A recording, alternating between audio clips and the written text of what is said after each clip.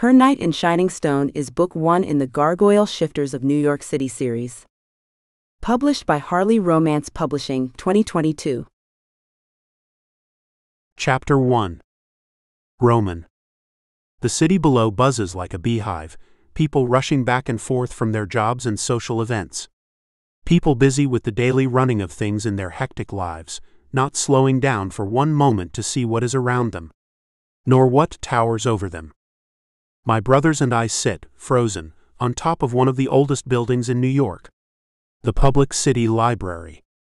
3 stories up and not the most impressive of skyscrapers, yet we hold a long-forgotten secret. One that we protect every night. The sun descends out of the sky, dropping away like a ball of heat into a pool of water. My entire body tingles, heat running down the length of my spine like a hot waterfall, trickling out toward my pointed tail and frozen wings. Only a few more moments of waiting and I will awaken, thank the heavens for that. Dmitri, my daytime caretaker, shouts out to me, but I can't respond to him yet. He should know that by now. The magic that binds us takes away our human form and heals us through the day will wear off soon. My skin splinters and I stretch, pain ricocheting through my body as I stand, letting my now human muscles lengthen. Whoa. That's a rush. My head spins, and not from the height. It's getting harder and harder to shift back from my gargoyle state after sundown. My mate must be found. For over 120 years I have been waiting for her, to no avail. Darkness falls and my brothers move. I stand at the front of the building, yet when I turn my head I can see them shifting behind me. Roman? Are you all right? Dmitri's insistent voice makes me leap up onto the rooftop next to where he stands watching. My handler has noticed the changes in me. The stiffness, the pain that comes more frequently. He's never said anything specific though, and I am grateful for the respect he shows me. I lay my hand on Dmitri's arm. Of course, my friend. Take your leave. Thank you. Dmitri inclines his head and bows away, his heavily armed body slinking into the night with his comrades. The men who protect us while we sleep during the day. When we are frozen in our gargoyle form through the daylight hours, we are vulnerable to attack. Some of our distant family in Chicago have been killed this past year, murdered while vulnerable. After that, my brothers and I increased our protection from one lazy guard to several professionals led by Dmitri. Roman. What's the plan tonight, my brother? Nate, the youngest of the 4 of us, comes at me with a grin, his happy face something I miss in the dark hours of my daytime cursed life. Our other brothers, Raphael and Gabriel, stretch and head my way too. I believe the expression is, let's party like it's 1999. I chuckle as all 3 brothers rolls their eyes. It's the 21st century, Roman. Get a grip, Nate says. Raphael and Gabriel turn away from our conversation to leave the building our usual way, stepping up onto the ledge and spreading their wings out wide. You guys going straight to Nova? I ask. It's our favorite local bar. Full of alcohol, willing women, and the place is dark enough that the patrons don't often notice the silver in our eyes that give us away to anyone who knows what we are. Yes. I want to go with them, but my wings need a stretch and something is bugging me tonight. I know that the time has come. That I need to do more than party away my loneliness. There is a siren calling to me from the north of the city. I am listening. I'm going for a spin. Meet up with you guys later. Gabe, the closest to me in age, turns. You want some company? Not really. No. All good. I'll see you in a few hours. My 3 brothers blacken out the city lights for a moment with their wings as they take to the sky, and together they soar above the roofline of New York City. A city, they say, that never sleeps. My heart is telling me to take to the skies and head in a different direction to my brothers. I will go wherever my heart leads. I have to. My survival depends on it. I stretch my wings out wide, the strength in the extensions of my back making me smile. Old I may be, but I am the strongest of us. For now, at least. Our elders warned me of the risks of staying unmated for so long. They said an insanity would settle in the longer I remained alone, and there have been stories of suiciding gargoyles who were unmated. The clock is ticking, and my heart knows it. I hope it will know where to find her, and soon. I fly up and around the huge buildings that crowd my beautiful city. New York has changed a lot in the century I've watched the city grow. Horses and carts have been replaced by brightly colored machines, and the small multi-storied houses and shops have been knocked down to make way for buildings that reach up toward the sky. Something unexpected pulls at me, tugging me downward without warning. Fuck, what's that? My heart begins to pound, like a galloping horse toward the final flag. I give in to the urge and fly lower, a strange heat filling up my belly, weakening my body. Finally, I fall to the ground, my wings folding into my back and becoming invisible to the human eye. A light shines from a cafe window ahead, and I walk forward to see what my heart wants me to find. I stop and stare, unable to tear my eyes from the woman serving a table in the small restaurant. She has wildly curly long red hair. The word untamable instantly comes to mind. She smiles at the couple she's serving, and I drop to my knees, light piercing my chest as both pain and the most incredible pleasure filters through me. My beloved. I've found her. She's my one and only. I take a few deep breaths to try and calm my racing heart. The poor organ wants to jump right out of my chest. I know. Relax. I know. I'll get her. Beloveds are often fragile humans, but once our union is completed, she will become immortal. Like me. I push myself to my feet, feeling strangely drunk as I stagger to the door of the restaurant.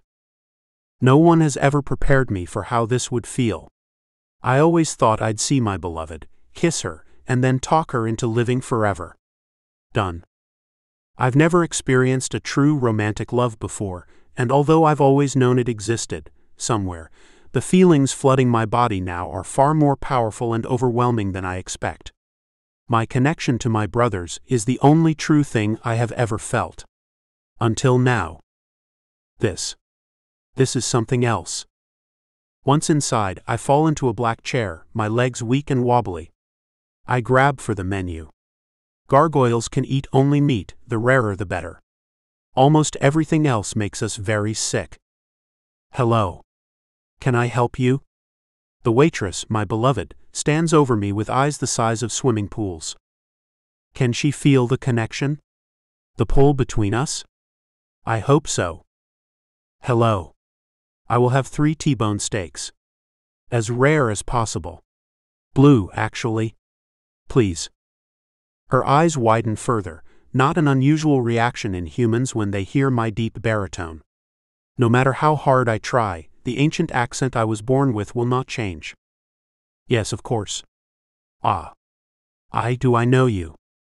She places a small dainty hand on my table as if to steady herself, and her bright blue eyes gaze at me like she's never seen someone like me before. Which in truth, she likely hasn't. No. But I'd like to know you. I can pick you up after your shift. Her head swivels around to look back at the kitchen. I have a boyfriend. A deep anger settles into my gut with the weight of stone. I swallow down the groan of possession that rises like a tide, hot and tight. That is no matter. I will sit here until closing. She opens her mouth as though to say something else, but then changes her mind. Closing it, and with a nod, she disappears to do her work. My steaks arrive 10 minutes later, and I begin to eat, consuming the warm flesh, feeling my strength renew.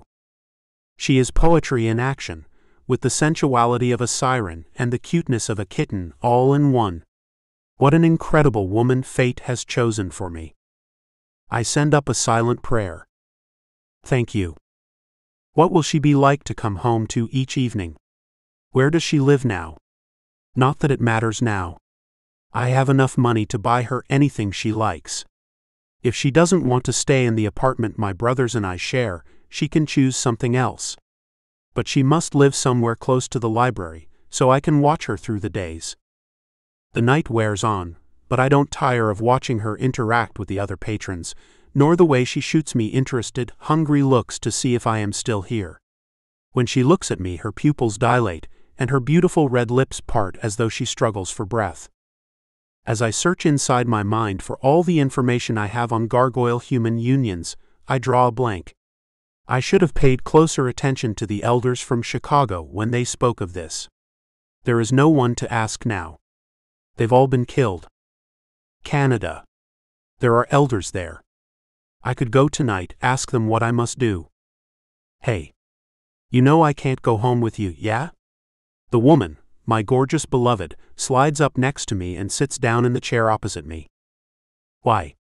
Because you have a boyfriend? She nods. Yes. He's the chef. He won't like you even giving me this much attention, so please, go. Before he gets angry. Her gaze darts from me to the kitchen and back. Could she be afraid of this man who should protect her? I cock my head, not giving a royal flying fuck about the boyfriend. I will tear him into pieces if I have to. Are you happy, ah? I glance down at her name tag, and the name I read doesn't seem to match her. Susie? She covers it with one hand. Oh, I left my name tag at home. My name's Christiana, Chrissy for short. Christiana.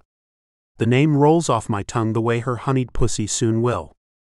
She shivers as though she hears my inner thought. Are you happy, Christiana?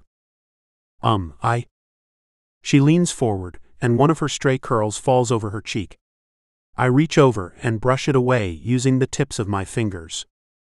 It doesn't seem like you're very happy with this boyfriend of yours. She can't be. Fate would not choose a beloved for me, who was happy and loved by another. I simply do not believe that. Christiana shivers and bites her lip, a soft moan reaching my ears, though she tries to stifle the sound. Her pupils dilate further, until I can barely see the blue of her irises. Who are you? She asks, not moving. I am Roman. I am here for you. Her mouth falls open, and I clench my jaw in an effort not to move closer. The need to kiss her is strong. A uniformed man storms out of the kitchen and grabs her arm, yanking her to her feet. What are you doing? He demands in a loud voice, and she cringes, though I'm not sure whether the cringe is caused by his tone or the pain of his grip around her arm. I jump to my feet, grab him by the back of his dirty chef's shirt and yank him away from her. She falls forward, and I catch her so she doesn't stumble. It's lucky everyone else has gone home, because I have a feeling this is going to get messy. Don't ever touch her again. I growl, stepping in front of her to shield her as the man, obviously her boyfriend, clenches his fists as though he wants to brawl with me, right here in the restaurant. I don't mind. Something inside tells me I'll enjoy hitting this asshole. There is no one else around, and it won't matter if he sees me for what I am. No one will believe him. They never do. Humans have no concept of how many paranormal creatures are around them every day. I stare at him, and he falters, seeing something in my eyes that I know he will interpret as unearthly. And he will be right. The coward backs away, going into the kitchen once again, and Christiana rounds on me, rubbing her arm. Why'd you do that? He's going to be so mad at me now. Please, please. Just go. Her lower lip trembles and my jaw clenches. I try not to roll my eyes. Him upset? Like I care. I have a beloved to unite with, and 3 brothers to keep alive. One ugly, angry human means nothing. It does not matter. After tonight, you will know only me. Her arms fall to her sides, limp. What do you mean? How will I know you? How do I know you? There is only one way to show her. I step forward and pull her close, letting my hands wrap around her tiny waist. When she tilts up her head, I take my time and stare down into her perfect face. Your eyes are silver. She whispers as though telling me something I don't know, and yet she seems unfazed. Which is good. Most humans freak out when they see my eyes. I know. I drop my head and let our lips meet for the very first time. She gasps against my mouth and I inhale her scent. Orange perfection, sweet and slightly tangy. I press closer, sweeping my tongue into her mouth to taste her and so that she can also taste me. Christiana's arms slide around me, holding me tight, as though I would move away. Never. She moans softly, the sexiest sound I've ever heard, and lust slams into my groin with a swift kick. I let my hands explore her plump ass, wishing we were home already so I could enjoy her body properly. The sound of a shotgun being cocked interrupts our kiss. I push my beloved away, spin around, and extend my wings to cover the breadth of the room. Though invisible to the human eye, they will protect Christiana if the guy with the gun does something stupid. The moron boyfriend has a gun pointed straight at my chest. He doesn't know I am an immortal. Even more of an idiot. Leave, fuckwit. Now. He spits at me, and I grin back, exposing my razor-sharp teeth. He blinks, obviously unsure of what he is seeing. Oh my God, are they wings? Christiana squeals behind me. Well, that's something I've learned today. My beloved can see my wings. Yes, she's definitely mine. No human has ever seen my true form before. The dickhead in front of me, however, has no idea what he is dealing with. I am going to take Christiana home. You will never see her again. Do you understand? I speak slowly so the idiot can keep up. He continues to point the gun at me, and my temper snaps. I stride forward and the gun goes off, blasting into my side. It burns, but only pushes my temper higher. I grab the old gun and break it in half, the screech of metal piercing the silence of the room. The scent of urine stinks up the air, and I look down to see the chef standing in a yellow puddle. Lovely. I give him a disgusted look, retract my wings and turn around. Christiana hasn't fainted as I expected her to. Instead, she grabs white cloth napkins and runs to me, pressing them into my side where a faint red blush stains my white t-shirt.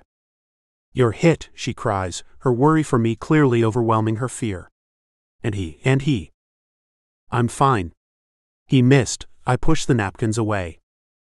He didn't miss. She stops, staring up at me again with her beautiful big eyes. Are you an angel? Close enough. I'm taking you home. My home. But my stuff. My clothes, my photos, He's going to be so angry. I groan and try to hold on to my patience. I can buy you anything you need. She reaches out and grips my arm. Please. I need to go get my things before he burns them all. He's so horrible, you have no idea. He'll destroy everything I love. Please.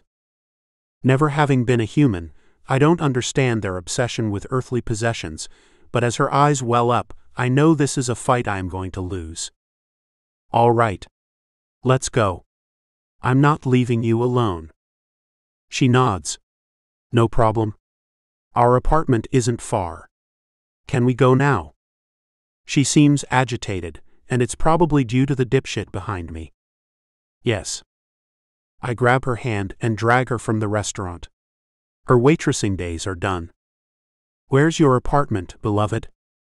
She gives me a strange look at the endearment but just says, there. She points up at the second level of an old apartment block. I follow her into the dinky little building and let her pick up her things. Her life and mine are about to change, and neither of us truly know how much. Chapter 2. Christiana. Oh my God, oh my God. What on earth am I doing? I reach for the photo albums my parents left me when they died. 3 generations of family in 2 albums. Priceless.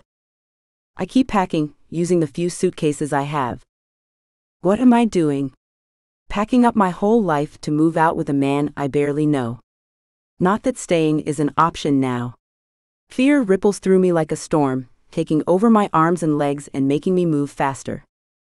Greg has always been violent, and I've had more than a few black eyes over the past few years. But it's been manageable, until tonight. He'll never let me forget this. What was I thinking, flirting with a stranger like that in front of him? Not that I had a choice. Not really. Something that felt magical encouraged me from the very start. I haven't been able to control any of it. Not that that is really any excuse. Greg is going to freak. He is probably on his way here now to kill me. A whimper rises in my throat as my eyes burn with unshed tears. What have I done? Back at the restaurant, I couldn't stop looking at this man named Roman. At the man taking me away from Greg. When he kissed me, it was like my heart clicked into place for the first time in my whole life and I was home. Tears well in my eyes, hot and stinging, and I blink them away. Focus. What else do I need? I grab my beloved black jeans, my old sweater, and some of my best underwear. I don't have much room for anything else. I zip up the suitcases and stand up, blowing out a deep breath, and saying goodbye to the only home I've known in recent years. I huff out a laugh at the thought. Home? Not much of a one, really. Yeah, goodbye, shithole. You were home for too long, but My courage runs out, as do my words. Hurry. Before Greg arrives. I turn toward the front door and pull the suitcases to the stairs, pulling them down one loud step, before Roman is there taking them from me. I'll carry them.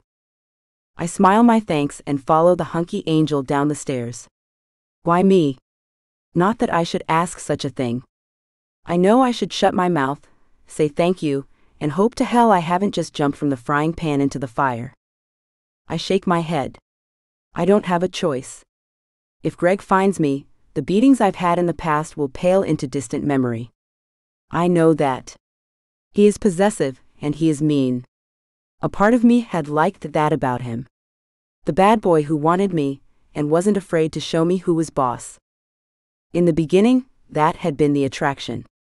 But then it got out of hand, and I've been trapped. For years. They say better the devil you know, but what if you have an angel offer you a home instead? We step out into the cool night air, and I glance around, half expecting Greg to show up, guns blazing yet again. My eyes dart back and forth, my throat clogging with fear. Stop. Just stop. He won't hurt you with the angel looking over you. What sort of man pulls a gun in a restaurant? Dickhead. I still can't believe he did that. So Roman, where are we going? To heaven, maybe. He grins at me, his teeth unusually sharp. The better to eat you with, my dear. We're going back to my family's apartment. We own a few floors on Park Street. I almost fall flat on my face, stumbling along the sidewalk. Only the richest part of New York City. Ah, okay. I follow him through the city, my tired legs screaming for a rest. I've already pulled a 60 hours of work this week. Running through New York at midnight is a bit past me this week. Here we are, he announces as I puff to keep up with him. I nod, unable to speak through my panting as we walk inside a huge new apartment building. I stop, the brightness and glamour of the foyer making me blink. Roman moves toward the elevators, swiping a card to be allowed entry. I don't think I've ever been anywhere that needs one of those. We step into the carriage and effortlessly float up into the heavens. Am I dreaming? Did I die walking across the street tonight? This cannot be real. Wow. How high are we going? I ask as the number on the elevator wall climbs and climbs. The penthouse. Of course. Roman smiles at me as the elevator slows, and then the doors ting open. Brothers. He said brothers, right? There is a beautiful white door with a guard beside it. I know the man is a guard because he wears a dark suit, a watchful expression, and has a gun strapped to his belt. Why do they need guards? Are your brothers home? Have I come home with a man who is planning on gang raping me? Not likely. Remember the wings? My heart is racing in my chest as I force my feet to move forward, following Roman into the foyer of the penthouse floor. Has my impulsive nature gotten me into another ridiculous situation? Bill, this is Christiana, Roman says to the guard. She is to be protected at all times. The man nods once. Of course, sir. I gape at him, but he doesn't pay me too much mind. Roman opens the front door and drags my old suitcases inside the apartment. Come on in. This is your new home. Unless, of course, it doesn't suit you. In which case, we can choose a new home. My eyes can't seem to process everything all at once.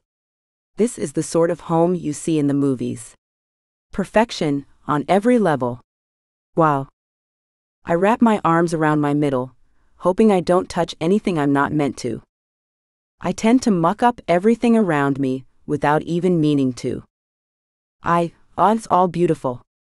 Roman doesn't seem moved by my words, but I can't get over the place. Every surface is glistening with cleanliness, and the minimalist furniture is huge and designer quality. Where can I put my things? He looks at me, those incredibly surreal silver eyes shimmering with purpose. I'd like you to sleep in my room tonight. I swallow hard, not sure how I should handle this one. I barely know you, Roman. I'm sorry, I'm not sure I can. He marches forward. My breath catches as he pulls me in close and kisses me. Those hot, perfect lips press into mine and steal away any rational thought. I grab for his huge biceps, the muscles flexing and bulging beneath my hands. My knees are weak, and as I begin to fall against him, his hands grab me and lift me up, my legs wrapping around his thin waist. He groans loudly, and I cling to him, his tongue ravishing my mouth. His taste is as close to dark chocolate as I can imagine a man tasting. He begins to walk, and I don't care where we are going as long as he doesn't stop kissing me. Heat travels through my body like it's on fire, but in the best possible way. Wow. These are not feelings I'm used to. He stops and untangles me, breaking our lips apart to pull at my clothes. My heart sings out in despair at our separation. I need to get close to him again. I step back and rip at my clothes, desperate to get out of my horrible uniform. So much for saying no to him. I can't seem to control myself around Roman. A growl rolls through him that sounds animal-like.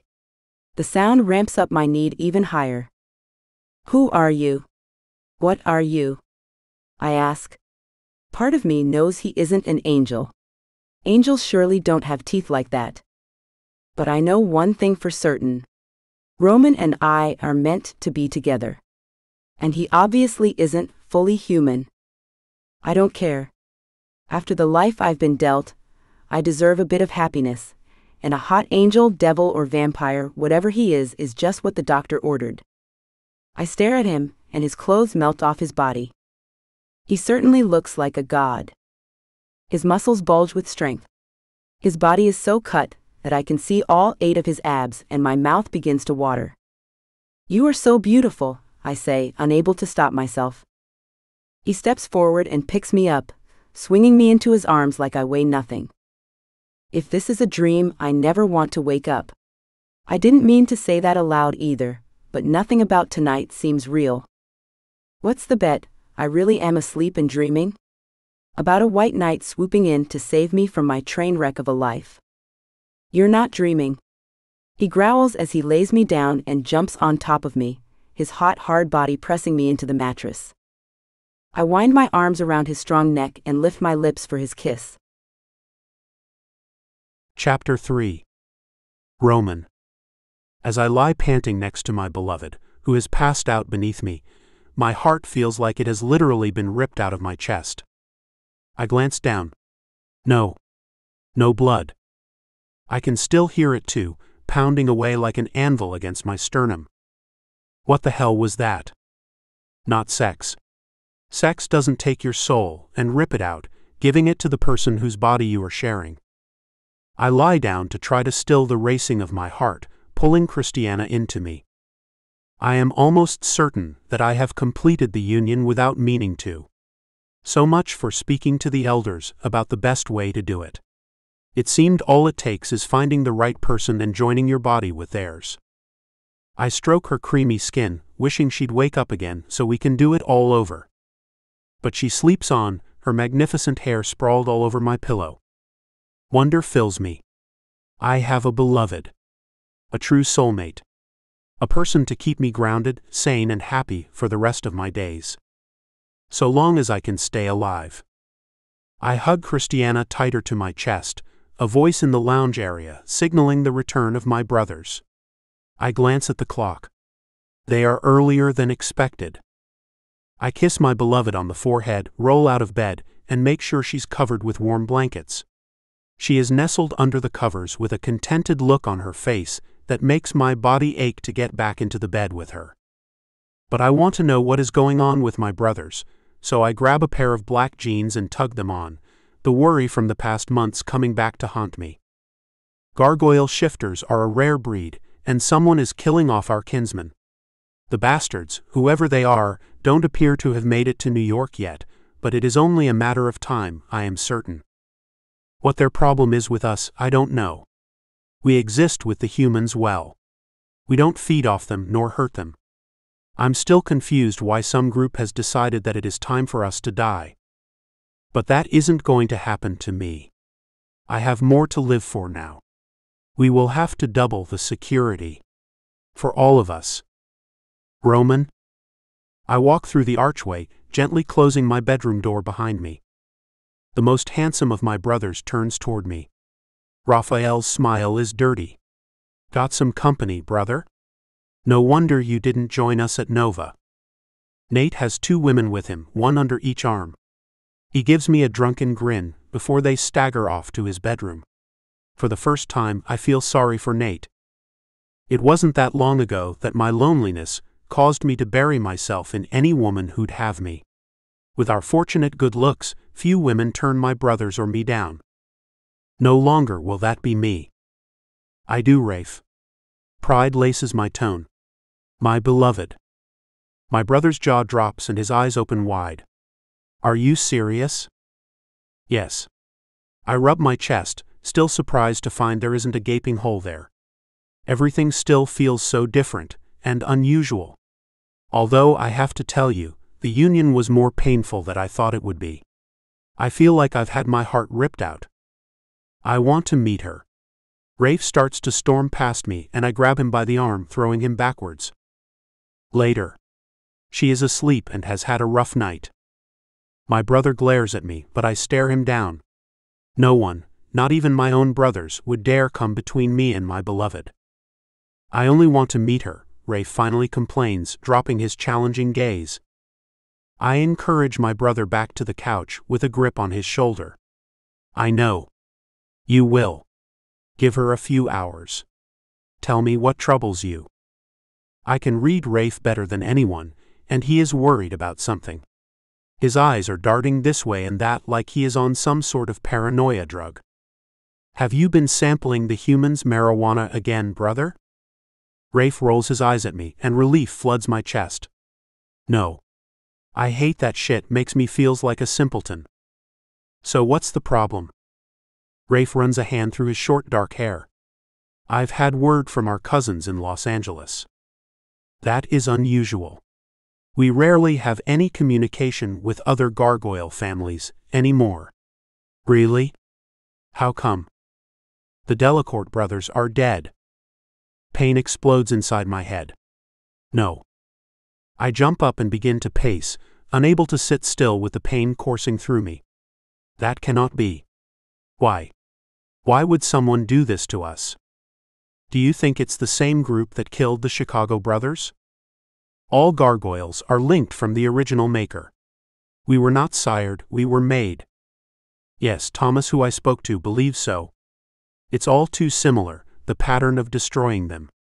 These monsters wait until the middle of the day, when we are at our most vulnerable. Kill off the protectors, then push the gargoyles to their death. Thomas told me that his brothers were shattered into 1,000 pieces. He only survived because he got caught on the side of the roof. Raphael stops to run a shaking hand through his hair. Can you imagine it, brother? Being able to hear and see your attacker, and yet be frozen, unable to do anything to save yourself. I stop pacing and flex my fingers, the joints cracking and popping as anger vibrates through my body. Who would do this, Rafe? And why? What the hell does anyone have to gain by killing us off? Who's trying to kill you off? Christiana's sweet voice weaves its magic into the room, relaxing me instantly. I turn to see my beloved wrapped in a blanket, her untamable hair spilling over the covers. Come over and meet my brother, beautiful. Christiana shuffles over, holding the blanket tight to her body, exposing none of the beauty that she shared with me earlier in the night. Christiana, this is my brother Raphael. Raph, this is Christiana, my beloved. She giggles at the name she clearly assumes is only an endearment. Nice to meet you, Raph. She leans into me, and I scoop her up, sitting down on the couch and cuddling her into my lap. So, brother, how did this happen? Raph asks stiffly, indicating the human in my arms, who is nestling into me and purring like a kitten. None of us know much about the beloved human destined for each of us. Raph is suspicious, and probably quite envious as well. I'm not 100% sure. I felt a strange tug tonight. Here. I tapped my chest over my heart. So I went flying, to find whatever was pulling at me. Then bam, it hit me in the chest again. I landed, saw her, and the rest is history. Pretty amazing, actually. Living for over a century with nothing but my love for you three to keep me going, and now I feel totally different. I see the jealousy in my brother's gaze, his silver eyes narrowing and darkening with shadows. I smile at him with as much kindness as I can inject. Yours will find you too, brother. Have no fear. Fate is kind. Christiana presses a small warm hand to my cheek. Did you just say over a century? You're joking, right? You can't be older than 35. When I don't answer, she narrows her eyes. How old are you? I stare down at my beloved, fighting the need to kiss her. I think I should take you back to bed. Rafe scowls at me. You didn't tell her yet? That's not fair, Roman. I grin at him and stand up with my beloved in my arms. Back to bed we go. I had no chance earlier. You'll understand when it happens for you. But I think it's time to explain. I smile down at Christiana. Let's go, beautiful. I nod to my brother and head off, wondering where Gabriel is. Probably off with another human girl somewhere. I gather my beloved close to my chest, walk back into our bedroom, shut my door, and lay my girl on the bed, unwrapping her like she's a present. Yum. I press kisses to her flesh. Her hands cup my face, tugging me up to her. Are you going to explain? Probably best. In a few hours, I will turn into a statue and disappear on her. I don't want that confusion for my beloved. Yes. My name is Roman Mansevich. I am a gargoyle shifter. Her big blue eyes blink once as though in slow motion. This will test how tough she is. Pardon me? I change into a gargoyle during the day. At night, I am free to move around the city. My wings are usually invisible to the human eye, but being my beloved, you could see them when I flex them in the restaurant tonight. She swallows, her slender neck working hard. Ah, all right. Say I believe you. What does that mean then? Gargoyles have only one true mate, a beloved who is their other half. She nods.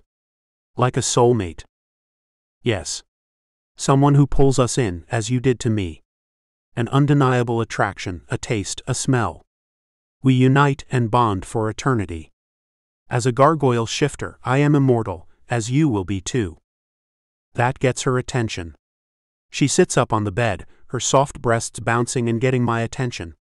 Her eyes bulge. Are you telling me you can't die? That I can't die? Well, not with bullets or anything stupid like that. There is one way to kill a gargoyle, and that is to destroy him while in statue form. I am vulnerable then. Is that what you and Rafe were discussing when I came into the room? Yes. We have lived in peace for most of our existence. We don't harm anyone. In fact, we live a very quiet life. I have some investments I manage, our money stream, etc., but we have no sworn enemies, and our numbers are so few we rarely attract attention. Then why? She bites her lip. It's one of the sexiest things I've ever seen. Focus. Honestly, I don't know. Someone has found out about us. Not only what we are, but how to kill us. The latter is something that only those closest to us know. Someone has betrayed us, and the hatred is spreading. There were deaths in Chicago last year and now Los Angeles. The murders are spreading across the United States, and I am afraid for my Gargoyle brothers. You protect them? I shrug. I have always done my best, as I am the oldest. But all of us are vulnerable during the day. That is why I have hired the best protectors for us, but it may not be enough. She shuffles closer and curves her body against me. Well, you have me now. I stare down at her, the rosy flush against her cheeks proclaiming her humanity. So you believe me? I ask. I have no idea what I believe, but I'm too happy to care at the moment. Happier than I've been in a decade, and I don't want common sense to ruin that. She sighs and nestles closer, her breathing slowing down as sleep pulls her into its embrace. I kiss her cheek and hold her close. What has happened to cause her so much unhappiness? I will find out. Although I am impatient by nature, we have forever. I watch Christiana sleep for the final hours of the night, shaking her awake before sunrise. Good morning, beautiful. I have to say goodbye for the day. Goodbye? Why? She snuggles closer, her gorgeous warmth something I will indeed miss through the long day. I need to get into position, or I won't heal. Not to mention the pain I would be in, frozen inside without the kiss of the sun on my body. I don't understand. I kiss her and sigh. I explained last night. I have to go onto the roof and turn back into a gargoyle. I'll be across the street. On top of the library. I'll be back tonight. She rolls over and sits up, rubbing her eyes. You were serious? This isn't some weird game. No. I shake my head, a strange laugh bubbling in my gut. It's been so long since I spoke to a human properly. I've forgotten how little of the paranormal world they understand. Would you like to watch my brothers and me fly over to the library and shift into our stone forms? She hesitates for a moment, then nods. I pull her up, a strange ache tugging at my heart.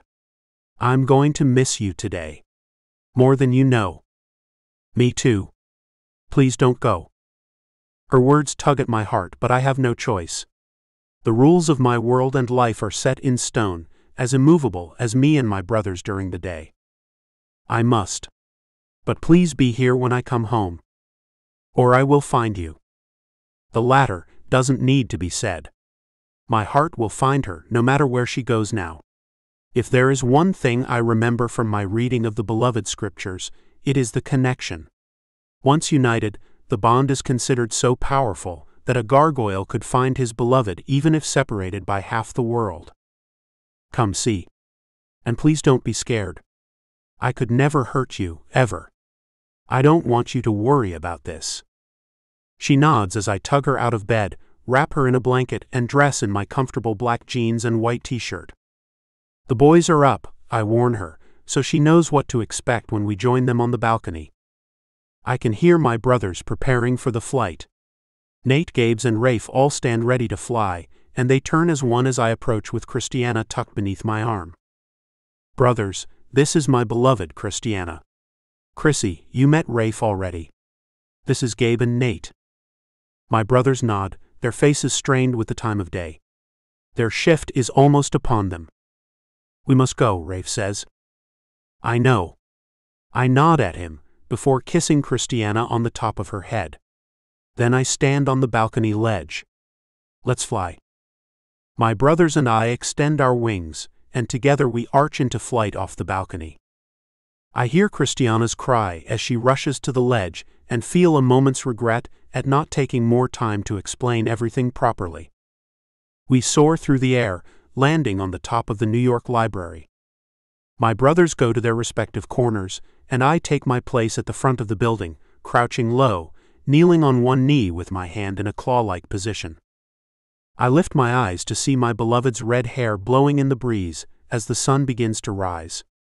Heat sears my flesh, and the weight of my stone cast presses down upon me. Chapter 4. Christiana. Watching Roman jump from the rooftop with his gorgeous brothers, is one of the scariest things I've ever witnessed. Roman's wings extend, thank goodness, but I can't see any wings on the other three. But when I rush forward, expecting to see them plummeting to their deaths, I am shocked to see them gliding over to the building opposite. The State Library. Weirdest thing I have ever seen. Then things get even more creepy and amazing. There on the roof of the library, the men move to the posts I am sure are usually occupied by large, grotesque-looking stone gargoyles.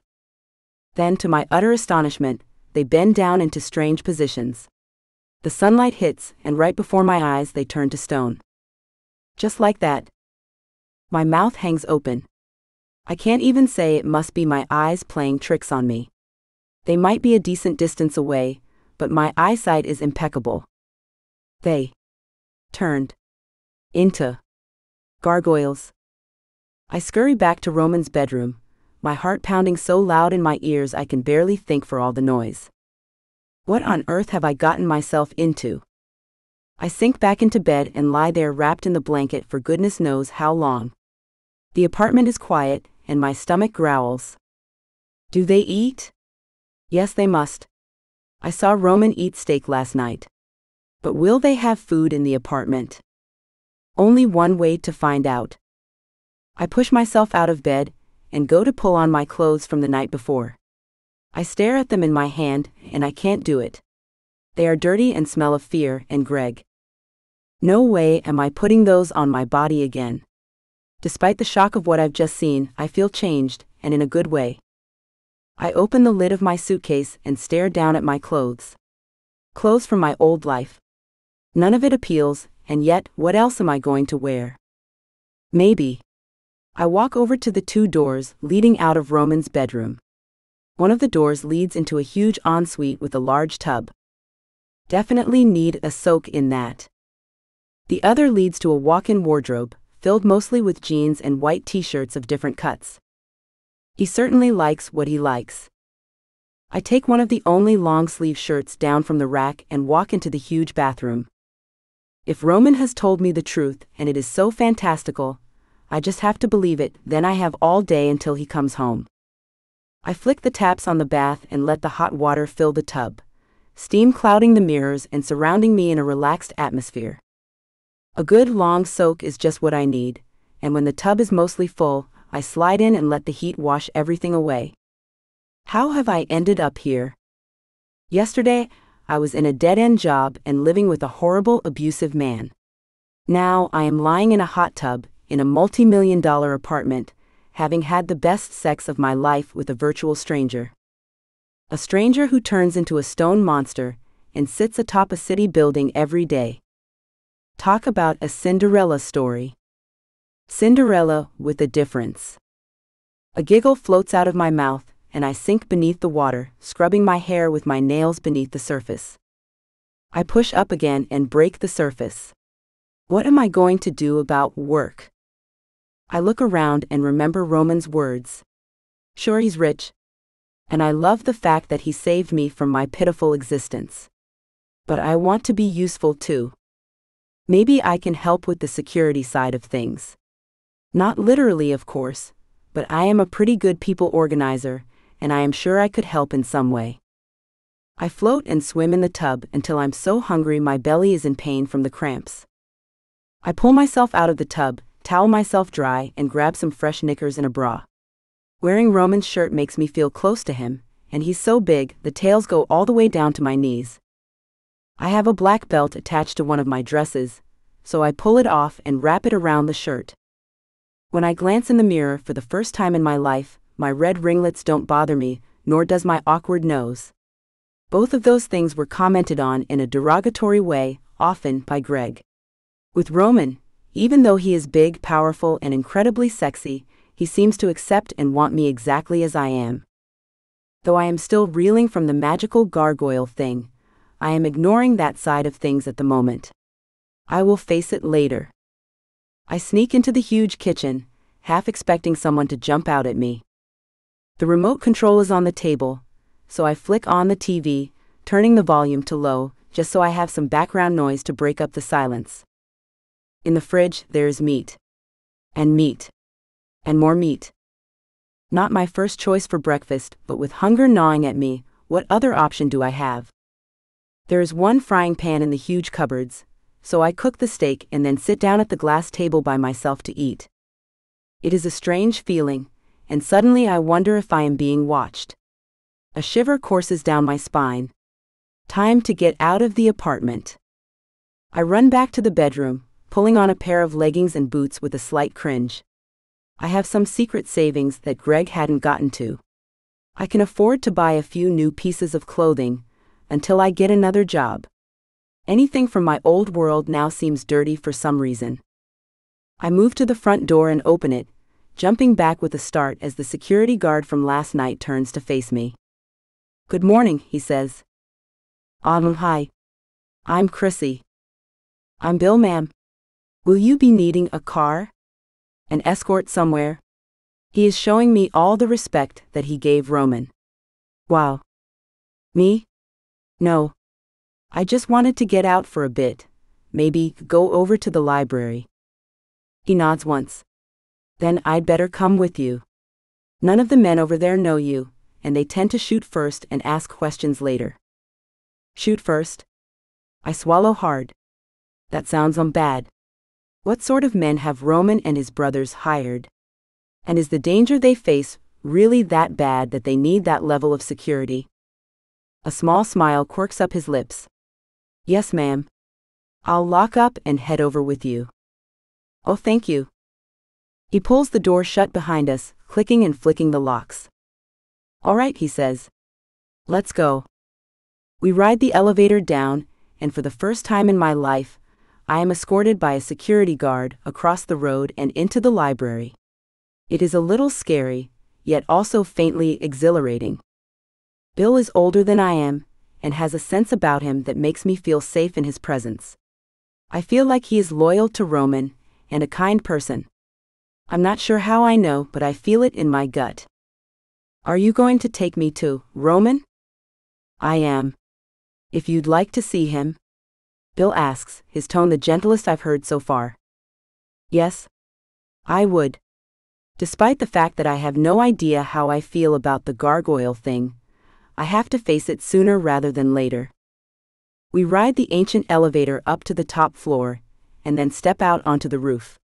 A cool breeze blows my hair around my face, and I take a slow, deep breath. I haven't tied it up, because I already know Roman prefers it down. He told me so last night, when he kept running his fingers through it and caressing my scalp. I can hear my heart beating in my ears, a loud thudding sound that makes my arms and legs tingle at the same time. Bill moves away, and I turn to follow him. 5 armed men in black, who were covertly positioned all over the rooftop, step forward. I swallow hard, my stomach rolling at the implied danger.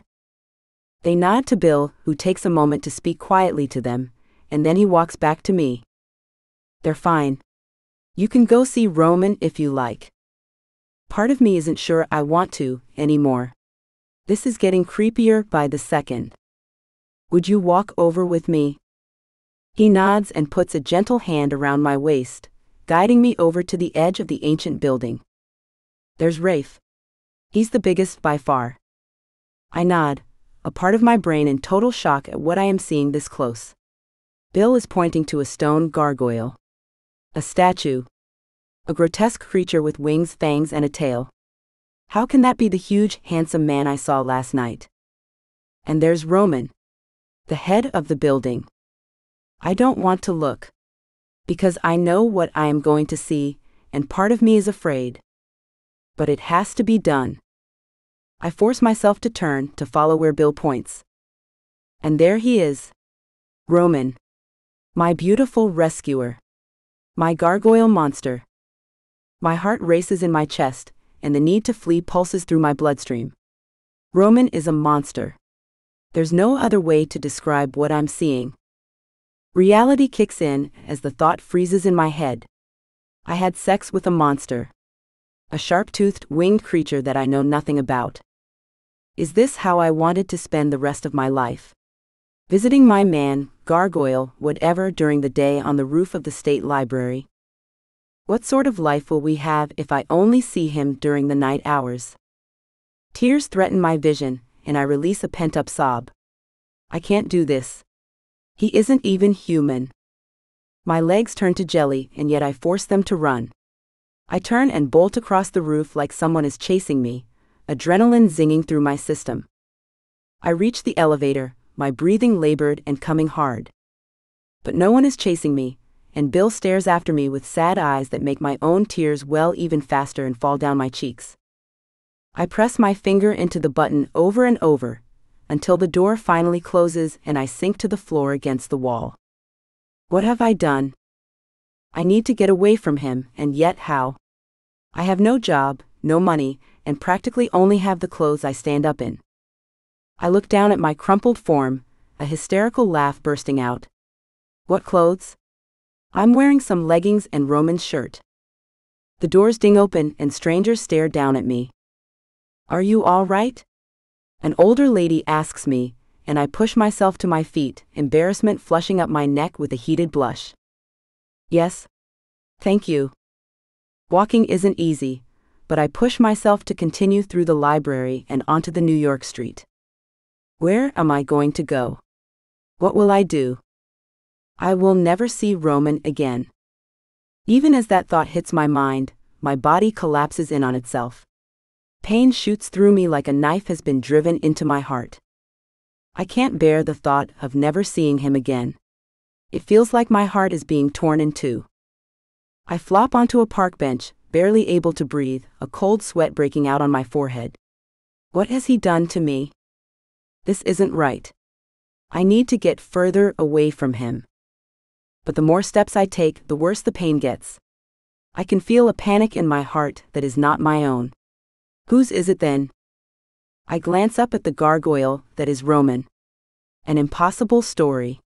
Yet I have seen too much evidence even in such a short space of time to doubt it now. Are we soulmates? Is that part of it true too? Is that why I feel this panic deep inside? Because I can feel what he feels even though he is currently stone and unmoving. No. This can't be true. I force my legs, heavy like they've been weighted down with lead, to move. One step in front of the other. The pain, the desolation, the sadness that weigh me down are like a storm of grief. God. No. I stop and sit down again on another bench. What am I fighting against? This is not making any sense. I slow my breathing. I have to think with my head, not my fear. Maybe I am acting too rashly? What am I really running away from? A man who has said he will look after me sexually, financially, and if I allow him to, emotionally as well. Not that he is a man, and that is the problem. Perhaps I need to wait, ask more questions. Running away from the prince, just as the clock struck 12, was probably Cinderella's greatest mistake. I take a few more steadying breaths. I should have asked him more about his life last night. But the passion simply overtook me, and the need to sleep and rest afterward had been unfightable. The whole night was magical, or something akin to it. I've never felt anything like it before, and I am pretty sure I won't ever feel the same thing again if I run away from Roman now. But he turns into a stone statue. I shake out my hands and roll my neck, the stiffness and pain in my body keeping me seated. At least he isn't a real monster. No matter what he looks like in his stone form, Roman has already proven that he has a good heart. Greg is a real monster. A fire-breathing asshole who likes to hurt women. Who loved to hurt me every chance he could get. I somehow know that Roman would never hurt me. Of course, this doesn't make any sense, yet my intuition is adamant. The way Roman looks at me, his very demeanor shouts protector. After the life I've had, I could use some protecting. Okay, maybe give it another night. Talk to him. I force myself to my shaking legs once again, pain still constricting my ribs. I take a step back toward the apartment, and the pain eases a fraction. I straighten up taller, take another step, and the pain lessens again. I force another step, then another, until I am back inside the brightly lit apartment building. Happiness floods me as all the pain disappears, and an artificial high floods my brain. I can breathe again. Bill steps into the foyer behind me. Ma'am, would you like to return to the apartment? Oh, that's right. I don't even have a key. Thank you, Bill. I'm sorry about that. He inclines his head in an understanding way. It's fine. I found it quite confronting the first time I saw it, also. We ride up in the elevator, and Bill lets me back into the apartment. I turn back around. Oh. Do you think I could order some food? He smiles properly this time. Absolutely. Call room service on 202 and order anything you like. I know Roman and his brothers have a very limited diet, and I'm sure they'd like you to have all that you need. Thank you. Yes, Roman hadn't had much time to think about my food needs yet. The way he told the story, it was like he saw me, had to have me, and took me home without a second thought. No time to think about what a human would need to eat. A strange smile picks up my lips. A human. I never thought I'd be dating someone who wasn't. I pick up the phone and order whatever I can think of to eat, and ask for the full menus to be sent up too. There are still a few hours until sundown, and I need to eat and sleep. Because tonight I have questions and I want them answered. Chapter 5. Roman. She left me. Ran away, as though I was the most horrible creature imaginable. Why would she do that? What have I done wrong? Is it my gargoyle form that repels her? Disgusts her? As the hot yellow sun fades into the distance amidst a splatter of red and orange hues, my heart aches from the day of regrets. I should have done things so differently with Christiana. I should have wooed her properly, gotten to know her. She needs her questions answered, and I should have given her the time to get acquainted with what and who I am. Before I took her to bed. Instead, though, I rushed both of us into this life, this union, and I don't even know if she wants me now. My brothers stretch from their stony positions, and I stand up, strangely more comfortable in my skin than I was yesterday. There is less pain, and I find myself eager to stand up and move around. Very unusual for me, at least lately. I jump up onto the roof and join my brothers in a circle. I need to go home. Nate grins. Yeah, we know. You're the one who's found his beloved. I suppose your days of flying through the streets of New York with us are done. I force a smile to my face. I should be happy that I have Christiana, but all I can think about are the feelings that flowed through me when she arrived on the roof to see me. So much pain and panic. From my own body. Or hers. I couldn't tell. But she is calm now, and I believe she is in my home again. Yes. Back home tonight. No partying for me. My brothers smirk and head off on their night of carousing. I step up onto the stone balustrade and stretch out my wings, hearing the cotton of my t-shirt rip as they expand. I lean forward, soaring through the air and climbing up, and up to my home. I land, both feet on the balcony of my penthouse apartment, a strange caution making me wonder what I will find when I get inside. I step up to the glass door and push it open. Christiana is sitting cross-legged on the couch, an array of food spread out before her. Roman. Her tone is warm, her eyes soft, as she untangles herself from her blankets and makes her way over to me. Hi. She smiles up at me, and I grab her with both hands, kissing her as passionately as I dare, sampling the sweetness of her mouth. All the while, a cold hand wraps around my heart. Despite the warmth in her expression, something is wrong. Are you all right? I ask. She doesn't answer, but instead takes my hand and leads me to the couch, pulling me down beside her. She looks me directly in the eye. I'm not sure I can do this. The cold hand squeezes tighter. Do what? Be with you. But you are with me. What is hard about this? I try to remain positive and gesture to the room around us. You have a beautiful home to live in, room service, personal guards. What else do you need, Christiana? Tell me and I will give it to you. She cocks her head. I want to be able to see you during the day. Spend time with you. I open my mouth to answer, and nothing comes out. She has asked for the one thing I cannot give. I clear my throat and try again. That is impossible and not necessary. She looks down and away. Then we aren't going to work. Panic flutters in my heart, and yet I reach for the little bit of knowledge I have on beloved unions. Once formed, they are practically impossible to break, are they not?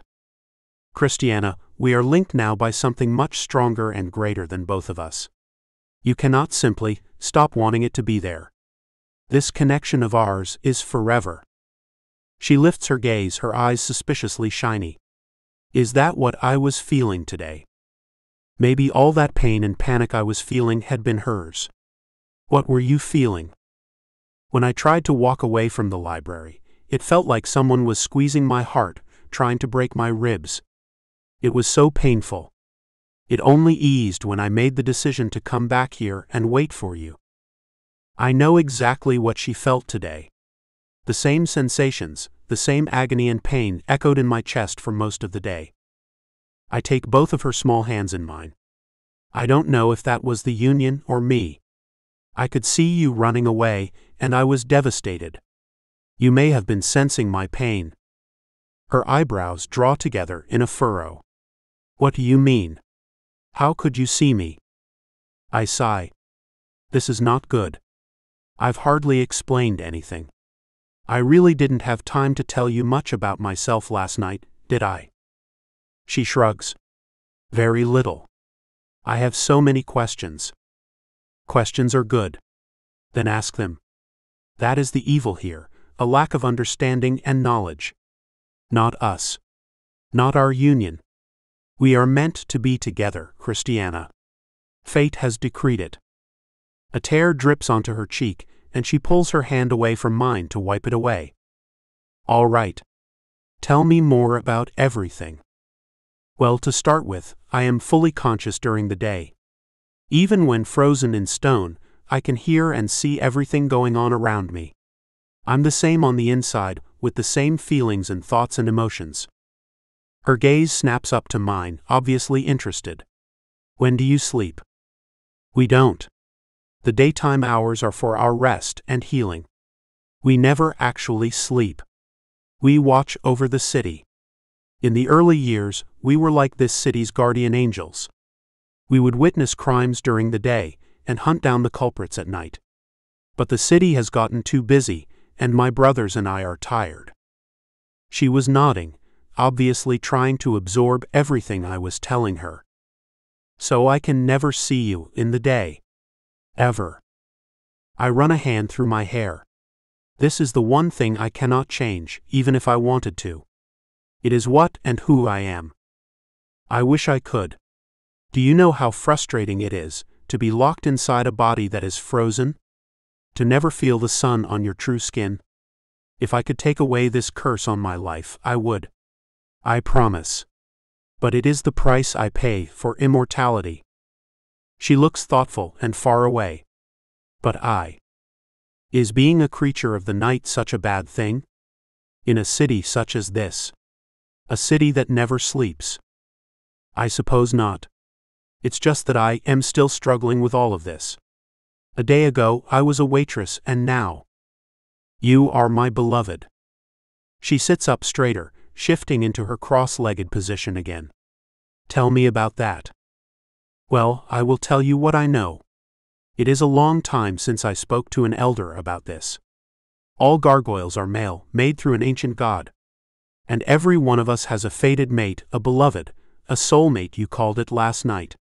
Well, you are mine and I am yours. Last night while we united, our hearts were fused.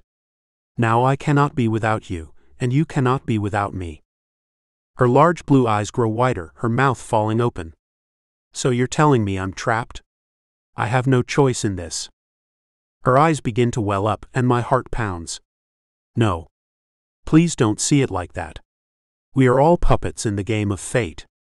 You and I are destined to be perfect halves of the one whole. Why can you not see how perfect that is?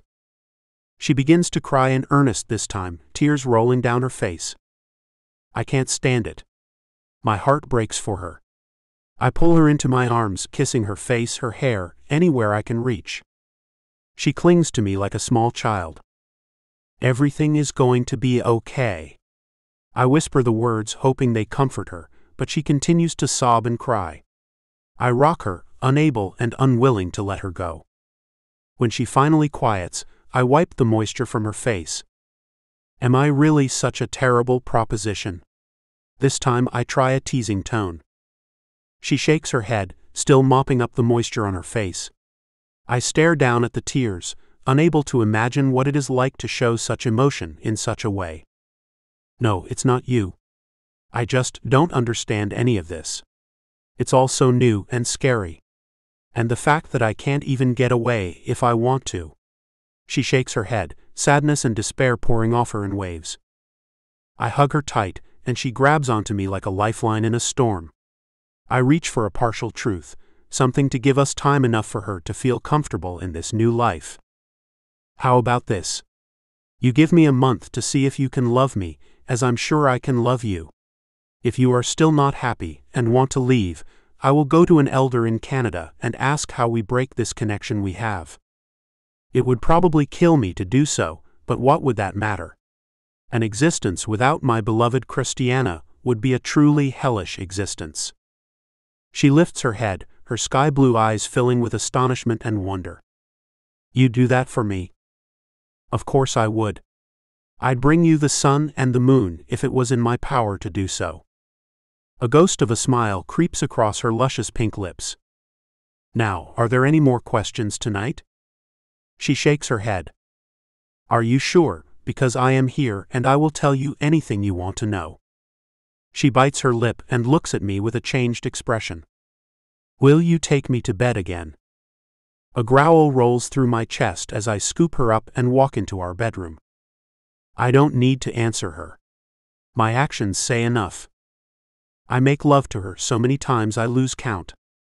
Until my heart beats in time with hers, and her soft moans and sighs echo in my head as familiar as my own thoughts.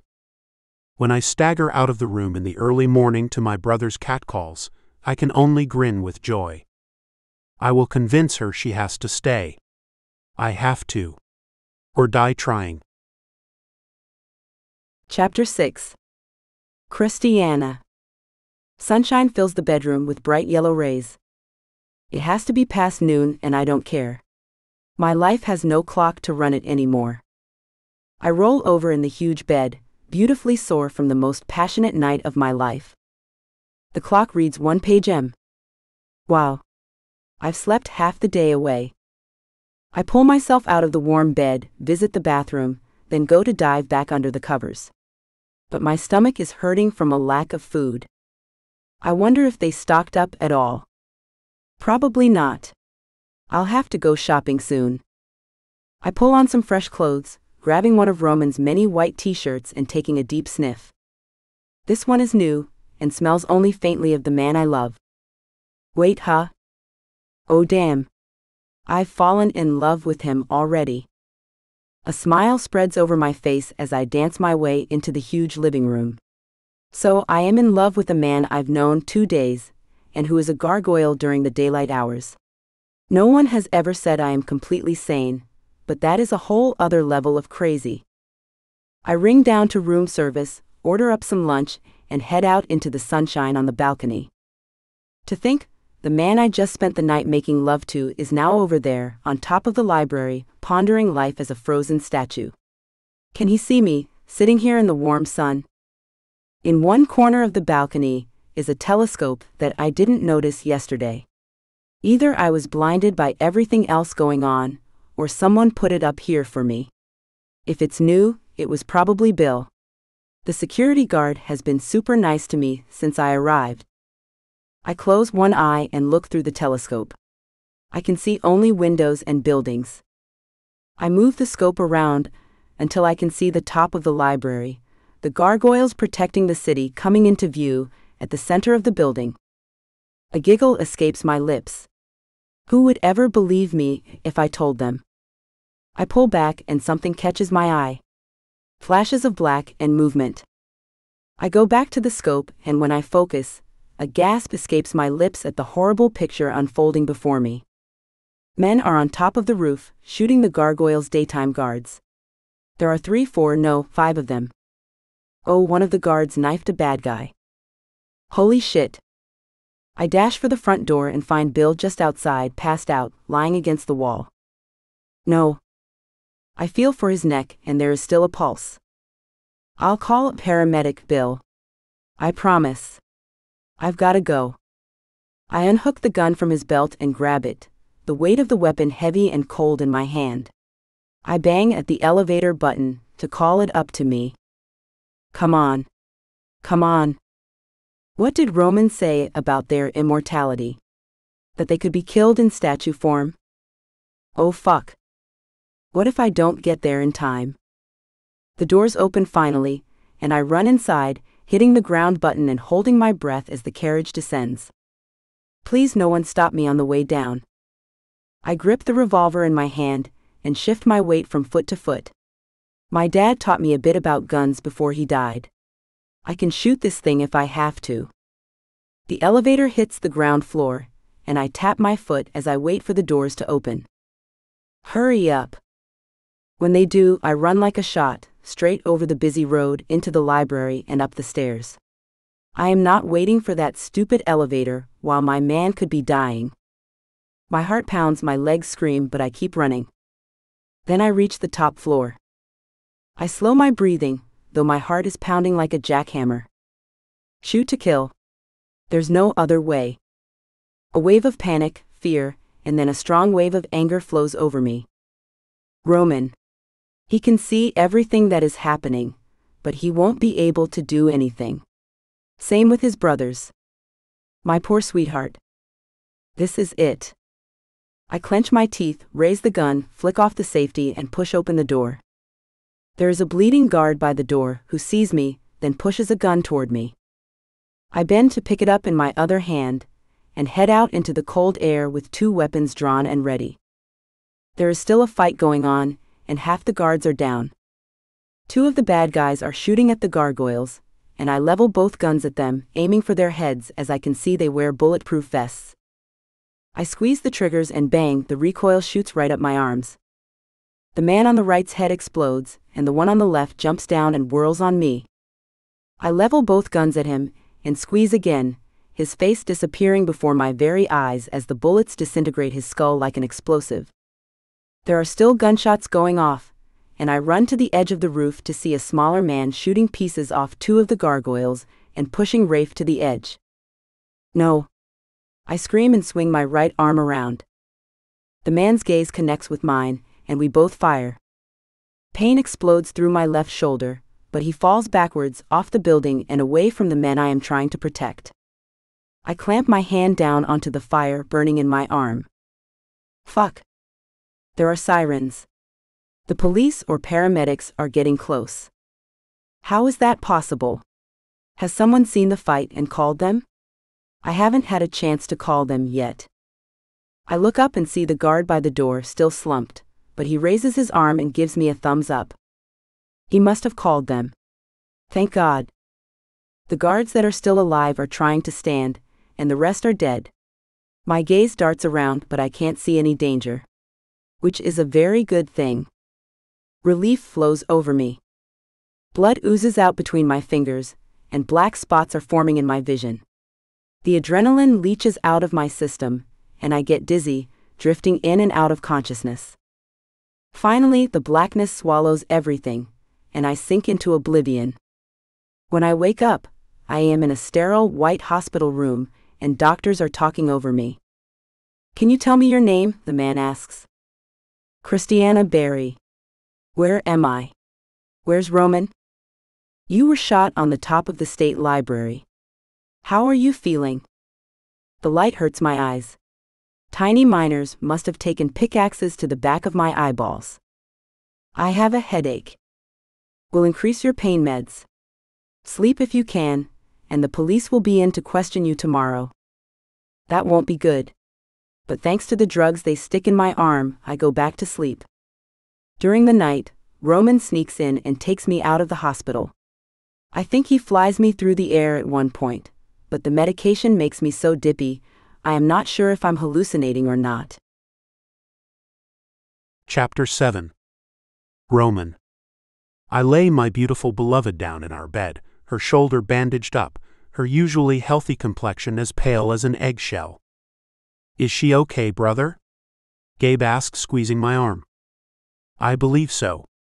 The doctors seem to think she'll be fine physically, plus, as we have united, she should heal as we do. But she doesn't shift, so I'm unsure of how her immortality works." "Then what concerns you?" I sigh. She was concerned about us before this happened. She wasn't sure she would be able to handle our paranormal world. What will she do now, Gabe? I won't blame her if she wants to run half a world away. Gabe shakes his head, his long blonde hair covering half his face. No. You are united. She cannot leave. Plus, we owe her a debt. I don't believe any of us would be here tonight if it weren't for her. Those men had the jump on our guards if she hadn't taken them down. What would we have awoken to, brother? If we had awoken at all, I think we would all be dead. I nod, a strange sadness filling me up that Christiana had to experience such violence. I didn't think she had it in her. My weak little human. Weak. You've never been a good judge of character, brother. Take it from me. This girl is everything you need. Let her heal, give her time. She will be part of our family now. Speaking of family, how is Raphael? I turn, giving Gabe my full attention. Gabe grimaces and tucks his hair behind one of his ears. He's pretty bad. Most of the damage they did to him will be permanent. There's no way of repairing his face or his arm. If I were able to cry, this would be the time for it. My beautiful brother, a beast in both his forms. Instead, I turn to anger, my hands fisting into balls, a growl rumbling through my chest. Who could have done such a thing? Why? Tell me why they did this. Gabe hustles me out onto the balcony, so I don't disturb Christiana. We don't know, and thanks to your beloved finishing them all off, great shot she is by the way, we don't have anyone to question. Have you spoken to anyone from the Chicago crew? Yes, and they're as much at a loss as we are, unfortunately. There's nothing to go on. These men are ghosts. But our kinsmen think these lunatics will strike again. Gabe nodded. Absolutely. We need to change strategies. We aren't safe on the library anymore. I know. But we don't have anywhere else to go. As far as we know, we can't exist anywhere else as gargoyles. Anytime one of us tries to, the pain is excruciating. I look back through the windows to my bedroom, my beloved's energy calling to me even in her sleep. I need to go back. Do. Be safe. I leave Gabe out on the balcony and move inside. Christiana's eyelids flutter awake as I move to sit next to her and take her hand. Roman. She swallows hard and licks her lips.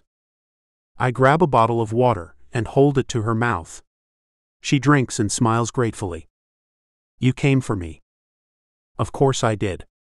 I couldn't leave you in that hospital to be poked and questioned. I'll have a private doctor see to you. Everything will be okay. She blinks sleepily up at me. I love you, Roman. I have to say it in case something else happens to you. Or to me.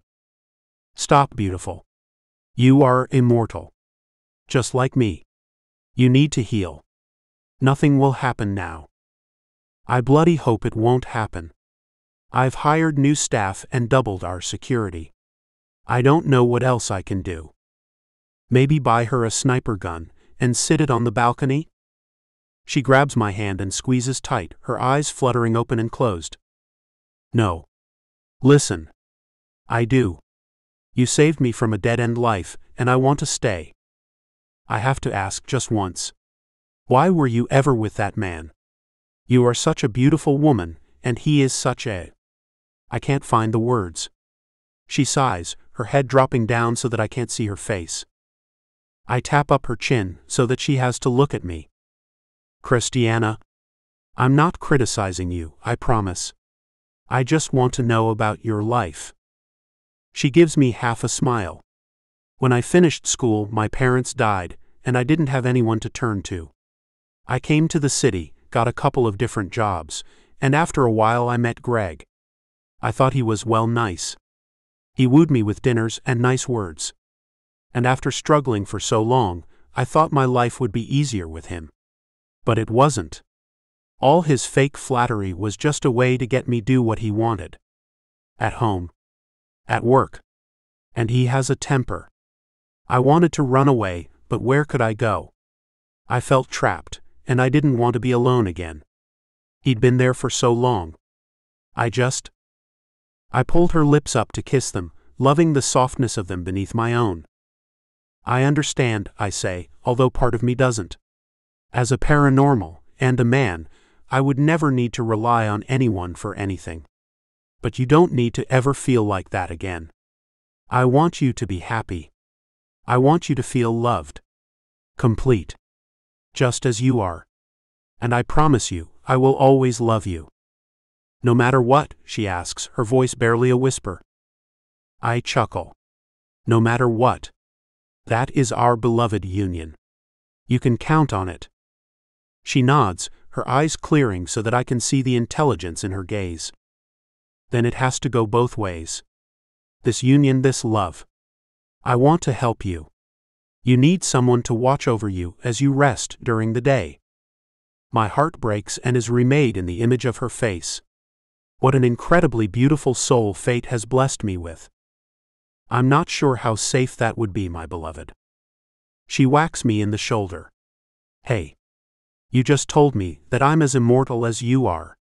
And I think I proved tonight I can look after myself. Thanks to my dad and some gun lessons. I want to know what the plan is. Because obviously, I've landed in the middle of something pretty big. I take a breath. Yes, it is probably time to have the more detailed talk we should have had that very first night. You already know so much, or have inadvertently learned. I search my mind. I may as well start at the beginning. I am a gargoyle shifter, born that way. As are my brothers. We are 125 years old, immortal, and bound to the sunrise and sunset for our form. I cannot change that. I am sorry. Though I know you would like it. Just as you are a woman and human.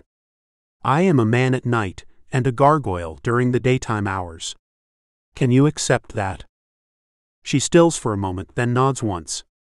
Yes. I accept that. Then there is the matter of our union. You are my beloved.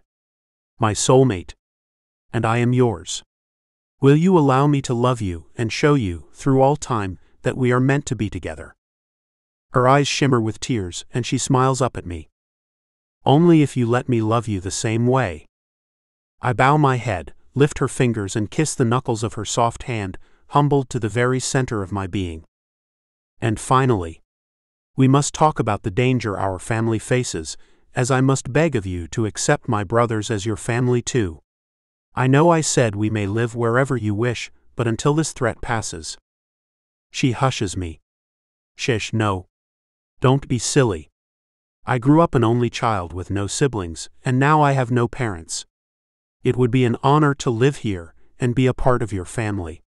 Especially with Rafe needing help now. Horror strikes a deep chord in my heart. Rafe. My handsome brother. He will not take his disfiguration well. He has always enjoyed his status as the best-looking of us all, and now we have no idea if he will ever recover from the trauma of the attack. Where to now, Roman? Now, we try to work out who is attacking us and why. We double our security, and we talk to the elders. I need to know what these men want. I do too. What did you guys ever do to them? She asks, her tone angry. Nothing.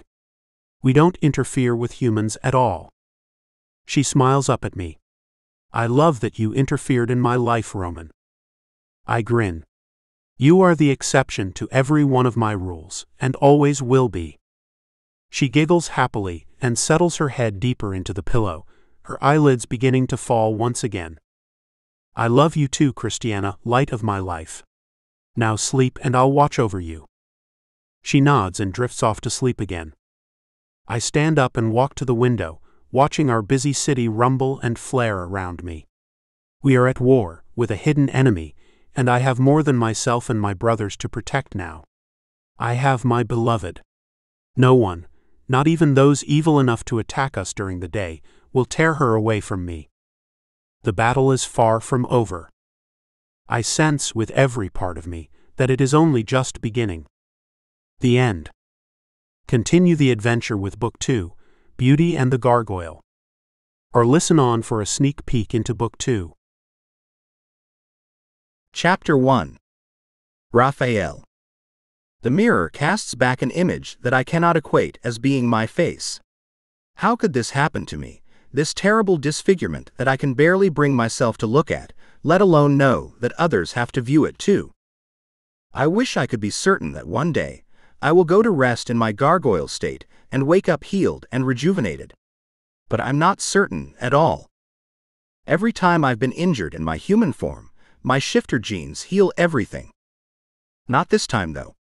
This time I was in gargoyle form, when I was shot with a gun and part of my face and shoulder were taken right off.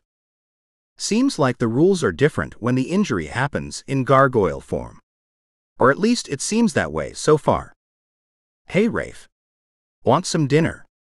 Christiana, my brother Roman's new beloved, calls out to me from the kitchen. Gabe and Nate, two of my other brothers, have gone out on the town, partying, drinking, and screwing around like nothing has happened. Like my life hasn't been turned upside down. Like people aren't trying to kill us while in our frozen statue state. When we are unable to fight back. Yes. I'm coming, I call out, though I don't really want to face the beautiful woman who is sizzling up some steak for me. Luckily, she doesn't even blink when she sees me now, and I love her for that. I gather what little pride I have left, and open my bedroom door, move into the kitchen, and sit down at the counter. Here you go. I cooked too, if you can even call searing the outside cooking, but there's more if you're hungry. She gives me a brilliant smile as she sets the T-bones in front of me, blood oozing from between the sear marks on the flesh. No. That's perfect. Thank you. As gargoyle shifters, my brothers and I have incredibly sharp teeth, and eat only red meat. Occasionally the desire stirs in me to try some fresh bread or a fragrant piece of cheese, but my body hurls it up faster than I can swallow it. No compromising on the rules of being a gargoyle. Is Roman here? I ask between mouthfuls, my stomach grumbling with the first tastes of food since I awoke. No. He's gone off to some meeting with a banker. Or something. She shrugs as though she doesn't know and doesn't care. But there is more to Christiana than first appears. I owe my life to this petite female, and as far as I'm concerned, she's earned the right to sit around the apartment doing nothing for the rest of her days if that's what she chooses.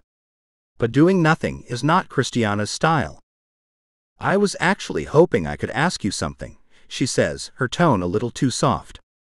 I nod, continuing to eat. I want to go back to work. I know I don't have to, she rushes to add. Roman keeps telling me I never have to work again, that you guys have heaps of money. We do. 100 years of investments and properties, and we're set. Not to mention the fact that with immortality staring us all in the face, the last thing we are is materialistic. You can have anything you want, Chrissy. I mean that. She screws up her face like a child tasting something new.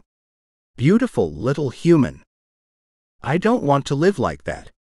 If Roman is right, and our union makes me immortal too, I can't just sit around on my ass every day while you guys rest on the library roof.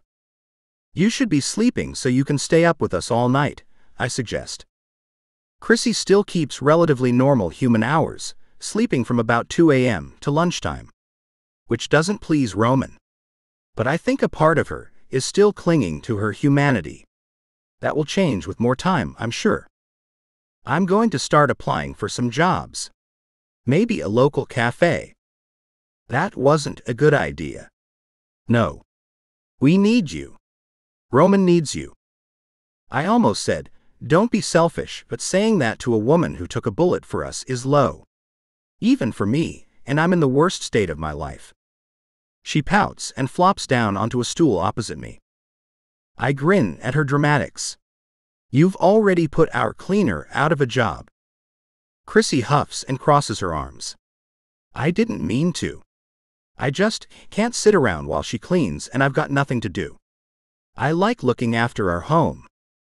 Well, after 100 years or so, I'm sure the novelty will wear off.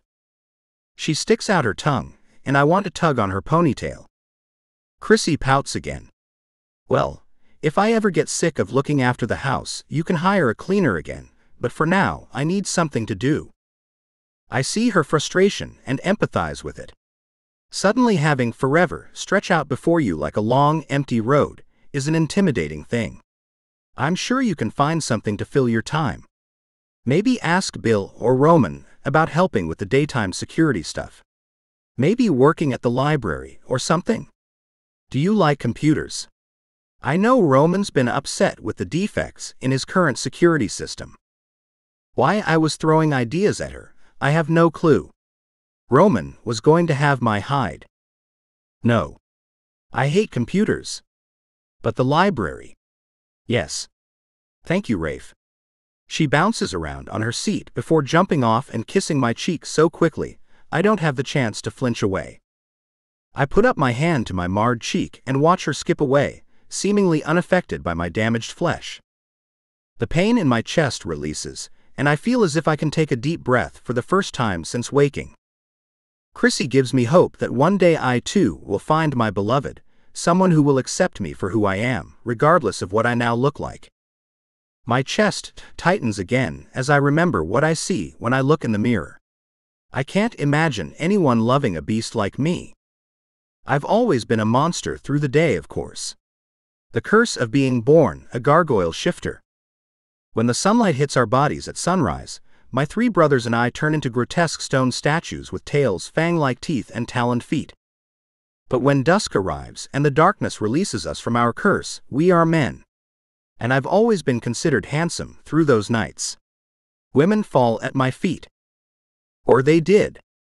Once upon a time. Now. I don't dare leave the apartment. I finish my meal and head back to my bedroom. I lie down on the bed, my mind a whirling downward spiral of deep loathing and fear. In a few hours, I'll have to step back onto that library roof and transform into my gargoyle shifter once again. I don't have a choice. I will be frozen, defenseless, and alone. Anyone could attack me, just like they did a month ago. A violent shudder runs through my muscles like a cold, electrical current. The memories of that attack still haunt me. For every moment. Of every day. And every night. I can't see any way out of it. Don't miss out. Click the button below, and you can sign up to receive emails whenever Amelia Shaw publishes a new book.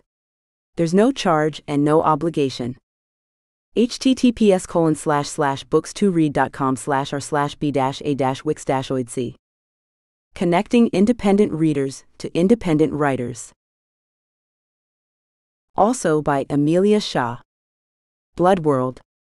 Wolf Mated. Dragon Mated. Shadow's Quest. Daughters of the Warlock. Loving the High Warlock. Hiding from the Council. Hidden Sister. Forbidden Love. Arcane Magic. Crown of the Witch. Kingdom of Equality. Dragon Kings Collections. Fire and Ice, Books 1-2. Fire and Ice, Books 3-5. Fire and Ice, Books 6-8. 5 Twisted Fairy Tales. Freya and the Beast. Forbidden Mates. Prophecy of the Wolf, coming soon. Her Wicked Vampires. Tournament of Blood. Ritual of Blood. Scion of Blood, coming soon. Pack Loyalty. Love of the Wolf. Destiny of the Wolf. Baby of the Wolf. Curse of the Wolf. Perfect Pairs. Prowling their mate. Stalking their mate. Shadowing their mate. Her Shifter Pack. Her Shifter Mates. Perfect Shifter Pairs. Her Shifter Babe, coming soon. Power Magic. Fated to Wolves. Mated to Wolves, coming soon. Seasonal fantasy and paranormal romances. Cupid's Love. Seasonal paranormal and fantasy romances. Halloween Promises. A Magical Christmas. Easter Shifter, coming soon. Shifter Rejected box sets. The Shifter Rejected series, books 1 to 3. The Shifter Rejected series, books 4 to 6. Slayer Academy, Waichu's Romance. The Legacy. Fae Hunter. Loving the Fae. The Daughters of the Warlocks box sets. Ava's Coven, books 1 to 3. Bella's Magic, books 4 to 6. The Dragon Kings of Fire and Ice. Taken by the Dragon King. A King for the Sorceress. Rebuilding his Dragon Kingdom. The Heir of Winter. The Dragon's True Mate. The Human Mate for the Dragon Prince. The Prince of Dragon Magic. His Dragon Princess. The Future King's Queen, coming soon. Dragon of Her Dreams, coming soon. The Gargoyle Shifters of New York City. Her Knight in Shining Stone. Beauty and the Gargoyle. Sleeping Stone. Her Gargoyle and the Seven Orphans. The Gargoyles Ever After, coming soon. The Paranormal's Blood World. Vampire Mated. The Wolf Shifter Rejected series. Wolf of Ash. Wolf of Blood. Wolf of Shadows. Wolf of Thorns. Wolf of Bones. Wolf of Starlight. The Woodland Wolf Packs. The Pack's Mate. Claiming their mate. Saving the Pack. Waichu's Witches. Alpha Magic. Pack Magic. Wolf Magic. Wicked Fae. The Shifter's Stolen Fae. Shadow Fae Magic. Chosen by the Fae. King Shifter and Queen Fae. Wicked Wolves. Kingdom of Wolves, a paranormal reverse harem romance. Reign of Wolves. Throne of Wolves. Wolf Shifter Pack Loyalty. Fate of the Wolf. Zoe's Revenge. Fae Redemption. Standalone. The Innocent Wolf Mate. Vampire Queen. The Alpha Shifter. The Woodland Wolf Packs. Voodoo and Fate. Cinderella and Fae Charming. Waichu's Halloween Witches, books 1 to 3. The Paranormal's Blood World, books 1 to 4. Fallen Angel, Gabriel and Katie, the Complete Collection. The Rover series, books 1 to 5, slow burn romantic urban fantasy. Monster Appetites. Fated Mates Paranormal Romance box set. Pack Loyalty, books 1 to 5. Roar of Neptune. Perfect Pairs. Wicked Fae, Complete Paranormal Romance series. The Mistress, the Monster and the Marquess. Slayer Academy, books 1 to 3. Beauty and the Gargoyle is Book 2 in the Gargoyle Shifters of New York City series. Published by Harley Romance Publishing, 2022. Chapter 1. Raphael. The mirror casts back an image that I cannot equate as being my face. How could this happen to me, this terrible disfigurement that I can barely bring myself to look at, let alone know that others have to view it too? I wish I could be certain that one day, I will go to rest in my gargoyle state and wake up healed and rejuvenated. But I'm not certain at all. Every time I've been injured in my human form, my shifter genes heal everything. Not this time though. This time I was in gargoyle form, when I was shot with a gun and part of my face and shoulder were taken right off. Seems like the rules are different when the injury happens in gargoyle form. Or at least it seems that way so far. Hey Rafe. Want some dinner? Christiana, my brother Roman's new beloved, calls out to me from the kitchen. Gabe and Nate, two of my other brothers, have gone out on the town, partying, drinking, and screwing around like nothing has happened. Like my life hasn't been turned upside down. Like people aren't trying to kill us while in our frozen statue state. When we are unable to fight back. Yes. I'm coming, I call out, though I don't really want to face the beautiful woman who is sizzling up some steak for me. Luckily, she doesn't even blink when she sees me now, and I love her for that. I gather what little pride I have left, and open my bedroom door, move into the kitchen, and sit down at the counter. Here you go. I cooked too, if you can even call searing the outside cooking, but there's more if you're hungry. She gives me a brilliant smile as she sets the T-bones in front of me, blood oozing from between the sear marks on the flesh. No. That's perfect. Thank you. As gargoyle shifters, my brothers and I have incredibly sharp teeth, and eat only red meat. Occasionally the desire stirs in me to try some fresh bread or a fragrant piece of cheese, but my body hurls it up faster than I can swallow it. No compromising on the rules of being a gargoyle. Is Roman here? I ask between mouthfuls, my stomach grumbling with the first tastes of food since I awoke. No. He's gone off to some meeting with a banker. Or something. She shrugs as though she doesn't know and doesn't care. But there is more to Christiana than first appears. I owe my life to this petite female, and as far as I'm concerned, she's earned the right to sit around the apartment doing nothing for the rest of her days if that's what she chooses. But doing nothing is not Christiana's style. I was actually hoping I could ask you something, she says, her tone a little too soft. I nod, continuing to eat. I want to go back to work. I know I don't have to, she rushes to add. Roman keeps telling me I never have to work again, that you guys have heaps of money. We do. 100 years of investments and properties, and we're set. Not to mention the fact that with immortality staring us all in the face, the last thing we are is materialistic. You can have anything you want, Chrissy. I mean that. She screws up her face like a child tasting something new. Beautiful little human. I don't want to live like that. If Roman is right, and our union makes me immortal too, I can't just sit around on my ass every day while you guys rest on the library roof. You should be sleeping so you can stay up with us all night, I suggest. Chrissy still keeps relatively normal human hours, sleeping from about 2 a.m. to lunchtime. Which doesn't please Roman. But I think a part of her is still clinging to her humanity. That will change with more time, I'm sure. I'm going to start applying for some jobs. Maybe a local cafe. That wasn't a good idea. No. We need you. Roman needs you. I almost said, don't be selfish, but saying that to a woman who took a bullet for us is low. Even for me, and I'm in the worst state of my life. She pouts and flops down onto a stool opposite me. I grin at her dramatics. You've already put our cleaner out of a job. Chrissy huffs and crosses her arms. I didn't mean to. I just can't sit around while she cleans and I've got nothing to do. I like looking after our home. Well, after 100 years or so, I'm sure the novelty will wear off. She sticks out her tongue, and I want to tug on her ponytail. Chrissy pouts again.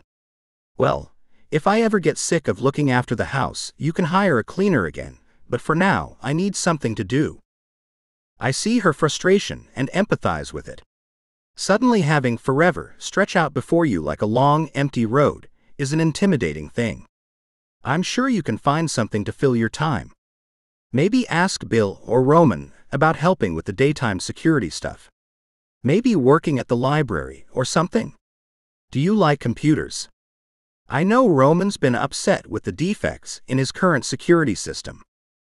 Why I was throwing ideas at her, I have no clue. Roman was going to have my hide. No. I hate computers. But the library. Yes. Thank you, Rafe.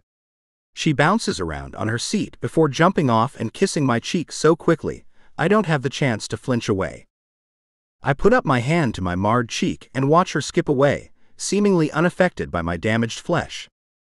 The pain in my chest releases, and I feel as if I can take a deep breath for the first time since waking.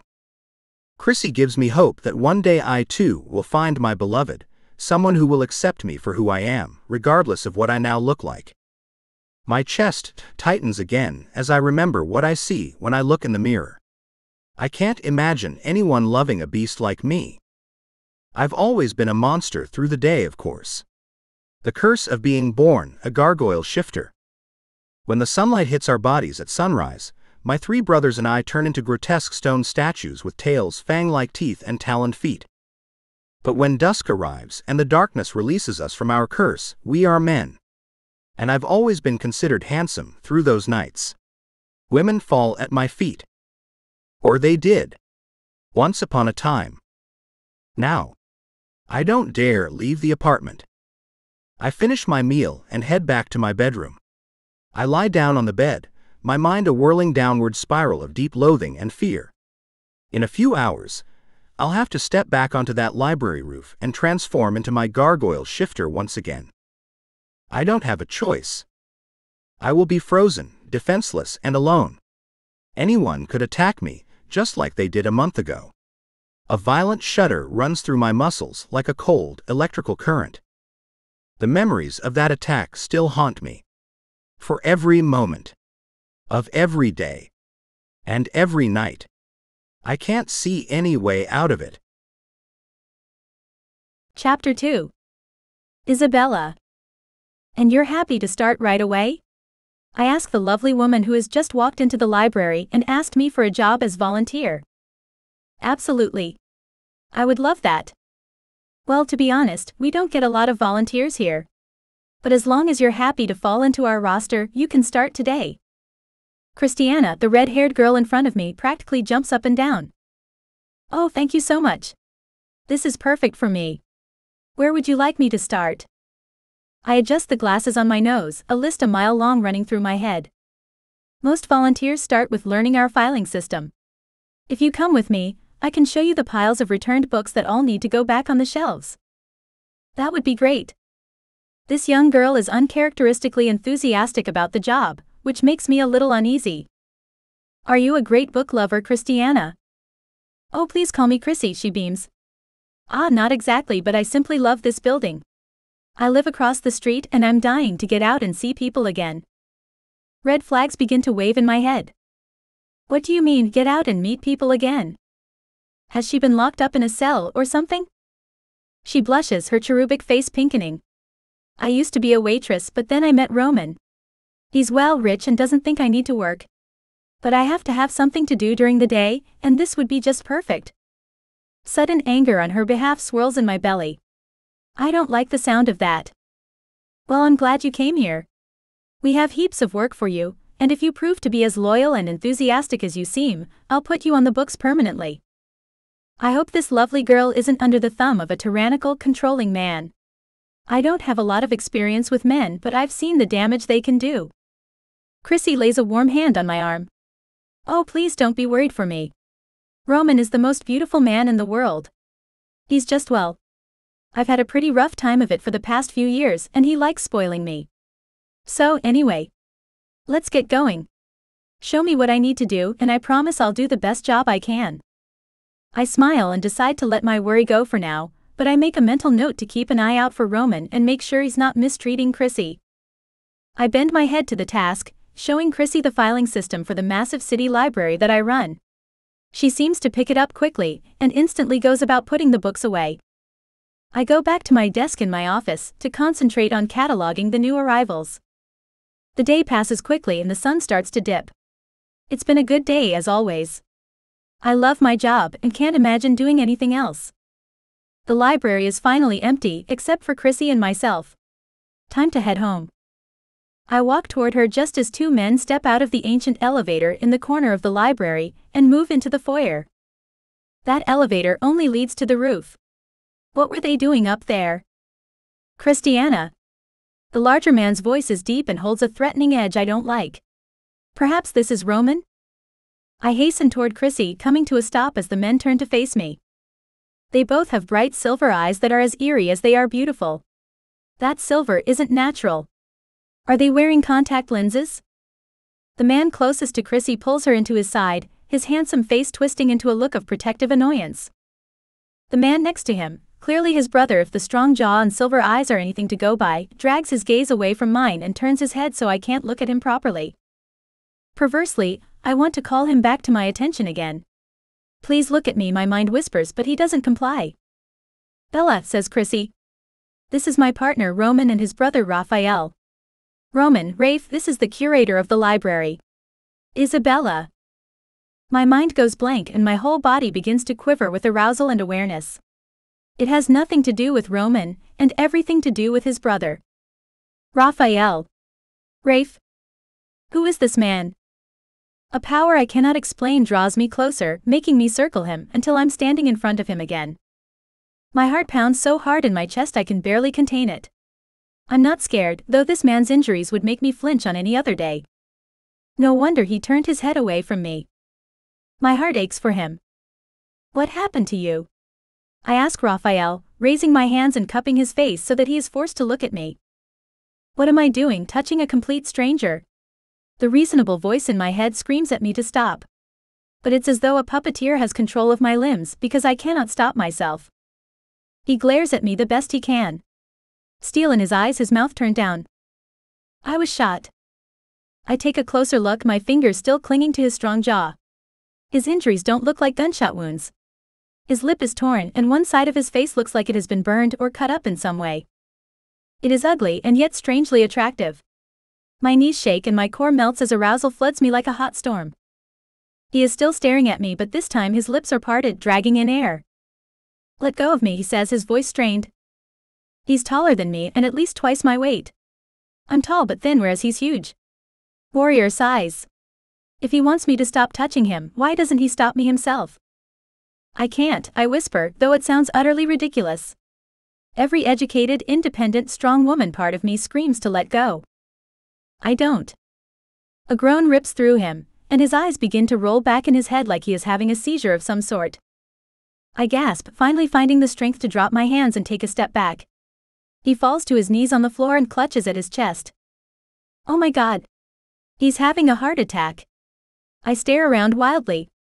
I've got to call someone. Panic overwhelms me in waves as I turn to run and find a phone. But Chrissy grabs me, holding tight. No. Stop. He's fine. Just wait. I cling to her, hoping she knows best. Then Roman bends to speak to his brother in a quiet, urgent tone. After a minute, Roman smiles before helping Raphael up from the floor. I scowl at Roman. I'm still not sure I like him. The scarred warrior that has me obsessed sways on his feet, but at least he's now standing, staring at me with a softened expression. Chrissy's man speaks. As my beloved said earlier, I am Roman. This is my brother, Raphael. Roman is trying to get my attention, yet I struggle to pull my eyes away from the man in front of me. Why do I feel like I've known Raphael all of my life? Suddenly Raphael turns away from me and says, presumably to his brother, tell her to stop staring at me. He's panting as though he's run a marathon, and his brother rubs him on the back, a pitying look in his eyes. Chrissy taps me on the arm. That's when I realize I'm panting almost as hard as Raphael. Isabella, let's go sit in your office. Do you need to lock up? Yeah. And it's Bella. Please. I force myself to start moving, going back to my office to remove the master keys from the hook behind my desk and make my way to the front doors. I don't really want to lock us in, but what choice do I have? It's well past closing time by now. By the time I walk back to Chrissy, the men are gone. Where are they? I ask, suspicious now. There aren't too many valuable things in the library if you're going to pawn them off, but to me, the books are all priceless. They've gone home. I tilt my head to the side. How? Chrissy rubs the bridge of her nose. They went back to the roof. It's hard to explain. They went back to the roof? How are they getting home from there? She opens her mouth to speak, then slams it shut again. I take a step back. Chrissy, you're not making any sense. Chrissy grimaces. I know, and what I am about to tell you is going to make you think I am utterly mad. So how about we leave the library and I'll explain it to you. I cross my arms over my chest, anger and humiliation flooding back in. I can't believe I practically molested a strange man a moment ago, and now they're missing in my library. No. I don't think so. And I think you better not come back tomorrow. If I find anything has been damaged or stolen, I will be calling the police. Chrissy heaves a massive sigh. I know. It's okay. They would never take anything. Don't worry. Thank you for today. I had a wonderful time. I march back to the front door and let Chrissy out into the night. She leaves with a reluctant sigh and I slam the door behind her, a rush of thoughts bombarding my brain. What a day. The first time I trust a complete stranger and they let in some weird creatures. I don't even know what they are. Fear tingles along my spine and I grab my bag, turn on the alarm, slip out the door and lock everything again behind me. The alarm is rigged to security cameras and has a direct link into the NYPD. Fingers crossed, if Roman or his brother try to break in or out, they'll be caught. Assuming I didn't hallucinate the whole thing, because, looking back over the events of this evening, that is entirely possible. Chapter 3. Raphael. What the hell was that, Roman? I pace up and down our lounge room, while my brother smugly sits on the couch with his beloved in his lap like nothing has changed. You know what it was, Rafe. You're just too scared to admit it. My body trembles with anger, while Roman and Chrissy snuggle like a couple of teenage humans. Fuck, they're annoying. If that woman really is what I think she is, then I'm doomed. A woman like that is never going to love a beast like me. And if I'm rejected by my beloved from the get-go, then what hope of a future do I have?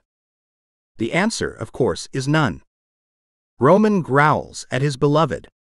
And as for you, little independent thing, what were you doing in the library? Chrissy grins up at him, and an arrow of envy slices through my heart. Roman, I want to work.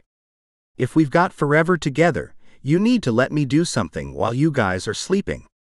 The library is perfect. I can come up and see you at lunchtime, meet you at dusk. Plus, the manager Bella is so lovely. She twists to look at me and silence falls in the room. I turn on them both, the heavy weight of their gazes on me. The strangest mix of anger and arousal still flows through my veins, and I don't know whether to weep or punch a hole through a building wall. Probably both. I take a long, deep breath, reaching inside myself for the courage that used to be there. She's my beloved, isn't she, brother? There, I said it. Even though the admission is like pulling nails through my throat. Roman smiles at me. I can't tell you that, but her reaction was pretty extreme. As was yours. How did you feel when you saw her, smelled her scent for the first time? I don't really want to remember, it was far too intense. But the memories come flooding back in. I swallow hard and focus on Chrissy, who is smiling encouragingly at me. I try again. There was this really intense pain around my chest, and I couldn't stand upright any longer. Roman nods. Yes. Same thing happened to me when I felt Christiana the first time. I fell to my knees in the street outside of the restaurant. So it's true. I have found my beloved. We need to speak to the elders, I mutter. Find another way around this curse. Roman and Chrissy share a strange look. What do you mean, Raphael? Don't you want to bond with Isabella? I groan, the irony of her name hitting me in the gut like a sucker punch. Her name is beautiful. I laugh with dark humor. That would be right.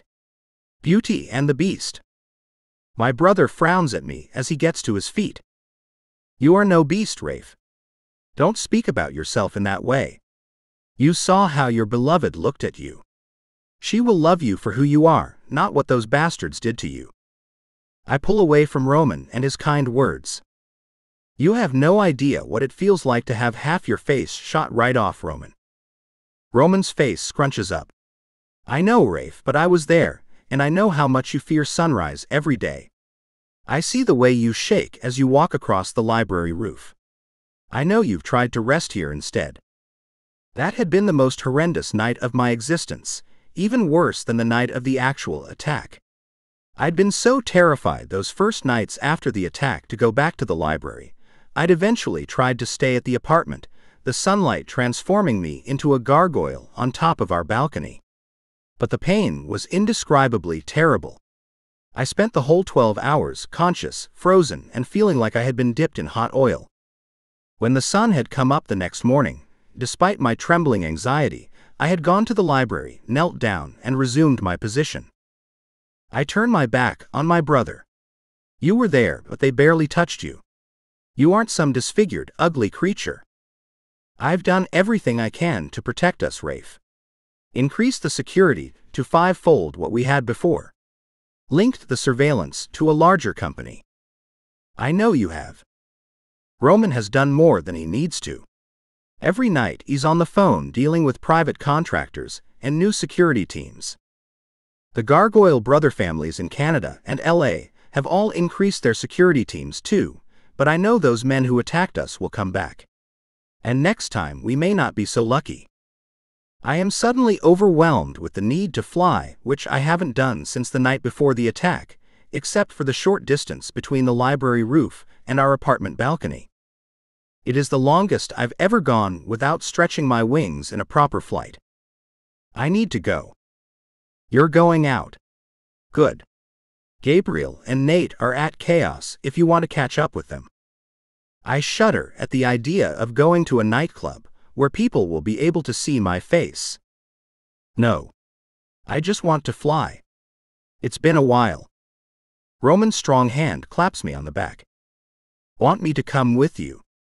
No. His hand flinches away and guilt floods me.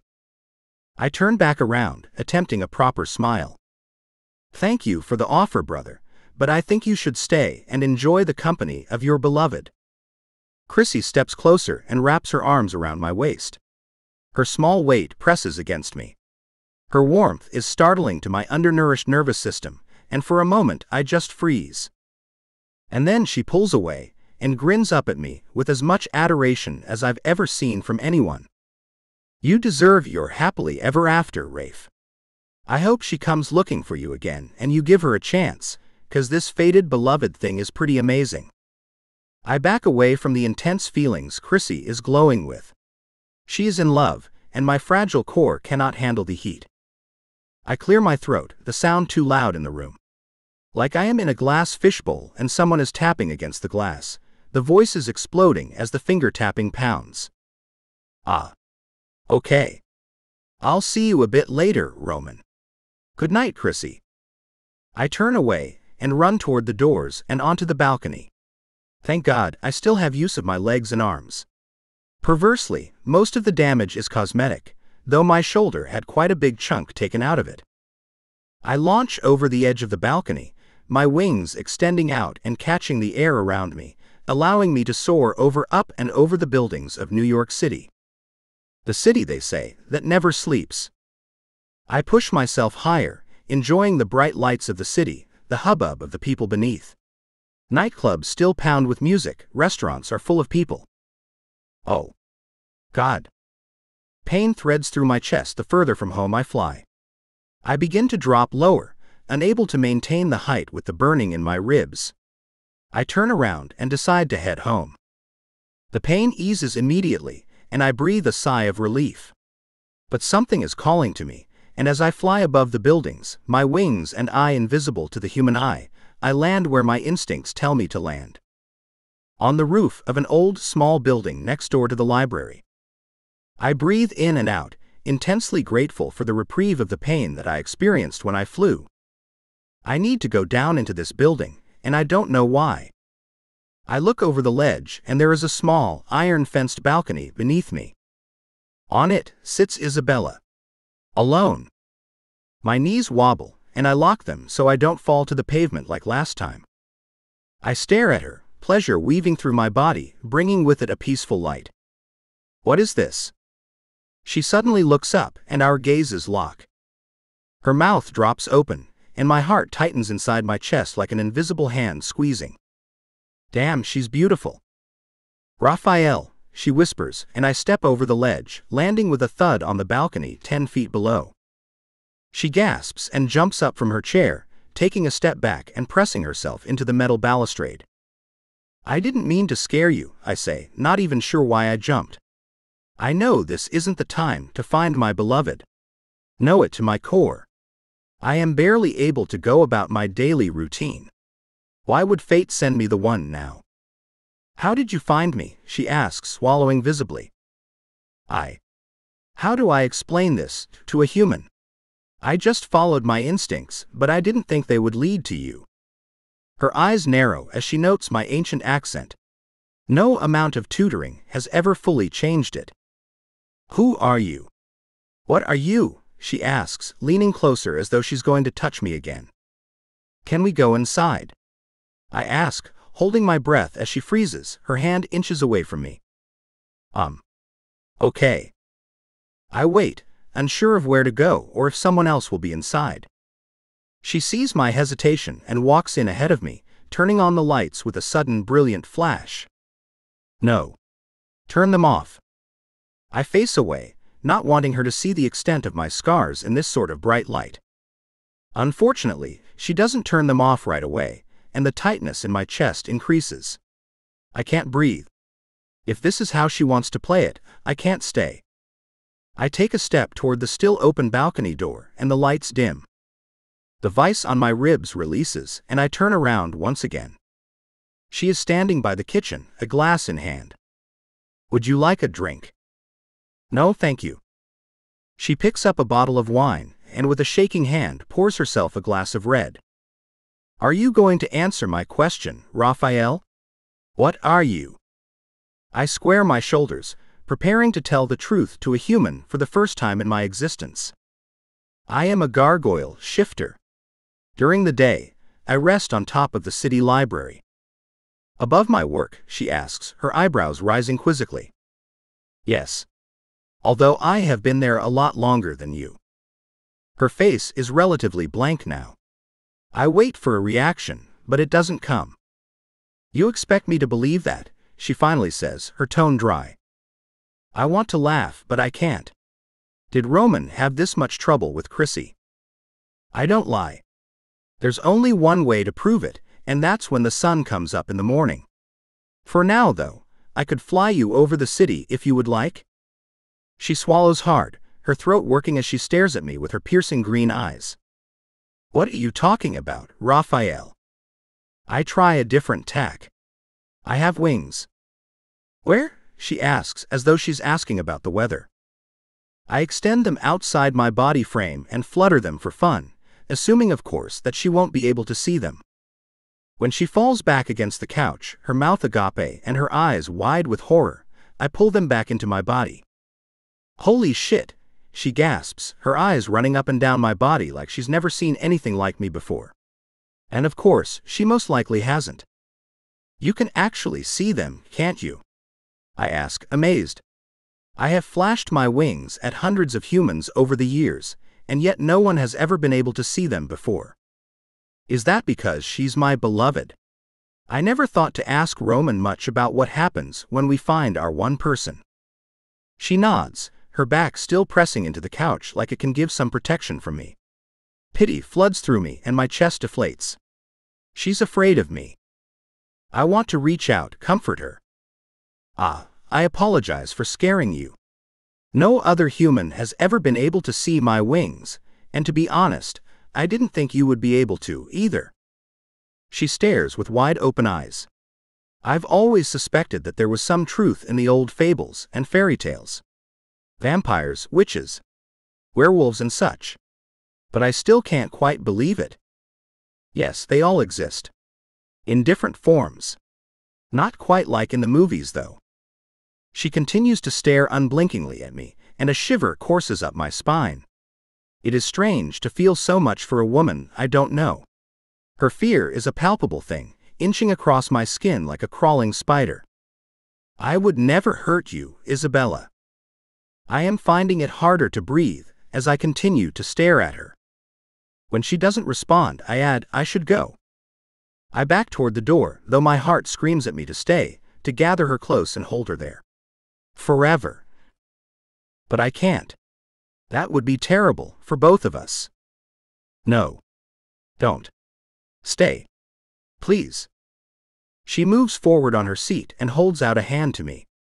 I recall her caress, that first touch that made my knees quake the moment we met. Compelled by her plea, I move to the couch, unable to stop the yearning that eats at my insides. I sit down on the couch with her, as far away as possible so we aren't touching. I'm not sure how my body will cope if she puts her hands on me again. She turns so that she can look up at me. I flinch away as her gaze runs all over my face. She reaches for me and takes my hand in hers. The warm press of her soft flesh against mine makes a soft moan rise in my throat. I swallow it down, embarrassed by my weakness. My loneliness. "What happened to you?" she asks, her voice soft and kind. I clear my throat. The warmth of her gaze floods over me in a strange way. "I may as well tell you everything, and then you can decide what you wish to do with that information." She nods and her mouth tightens. She seems to be quite an independent woman. Her job, her own apartment, her very presence. I am sure she doesn't like the uncontrollable attraction she has to me. And that makes the tightness in my jaw painful. She has no choice in our fated union, and I would be a true bastard if I joined her to a monster like me. I have to fight this. For her. "My brothers and I are gargoyle shifters," I say. "During the day we rest, in stone gargoyle form, on the roof of the city library. At night we are free to roam the city as men." Her intelligent eyes snap sharply as she stares at me. "All right, Raphael, assuming I believe you. What happened to your face?" One big step done. I take a breath, trying to keep my unstable emotions out of my response. There is a band of humans that knows about our existence, and yet, they seem to hate us. I do not know why. We have never harmed anyone, though in the past we have hunted those who broke the law in this city. But these men, they have killed a lot of our brethren in LA, and they attacked us several weeks ago. She puts her hands up, her eyes wide and disbelieving. "Hang on a second. You mean those men that were killed on top of the library were gargoyle murderers?" Her lips twitch as though she's amused at the thought, and I pull away from her when she attempts to touch me again. "You find it funny?" "No, She flinches back when I suddenly lean forward, glaring at her with as much force as I can muster, though a part of me hurts to do so. When we are in gargoyle form, we are frozen. Helpless. I had to sit there and watch as men shot bullets at my brothers and me, and almost pushed me off the library roof. They took pieces off my face and shoulder in the attack, and I will be a grotesque monster for the rest of my existence, which, in case you want to know, is forever. I am panting by now, as anxiety wraps around my chest and presses inward. I get to my feet, pacing the small but comfortable lounge room. "I'm sorry. I don't find it funny, of course. It's just the whole bizarre nature of what you're saying. I didn't realize." "No, of course you didn't.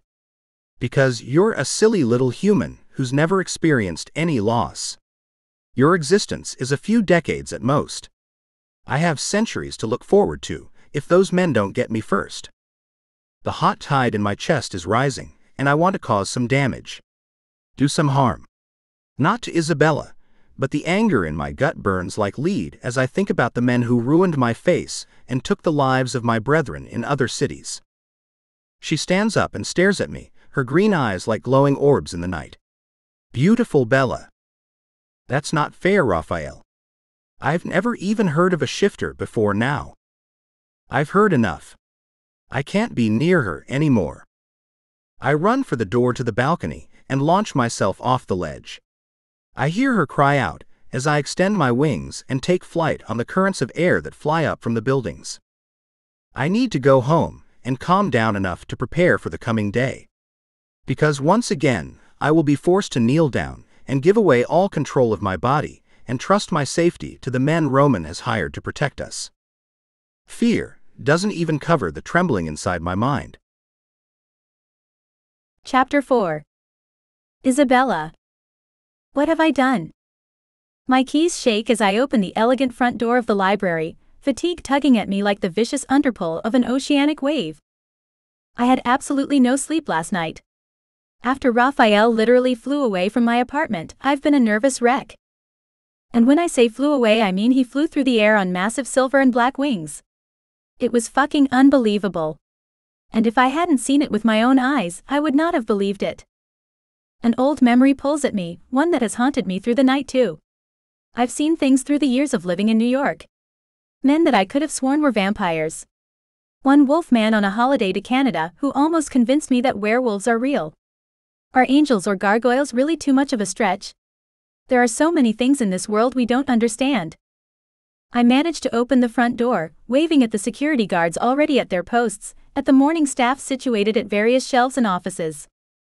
As the day wears on, my gaze is tugged to the ancient elevator in the corner of the library. Preferring the stairs that curve up the center of the library that led up to the second level, I've only ever used the elevator to take trolley loads of books up when I first started cataloging. But I've never gone up to the roof. The third floor. There has never been a need to explore up there. My feet start moving before I've actually made the decision. I am just suddenly there, pushing the button and waiting for the elevator doors to open. They ding and I step inside, pushing the third floor button. My stomach lurches as the elevator ascends and the doors reopen. Am I seriously doing this? Can I help you, ma'am? An armed security guard that I don't recognize steps up to me as I try to exit the elevator, blocking my path to the roof. I know there are gargoyles on the roof of the building. I have seen them many times as I walk up to the library in the morning. But have I bothered to look and see if they are there at night? No. Those thoughts tortured me all through the night, and if New York was safer for a female at night, I probably would have walked over here at 4 a.m. to check. I step out of the elevator carriage and let the doors shut behind me. The man narrows his eyes and doesn't move. I'm Bella. I'm the curator of the library. His stance relaxes a little. Oh. I'm Teddy, head of today's security detail. Since the vandalism a few weeks ago, we don't allow anyone on the roof. He presses the button to recall the elevator, but my belly flutters with nerves, pushing me forward. I shake myself and straighten my spine, trying to ignore the guns hanging from the man's black belt. Could you show me where Raphael is, please? The man takes a step back, his mouth dropping open. Pardon me. He probably has orders not to let anyone near the gargoyles. Look, I know you don't know me. But I met Chrissy and Roman and Raphael the other day. Raphael told me what he was, and I didn't believe him. So, I'm hoping you can help me out. Can you show me which one he is? I'm not armed, I promise. I hold out my arms, offering for him to frisk me, though slipping a gun into this black skirt and white shirt outfit would be practically impossible. It's all right, ma'am, he says, declining my offer. I'll take you. But I'll have to stay pretty close. That sounded fair. Thank you. I wait for him to lead the way, the number of men on the roof astounding. When did they arrive and leave? I never saw them. There had to be 20 armed men on the roof. On guard. Teddy leads me over to the right side of the building and indicates the side of the roof. Raphael is there. Roman sits at the front of the library. I nod and take a deep breath, tiptoeing forward until I can cling to the cold marble of the building and look down upon the gargoyles guarding my beautiful library. The gasp catches in my throat as my eyes take in every detail of the stone statue before me. There he is. Wings, sharp teeth and talons. All bent up into a grotesque figure. But what catches my eye are the pieces missing from the statue. Chips off his arms, shoulder, neck and face. So similar to the damage I've seen on Raphael. I stumble back as the reality of the situation hits me square in the chest. How is this possible? I gasp at the air around me, which is suddenly too thin. Come sit down. Teddy takes me by the arm and leads me back to the foyer where there is a computer system, a desk and fortunately a chair. I collapse into it and Teddy picks up the phone. There's no emergency. I think you should come over though, he says into the phone. To whom? I don't care. I don't understand, I say again, still not quite grasping the concept of men turning into statues and back again. Vampires, yeah maybe, but gargoyles? I snort out a slightly hysterical laugh at that one. I should get back, I say, suddenly realizing that I've left the library in the hands of 2 staff members who probably need my help. Stay for just another minute or two. Help's coming. Oh. Okay. Never in my life have I been so complacent or submissive, but my arms hang like leaded weights at my sides and I'm not sure how I'm going to stand up long enough to get into the elevator and back down to my desk. A moment later the metallic ting of the doors opening heralds my help. I raise my gaze, and there is the red-headed woman I met only a day or two ago. Chrissy. Bella, what's happened? She asks as she rushes forward. Energy surges into my legs, and I push myself to standing. I grab onto her hands and stare into her bright blue eyes. Did you know? Chrissy wraps a comforting arm around me and draws me toward the elevator. Thanks, Teddy. Great instincts. He salutes her and she shepherds me into the carriage, down to the first level, and back out into the library. Minnie, one of my other staff members, runs up. Are you okay? I open my mouth to answer, but Chrissy jumps in. She's feeling pretty unwell. Are you guys all right to close up today? Minnie nods. Of course. I nod at her and let Chrissy drag me out of the library, across the street into another building and up into a penthouse apartment that makes my home look like a doghouse. Where are we? I ask as she deposits me down on the couch and pours me a glass of water from the modern kitchen. My home. And Roman's. And Raphael's. Gabriel and Nate's too. But you haven't met the two younger brothers yet. I shake my head and take the glass of water she offers, swallowing the cool liquid until I've drained the glass.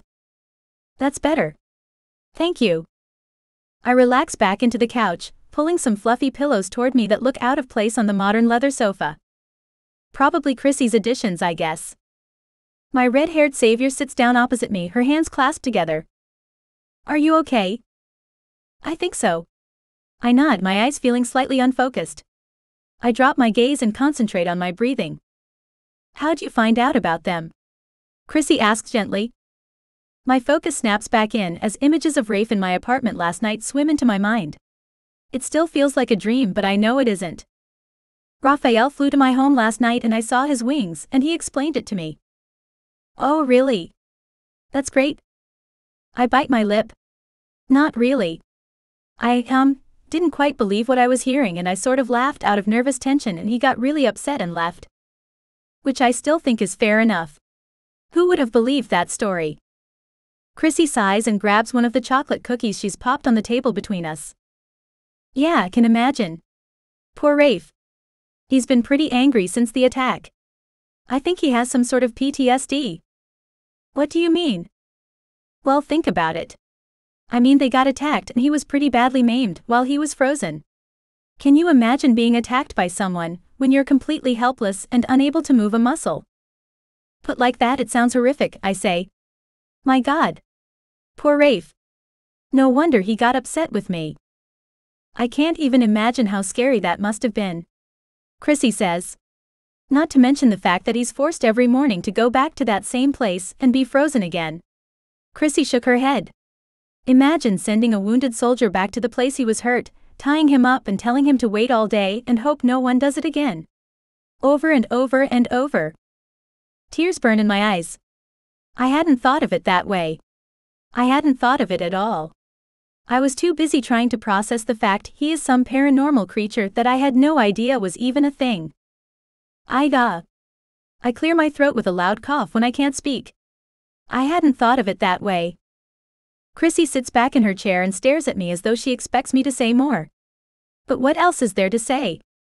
Thank you for taking me away from the library until I calmed down. But I probably should get back to it. Chrissy shook her head. No. The others will lock up. You need to sort everything out tonight. Pardon? What do I need to sort out? How you feel about Rafe, perhaps? Chrissy asks, the words falling into the room like rocks into a pond, rippling with an intensity that affects every single thing they touch. What do you mean? I know what she is asking, but I'm not sure how to even look at the question, let alone answer it. You know what I'm saying. When you see him, when you touch him. How do you feel about the idea of never seeing him again? My heart drops into my belly as though it wants to fall out of my body, aching with heavy despair. I don't know. Chrissy gives me an annoyed look, her mouth twisting up. Her arms cross over her chest. Oh, come on. You're an intelligent, modern, strong woman. Work it out. I want to pout and turn away from her at that moment, but this isn't the time for such petulance. Instead, I reach inside myself for the strength that has gotten me through university and beyond. All right. The biggest problem is I don't know how I feel. Or I do know what I'm feeling, but I don't know why I feel so strongly. I haven't had a partner in years. I don't trust men easily. I accepted the fact I'd probably be alone forever, a long time ago. But when I saw Rafe for the first time at the library, my heart stopped. I wanted to take him home and heal his wounds and never let him go. And that is just... I shake my head, disgusted at my weakness. Utterly ridiculous. It sounds like some stupid fairy tale. Love at first sight. Which doesn't exist in the real world, and last time I checked, my head is firmly lodged in reality. Chrissy sits forward on her chair, her blue eyes now alight with excitement. No. It's not ridiculous. It's part of being his beloved. His what? That sounds like some fantastical Cinderella nonsense. Chrissy bites her bottom lip. I don't know how much I should tell you. How much Rafe himself should say, but considering the big oaf is so damaged, I probably should help. I open my mouth to refute her words. He isn't a big oaf. He's been attacked unjustly and almost killed. How could his sister-in-law say such a thing about him? Chrissy grins at me as though she's won, and I take a deep breath, then exhale slowly so that I can pull my scattered thoughts back into line. Chrissy indicates the apartment around her. Okay. Well, Roman is my lover. Partner. Soulmate. I don't really know what to call him. He says that I am his beloved. Which pretty much means I am his predestined mate, lover, wife. He says that as a shifter, fate chooses one perfect person for them. And once you meet, you are linked eternally. Once we made love, the bond got even stronger. What a load of rubbish. I feel like I've stepped into the twilight zone with these people, although, those wings I saw are pretty hard to imagine away. Well, that all sounds lovely and very surreal. But what does that have to do with me? Chrissy simply stares at me with those big intense blue eyes of hers, and the answer clicks into place like a puzzle piece. Are you telling me that Rafe and I are this beloved thing? It doesn't make any sense, but at the same time it does. Why else would I want to touch him, yearn to help him? He smells so good, and even with his scarring, he is the most attractive man I've ever seen. Yes? You are his beloved. Which I know you will find scary, but you're meant to be together.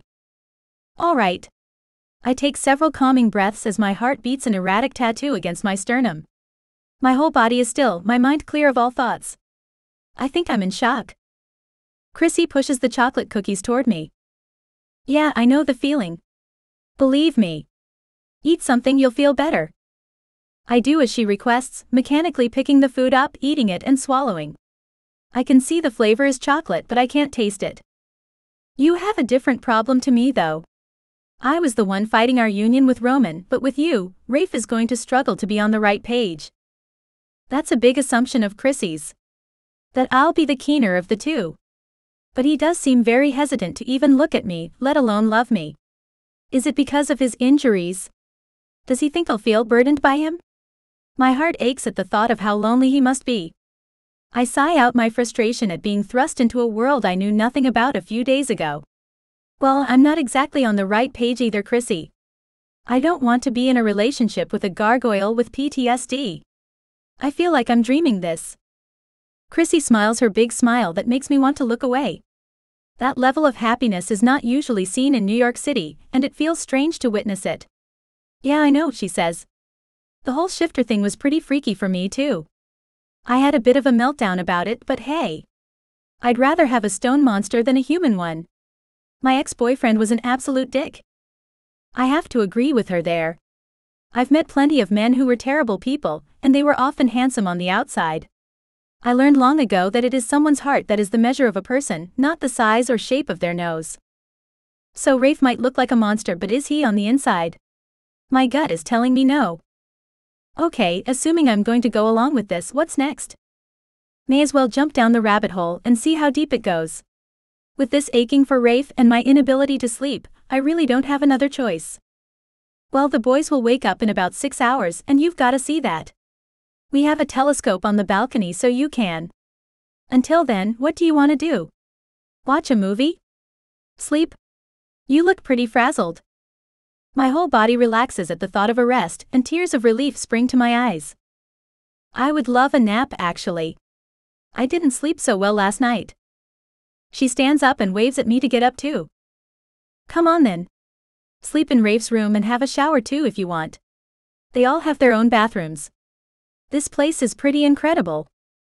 I follow Chrissy's lead and wander into the darkened bedroom she takes me to.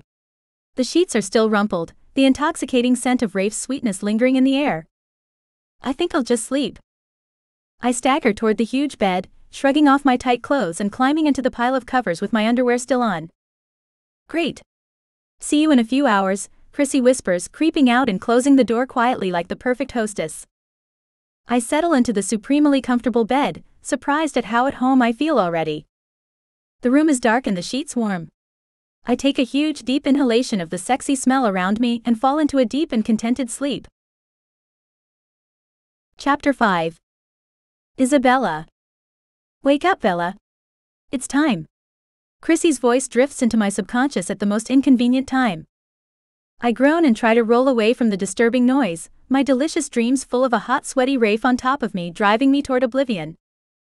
Coldness floods my skin as Chrissy tugs the covers down. I know you're tired, but you don't want to miss this. Seriously. My eyes pop open like a jack-in-the-box. Rafe is waking up. I jump out of bed and grab for my clothes. Here. I brought you some jeans and a top if that's okay? Your library clothes are pretty stiff. I take the baby blue cotton singlet and jeans from Chrissy's grasp, loving the choice. Oh, thank you. You're welcome, she practically sings as she bounds out of the room. I dress quickly, my body aching in places I have long denied were there. God, those dreams were amazing. I shake my head to try and be rid of them and walk out into the main living area, the sky bright with orange and red hues. Come out. Chrissy calls from the balcony. I walk outside, marveling at the balcony that is larger than my whole apartment. In New York. How rich are these guys? Come watch through the telescope. They'll change just as dusk hits, so it'll be dark, but the lens has a night vision type of thing that Roman bought for me. It's getting darker by the second, so even though my skin crawls with goosebumps and nervous energy zings through my bloodstream, I creep closer and put my eye to the telescope. There they are. The stone gargoyles I saw today. Unmoving stone. My belly drops with disappointment, which surprises me. Was I really expecting to see something? Do I really want to? I tilt the telescope so that it moves to view the center of the library roof. There are the men in black. The guards. What are they doing, all drawing closer to the edge? Here it comes. Make sure you're looking at Rafe. I follow Chrissy's instructions, moving the telescope back again, and the green night lens clicks in. I blink a few times as darkness falls, and I continue to stare at the statue. And then he moves. He moves. I gasp, shock gripping my throat as Rafe the statue stands up and stretches. His talons and tail disappear, and all of a sudden he transforms into a man. Oh! My God! I know. Cool, huh? Cool is not the word I would use. Rafe, dressed in black pants and a black shirt, jumps up on the roof, walking across to join 3 other men who were not there before. One of them is Roman. I stand back from the telescope and blink rapidly. My mind is a whirl with all the possibilities of what I've just witnessed. The unbelievable knowledge that we humans are not alone in this world. Creatures that no one has even heard of actually do exist. And I'm pretty sure many of those that we have heard of would exist too. They'll come over here first. I left a message with Teddy to speak to Roman. Fuck. My mind is swirling so much, I'm not sure I'm ready for that. Oh, okay. My heart leaps with excitement and fear, a strange and paralyzing combination. I will see Rafe again.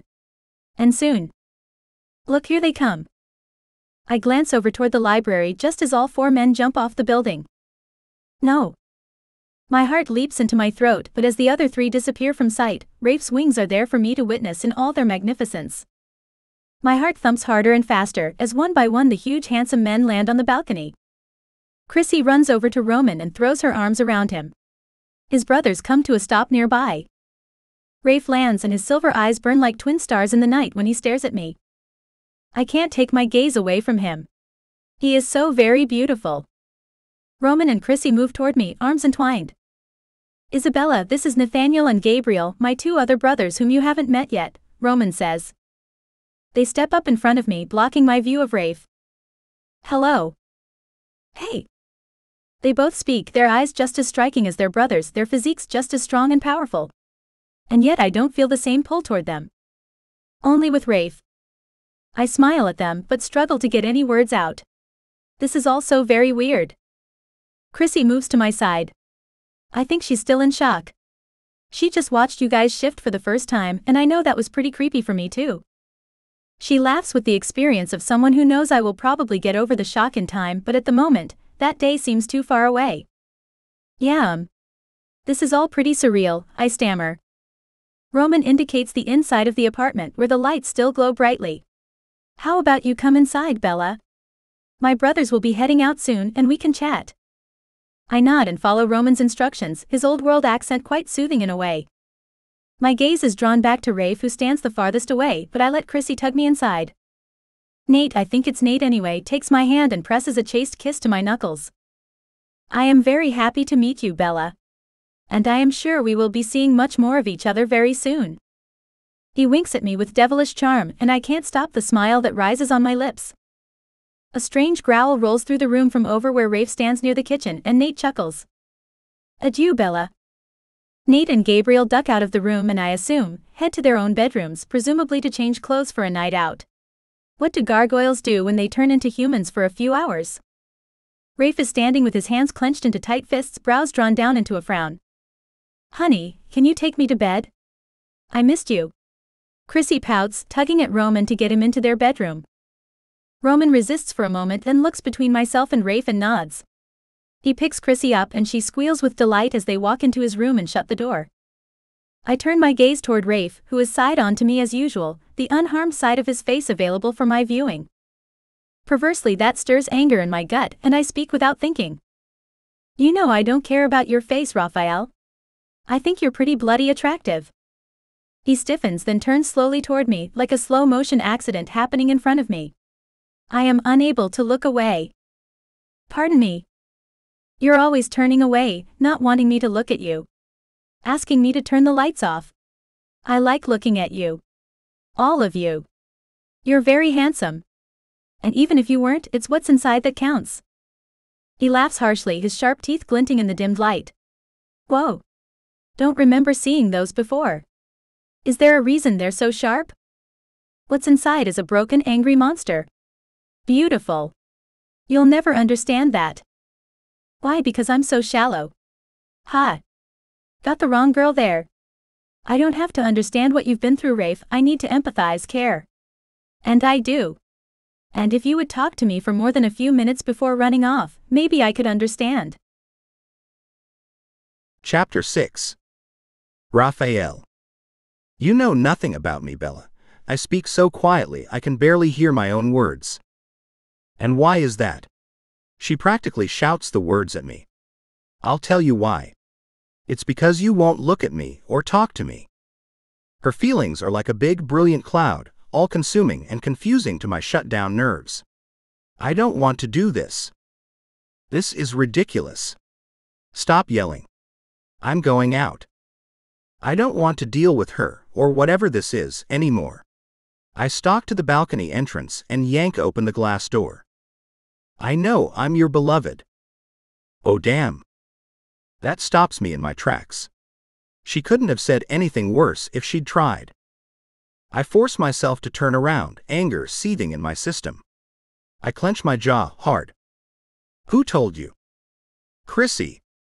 Of course. Who else? You've hardly said 2 words to me.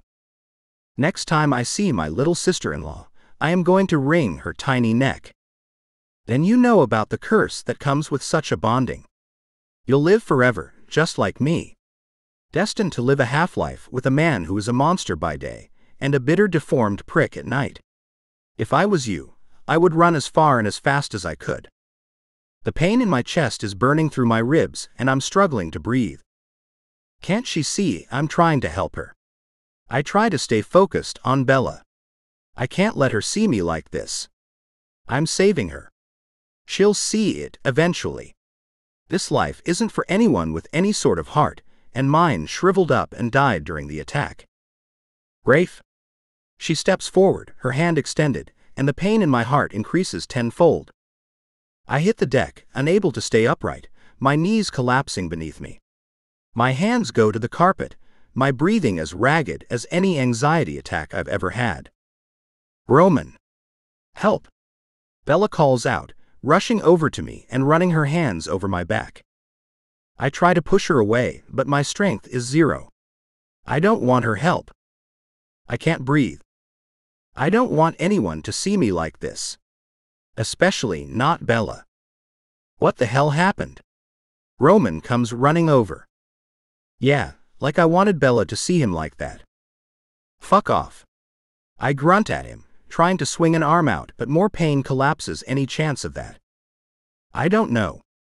1 minute he was telling me he didn't want me, pretty much. Then the next minute he was like this.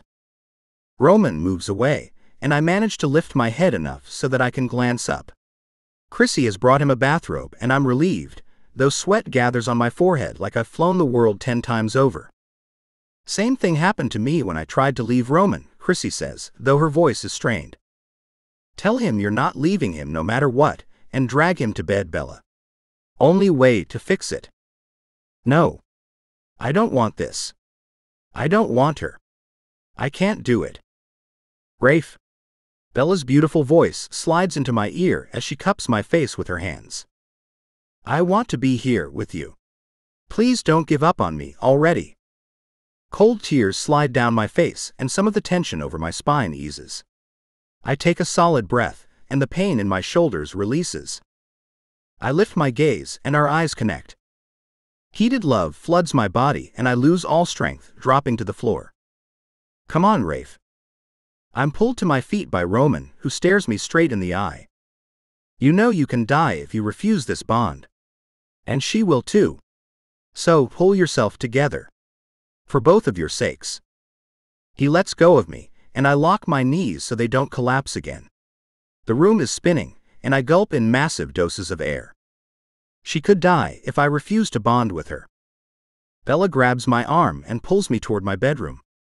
What are you doing? I manage to ask, though it's pretty obvious where she's taking me. What Chrissy told me to do, she says gently, smiling at Nate and Gabe as they come out of their bedrooms dressed like peacocks. I glare at them as we pass, but they just smirk. Then we are inside my room, and she shuts the door, effectively closing the whole world out. More of my tension eases, and I've barely got a headache now. Come on, Rafe. Lie down. I stagger to my bed and swivel so that I land on my ass, watching as she begins to undress. First the jeans come off, then her singlet. Clad in only a lacy white bra and bright pink knickers, she stands in front of me. As beautiful as dusk, as heartbreaking as dawn.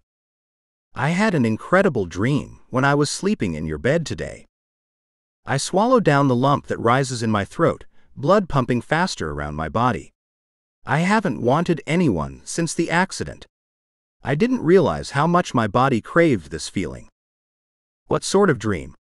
I ask, though her sultry face and heated gaze tell me a lot. You were making love to me. Here. She is so beautiful. Her long dark hair cascades around her shoulders. Her full lips pout, ready for my touch. And you liked it? I ask, part of me so terrified of what this next step will mean for me. For her. For both of us. But at the same time, I know I would be dead soon without at least one thing to live for. Yes, she whispers, stepping so close that she is within touching distance. I liked it a whole damn lot. I spread my legs and reach for her, pulling her between my open thighs, and lift my chin to stare up into her face. She gazes down, her hands coming up to cup my jaw. I flinch from the contact with my scars, but she bends her head, pressing her lips to the curve of my cheek where the damage is most prevalent. I still, frozen as her kindness leaks all over me. She kisses my scars over and over again, from my jawline to my forehead and back again. A deep growl rises in my throat as her lips touch the corner of my mouth. I grab her and lift her up, and encourage her to wrap her legs around me on the bed. She does as I want, and I stare into her eyes as I press my lips to hers for the first time. Light sparkles inside my chest, crackling like fireworks on the 4th of July. I slide my tongue into her mouth, tasting the sweetness of her lips, the honeyed warmth of her body. She moans deep in her throat and my body bursts into flames. I stand up with her, flip her around, and set her down on the bed. What's wrong? She asks, her face showing flashes of hurt as though I have rejected her. I grin. I want to feel your perfect body against mine. Skin on skin. Her whole face lights up as she arches her back, undoes her bra, and throws it to the floor. Oh beautiful, I am unworthy of you. She giggles, cupping her breasts with her hands. Not according to fate, and I've been told I'm meant to trust whatever this connection is. That sobers me for a moment, and I nod. The doubts come flooding in, but I mentally put up a hand and thrust them away. Now is not the time for insecurities. My beloved is here. And she wants me. I set to work on my own clothes, tearing at the barriers until they all fall away. She wraps her legs around me and clings to my shoulders with her fingers.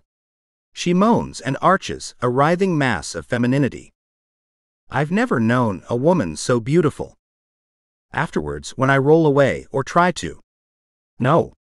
She clings tight to me and rolls with me so that we are lying on our sides facing one another. My scars are pressed into the mattress, so I am grateful for the cover at this moment of vulnerability. Do you really want me to leave, Rafe? I sigh and kiss the tip of her nose. Of course not. But I'm a mess, Bella. Surely you don't want me. My future is totally uncertain, and the last thing you need in your life is the sort of stress that I would bring. She smiles a beautiful, genuine smile, happiness radiating from her face in that special way I've only ever seen on Chrissy and Roman. I'm not exactly Little Miss Perfect either. I worked hard to become this super executive, then failed in the corporate world. I've been hiding in the library, hoping no one will see me. I reach up and stroke a hand down her warm cheek. You didn't fail. You walked away from a toxic world where the only way you get ahead is by stabbing the person in front of you in the back. She narrows her eyes at me. How do you know that? I shrug. I'm 125 years old. I know people. And you, my beautiful Bella, are a good person. Well, obviously, she jokes. I was made for you, wasn't I?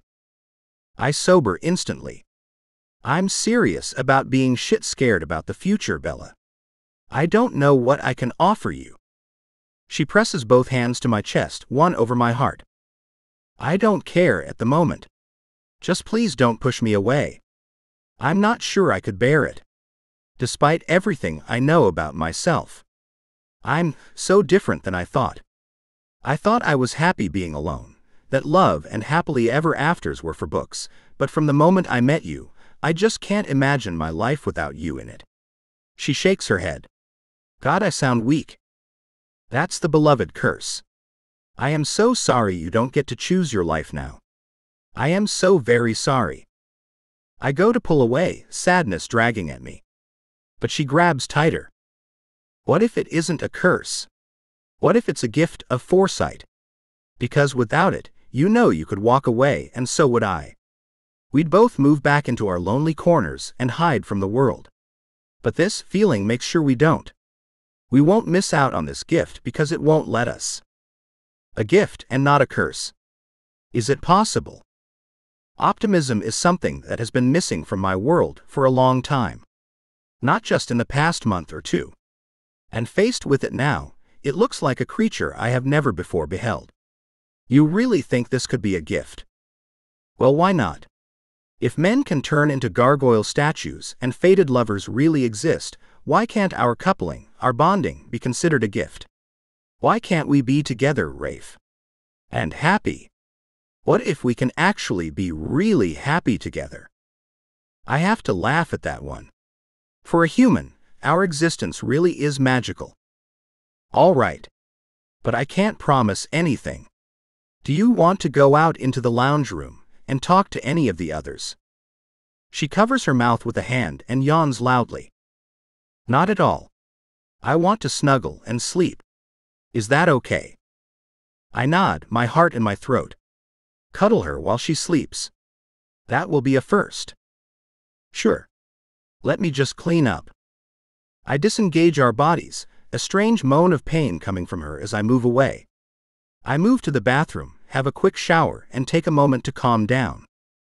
If Roman is okay with having Chrissy in our lives despite the imminent danger, why not have Bella too? The women can keep each other company, and I can invest more in our daylight safety too. I've left it all to Roman, but he shouldn't have to shoulder the entire burden of our safety just because he's the oldest brother. I think I need to look into more safety precautions at the library, I say as I walk back into the bedroom and slip under the covers with Bella once again. Whatever you need to do to feel secure is fine by me, she replies, cuddling into me so that her arms are around my body and her head is on my chest. I stroke her hair and listen to her breathing fall into a steady, relaxed rhythm. And for the first time in my existence, I spend the night with a woman on my heart, while I make plans in my head for our future. Chapter 7. Isabella. I wake up and roll over, but he's gone. Sunlight streams in the windows, and I realize a new day has begun. Damn it. I throw back the covers and grab one of Rafe's shirts from the cupboard. I open the door to the bedroom and creep out into the living room.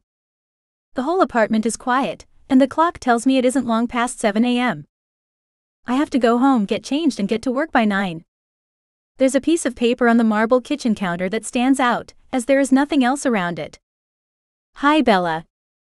There are heaps of clothes in my wardrobe if you want to borrow some for work. Help yourself to the fridge too. Roman kept me up until 4 a.m., so I'll sleep until noon. Chrissy. I have more than enough time to shuffle home and get my clothes, but do I want to? Yes, I decide I do. I like my own space, I like my clothes, and even if I just had the best sex of my life with a man who turns into a gargoyle during the day, I still have some sense of self. I change into my crinkled clothes from yesterday and duck out the door. Good morning, ma'am. An armed man greets me and I jump a mile. Why didn't I see him when I came in yesterday? You scared me. I didn't mean to. My apologies. I'm Bill. Head of security. You must be Bella. I am. Ah. I need to head to work. Can you let Chrissy know that I've left and tell her to come over and see me later at the library? He bows his head, a jagged scar on his face trisecting his jawline catching my eye. Yes, of course. I shuffle into the elevator and begin humming as I descend to the lobby. The concierge smiles at me as I walk through the swanky foyer and onto the streets of New York. The city is already buzzing with activity. I start my walk back to my apartment, my gaze tugging up and back toward the library roof. I shake my head and focus on my journey, smiling to myself as I walk. It's only a short distance, really. My building is almost next door to the library and across the street from Rafe's place. Not in 10 years have I felt this happy and carefree. Amazing what one night with a grumpy, scarred man can do for a woman's joy levels. I make my way into my tiny apartment and have a quick shower, noting with some amusement the soreness in my female bits. Raphael is an intense, beautiful lover. A little rough too, which is strangely arousing. I change into a dress that I love but have never had the courage to wear to work. I inspect myself in the mirror as I leave, wondering why I haven't worn it before. It's black with red polka dots covering me from the knee up and with long sleeves down to my wrists. But the belt cinches my waist and the neckline accentuates my full breasts. For a woman who loves to blend into the background, the dress will not achieve my usual daily goals. I grab a couple of pieces of fruit and get out the door again, stopping for a coffee and a Danish at my favorite small cafe. The sun shines brighter today, the air is warmer. Has something about last night changed me in some way that I wasn't told about? That is an interesting question. And one I should seek an answer for. I get to the library with only a few minutes to spare, unlock and check the schedule for the meetings we have for the day. I can't help looking over at the elevator for most of my shift, wondering what Rafe is feeling and thinking, above my head on the roof. Chrissy says they are still conscious in their stone forms, which would be a very hard thing to be happy about, I assume. They call it resting, but it doesn't sound like it. Seems more like an induced coma. When my shift finishes, I notice Chrissy still hasn't turned up. I wait by the elevators, in the meeting rooms, and then outside. But she doesn't come, and I don't have any real way to contact her except to head over to the penthouse. Maybe I should go back there? But I don't have a key, nor a pass to get in the elevator. Is something wrong? I check my watch. Only a few minutes before sundown. I head back inside the library and push the button on the elevator, but it doesn't light up. No noise comes from the ancient machine at all. What's going on? Fear skitters through me, raising my heart rate. There's a stairwell to the left of the elevator, so I push it open, racing up the flights of stairs at a pounding rate that defies the heels on my shoes. My thighs burn as I ascend, but eventually I reach the top floor and push through the heavy metal door onto the roof. Two darkly dressed men draw their guns on me and I jump backwards, slamming my back against the closed metal door. I recognize the men as guards from yesterday. What's happened? Are they okay? I ask, panting out of breath. Identify yourself, the youngest one with a shaved head barks at me. Are they okay? I practically yell, weaving to look around the men. It doesn't look like anyone is attacking the gargoyles, but something has definitely happened. My gut is churning with anxiety. James? Stand down. Teddy steps forward. The men drop their weapons, holstering them in a way that reminds me of an old western. Bella. What are you doing here? Teddy asks, frowning as though stressed. I was worried. The elevator wasn't working. Yeah, we cut the power. We've had a report that there was danger around and our new procedures are a complete lockdown. I relax. Oh, thank goodness. I thought something may be wrong with Chrissy. Is she on lockdown too? Teddy's face darkens and worry punches me back in the gut. What do you mean, he asks. I told Bill to get Chrissy to meet me here at the library but she never did, I say. I know she sleeps until lunchtime but it's almost 6. Teddy swivels around and addresses one of his men. Tell Roman as soon as he wakes. I'll take 3 of the men and get over to the apartment. The world goes crazy as men begin running into formations of sorts and all I want to know is what the hell has happened. Teddy, what's going on? We haven't locked Chrissy down. Then he turns and runs. Oh fuck. Chapter 8. Raphael. I can feel Bella behind me. I can hear her beautiful voice. The sun is setting, the darkness is falling, and very soon, I will be awake and able to take my beloved into my arms. I'd been so calm this morning as I took my post, no anxious belly cramps, no shaking in my shoulders and knees. I was strong, I was able, and it was all thanks to my beloved who fearlessly came to me and made me bond with her. The sun dips low and the magic releases me. I push up to my feet and stretch my back, a strange happy calm filtering through me. Rafe. Quick. Bella's impassioned voice makes me jump and she's calling to Roman too. What's wrong? I ask as I stride over to her on the roof. There's something wrong with Chrissy, I think. She didn't meet me today, and the guards got some sort of warning, but I don't know what's going on. Roman's swift intake of breath is harsh. She could have just slept all day, but I'll go check now. Considering the recent threat to our lives, we can't take this lightly. We have gone to great lengths to separate our human selves from our gargoyles. The enemy shouldn't know where we live while in human form. But you can never underestimate the lengths true insanity will take someone. Perhaps they have found where we live, which means Chrissy might be in grave danger right now. I'm right behind you, brother, I say, shooting a grateful smile at my beloved as I jump onto the architrave. Take this, Bella calls, pulling a guard forward and urging him to press his gun into my hand. I nod in thanks, my heart beating heavily in my chest. I do not want to face another band of these men, but at least this time, they don't have the advantage of our frozen form. We're here, brother. Nate and Gabe stand by us too, and as one the 4 of us extend our wings and fly to our apartment. We land lightly, with as much stealth as we can, and I grab Roman's shoulder to stop him from charging forward. Look. I nod my head toward the ropes hanging from the roof of our building. We own the topmost penthouse, and have a balcony large enough to hold 100 people.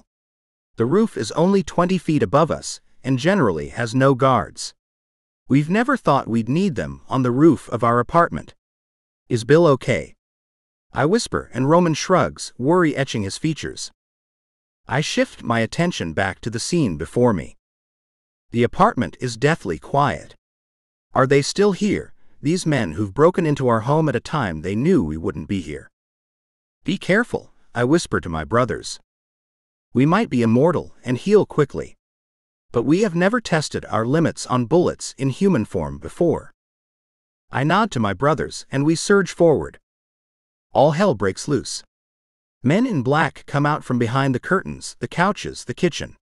They're holding machine guns and they open fire. Bullets spray everywhere, like a silver rainfall.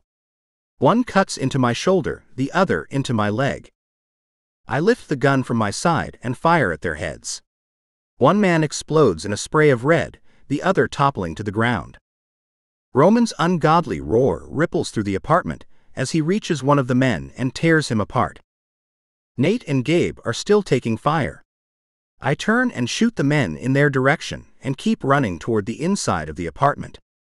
Together we mow them all down, their bodies hitting the pale carpet in a grotesque mess. Is that all of them? That seems too easy somehow. And where's Chrissy? Put your weapons away, demons of hell. The too calm voice chills me to the bone. Then we see Chrissy, her head at an odd angle as the man in full camo gear holds her beautiful red hair tightly in his fist. He is dressed differently from the others, and that makes me suspicious that the others were all simply hired guns. This is the leader. He holds a gun to Chrissy's temple and she trembles in his grasp. A growl rolls out of Roman before he regains control.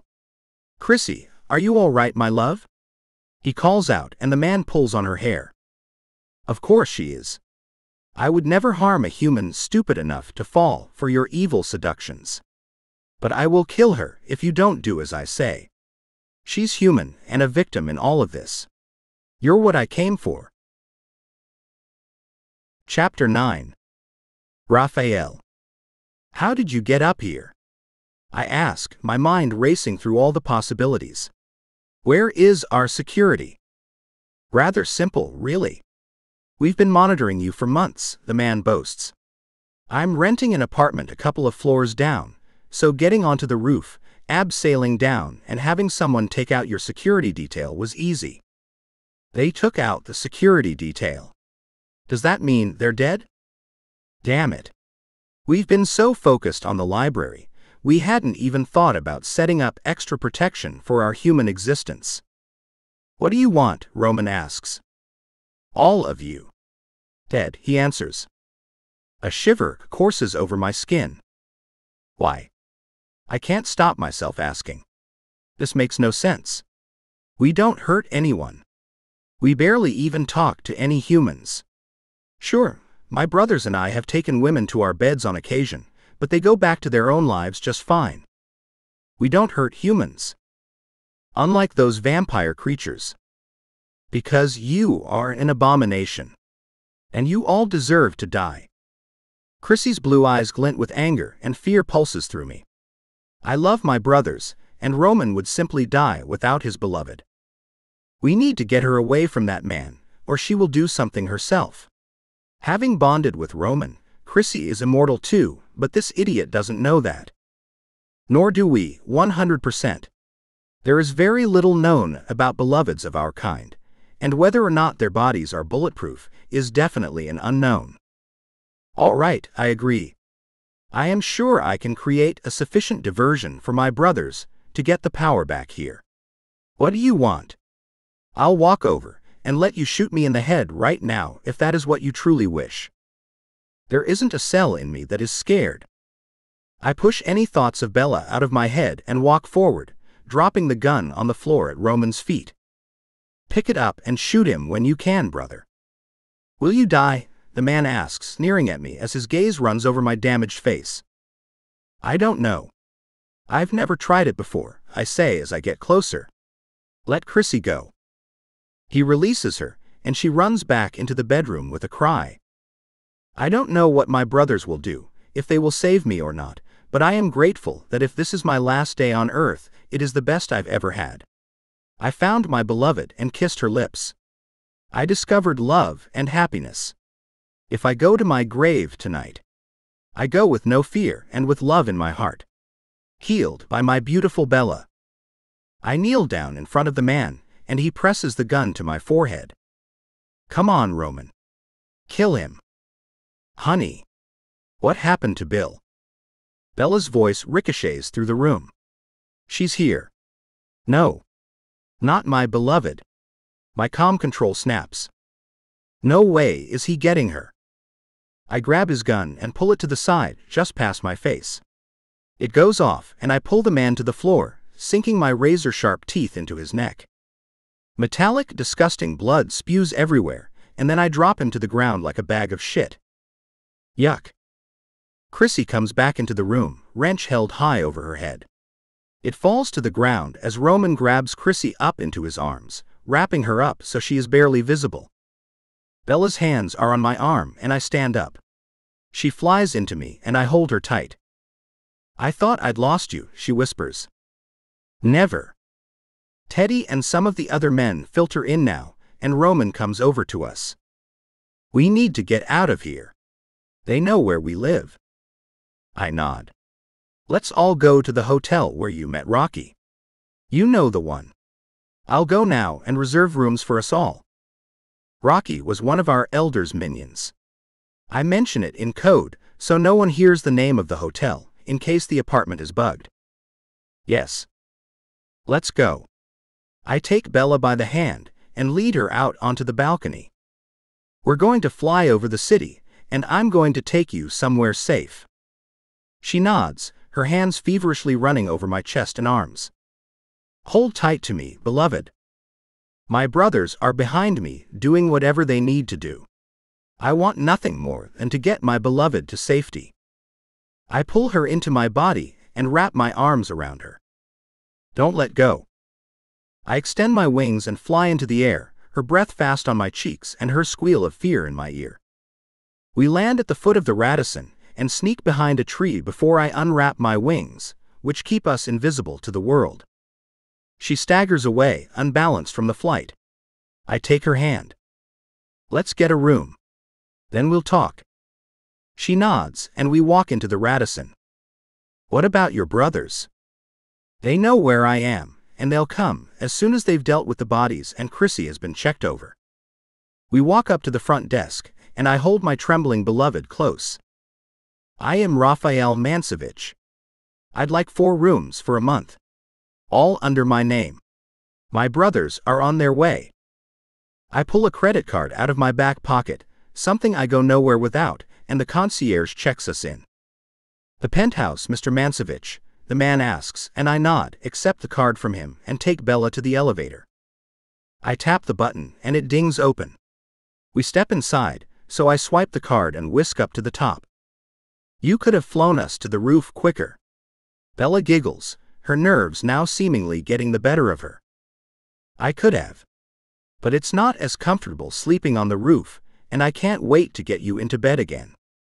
I pull her close, and she snuggles into me, sighing with contentment. Rafe, hang on, we're almost there. I want the safety and quiet of our room to discuss what she needs to talk about. There are many plans that will need to be put into place now. These Gargoyle haters need to be stopped. The elevator dings open, and we step out, slide the card over the electronic plate, and step into the biggest apartment the Radisson has to offer. Come on, beautiful.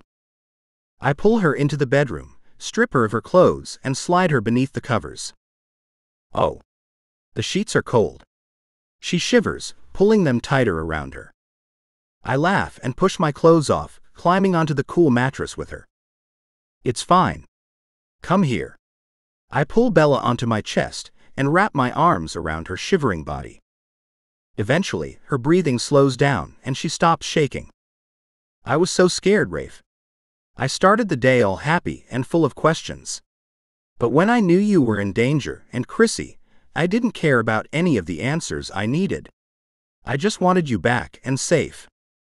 Her voice trembles with her words, and I wish I could wipe the fear away. I know, my beautiful beloved. You really are perfect for me. And she is. Smart, sassy, and super sweet. I will still answer all your questions, but please don't be scared. We are linked, destined to be. I will love you, take care of you, and worship you. And never leave me, she asks, her voice strangely thick with emotion. Is that what you're afraid of? She nods her head against my chest, and I stroke her long hair. Till death do us part, I joke. And for us, that could be 1,000 years from now, so I hope you don't get sick of me anytime soon. How could I get sick of you when, within 24 hours of knowing you, my whole world has been turned upside down? You certainly know how to keep life interesting. I chuckle and she looks up, her eyes filled with tears. Seriously though, those men need to be stopped. What happened tonight can't happen again, Raphael. It was terrible. I nod. I totally agree. And when Roman and my brothers arrive, we will have to think up a strategy to deal with them. Roman has been doing all he can since that first attack, but there's obviously some holes in his planning. Well, they didn't attack you in gargoyle form this time. So obviously the library is safer now. It's such a shame you can't change location. It would be so much easier to hide you if we could move you. I sigh and lie back against the pillows. I know. I wish we could. The library has been much safer with the increased levels of security. But they know who we are now, and they obviously watch us. They knew where we lived. They knew about Chrissy.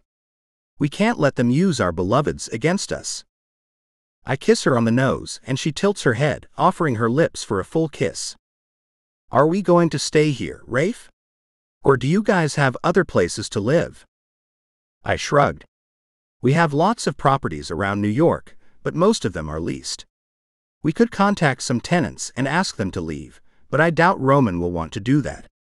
No, I think the safest thing will be to stay here for a while, then perhaps build new apartments with extra security, or buy new ones and fit them out with all the latest tech. We need to keep you and Chrissy safe. And those men. What are you going to do about them? We need to find them and stop them.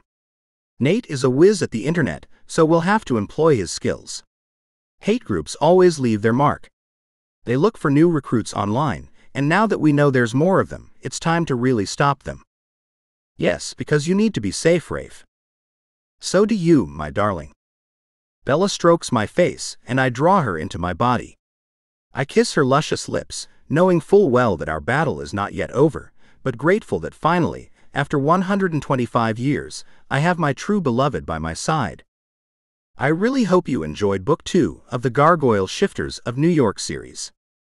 Book 3 Sleeping Stone is up for sale now. Or read on for a sneak peek into Chapter 1. Chapter 1. Nathaniel. Our month of living at the Radisson was coming to an end, and yet I still had no idea who our enemy was. It was frustrating enough not understanding why the gargoyle shifters were being hunted and systematically killed, but not knowing who was doing it made me and my brothers feel helpless and lost. I stood up and stretched my arms above my head, already dreading sunrise. I glanced at the clock on the wall. 5 a.m. I had a couple more hours before I would have to kneel down on the New York City Public Library roof and become a stone statue for all the passers-by to see. If they happened to look up from their busy scurrying lives, that is. We'd been this way for over 125 years, and I was beginning to feel the effects of my age. I didn't tell my brothers, of course, that my muscles ached when we awoke every evening with the setting of the sun. I didn't tell Roman or Raphael how jealous I was that they had both found their beloved. How could I? They were too busy being happy to notice that Gabe and I were still without our lovers. And the lack of a beloved was really starting to take its toll. Physically and mentally. I was tired, and hope was beginning to dwindle. Not that Gabe and I didn't have women in our beds. Quite the opposite. I had two in my bed right now, sleeping off our night together. Speaking of which, I wrote the two women a quick note, thanking them for their time, and signed it. Best wishes, Nate. Best wishes probably sounded callous and impersonal, but they meant nothing to me beyond the good time we'd shared the past few hours. I had no wish to see either of them again. Though, at the rate I was going through the women in this city, I wasn't sure there'd be that many eligible women left for me to bed. The moans and thumping from the room next door had finally ceased. Roman and Chrissy, his sweet Cinderella. He'd saved her from an abusive boyfriend and a menial life, and in doing so, found his beloved and true happiness. I grabbed a glass of water from the fridge and chugged it back. My hand was trembling a little now, betraying my fear of the coming sunrise. I fucking hated the curse of our gargoyle shifter genes nowadays. For a century, I'd considered our way of life a gift. A stone monster by day, watching over the growing city of New York. A man by night, able to eat and drink and fuck our way through the blessed hours of darkness just like any other human. Except a whole lot stronger and better looking, of course. But we had an enemy now. Men who wanted us dead. They'd already killed so many of our brethren.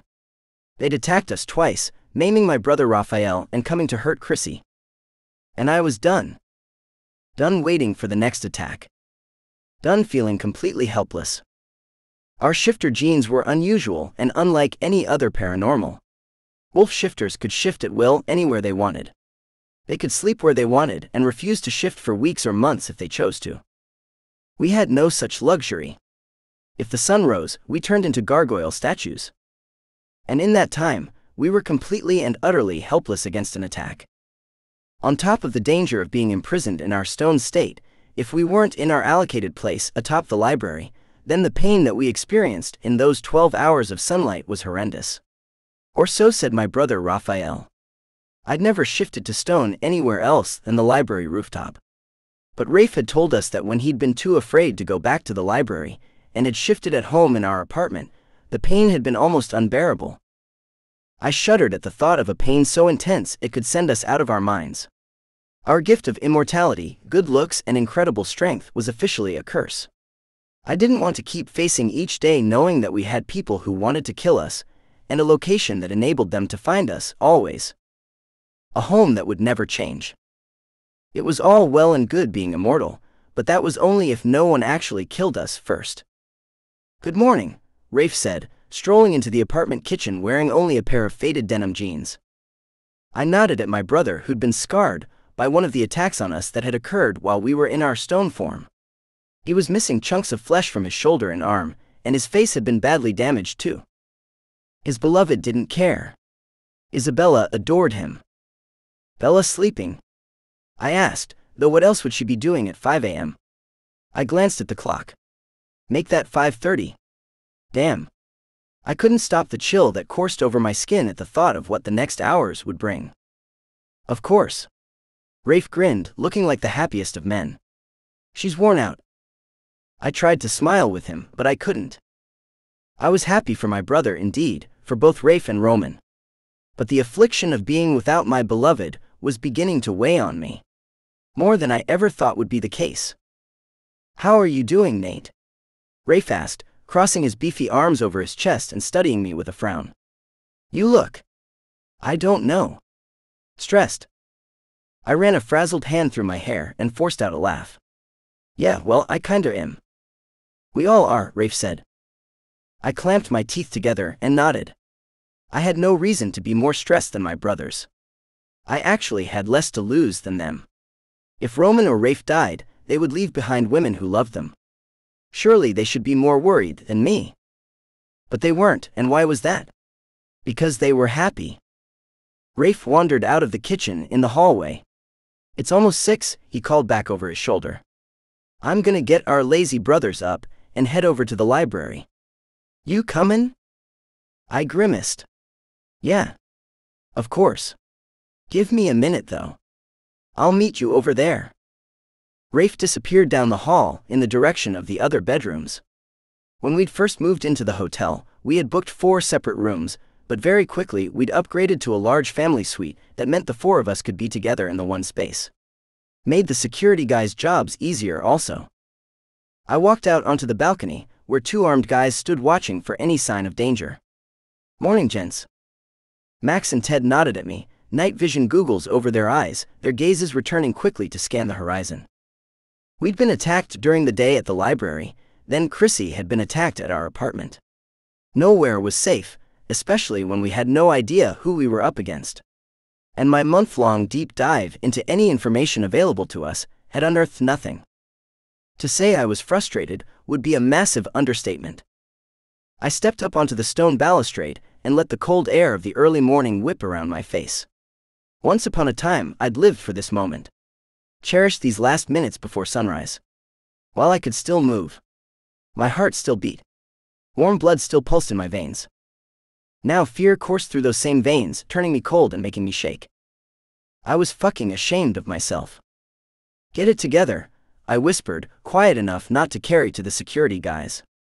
If today was my day to die, then so be it. No point living a life if all it contained was fear. "Hey, Nate."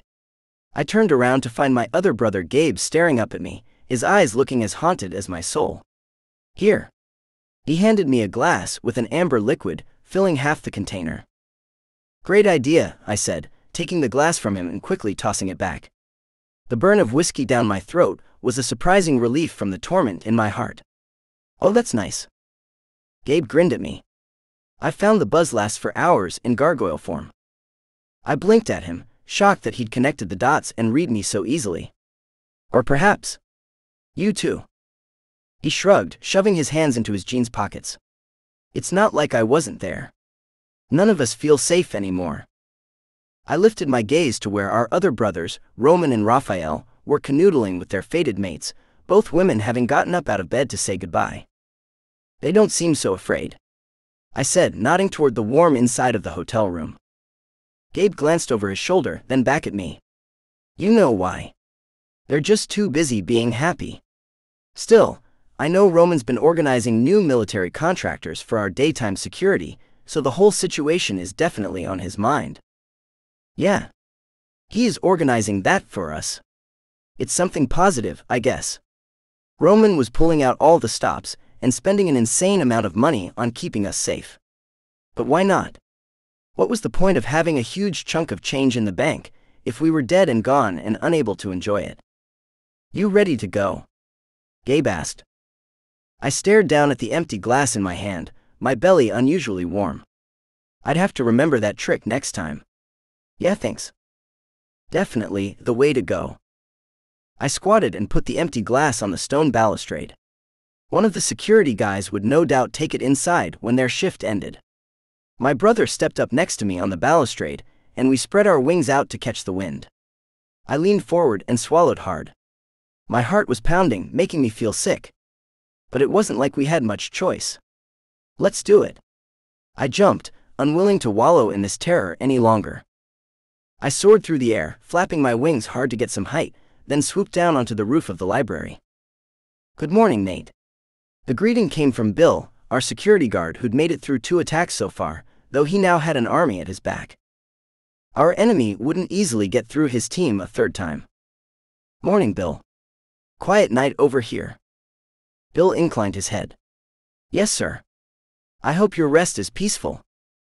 I smiled at him as well as I could, given the unease that sat in my gut, then walked across to my spot, on the right of Roman, who stood sentinel at the front of the library, once in stone form. The sunrise was imminent.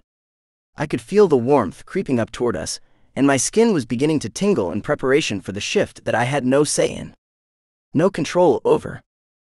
I pushed down my tormented thoughts and stepped onto the stone pad designed just for me. Or was I designed for it? I'd never actually thought about it that way, until this moment.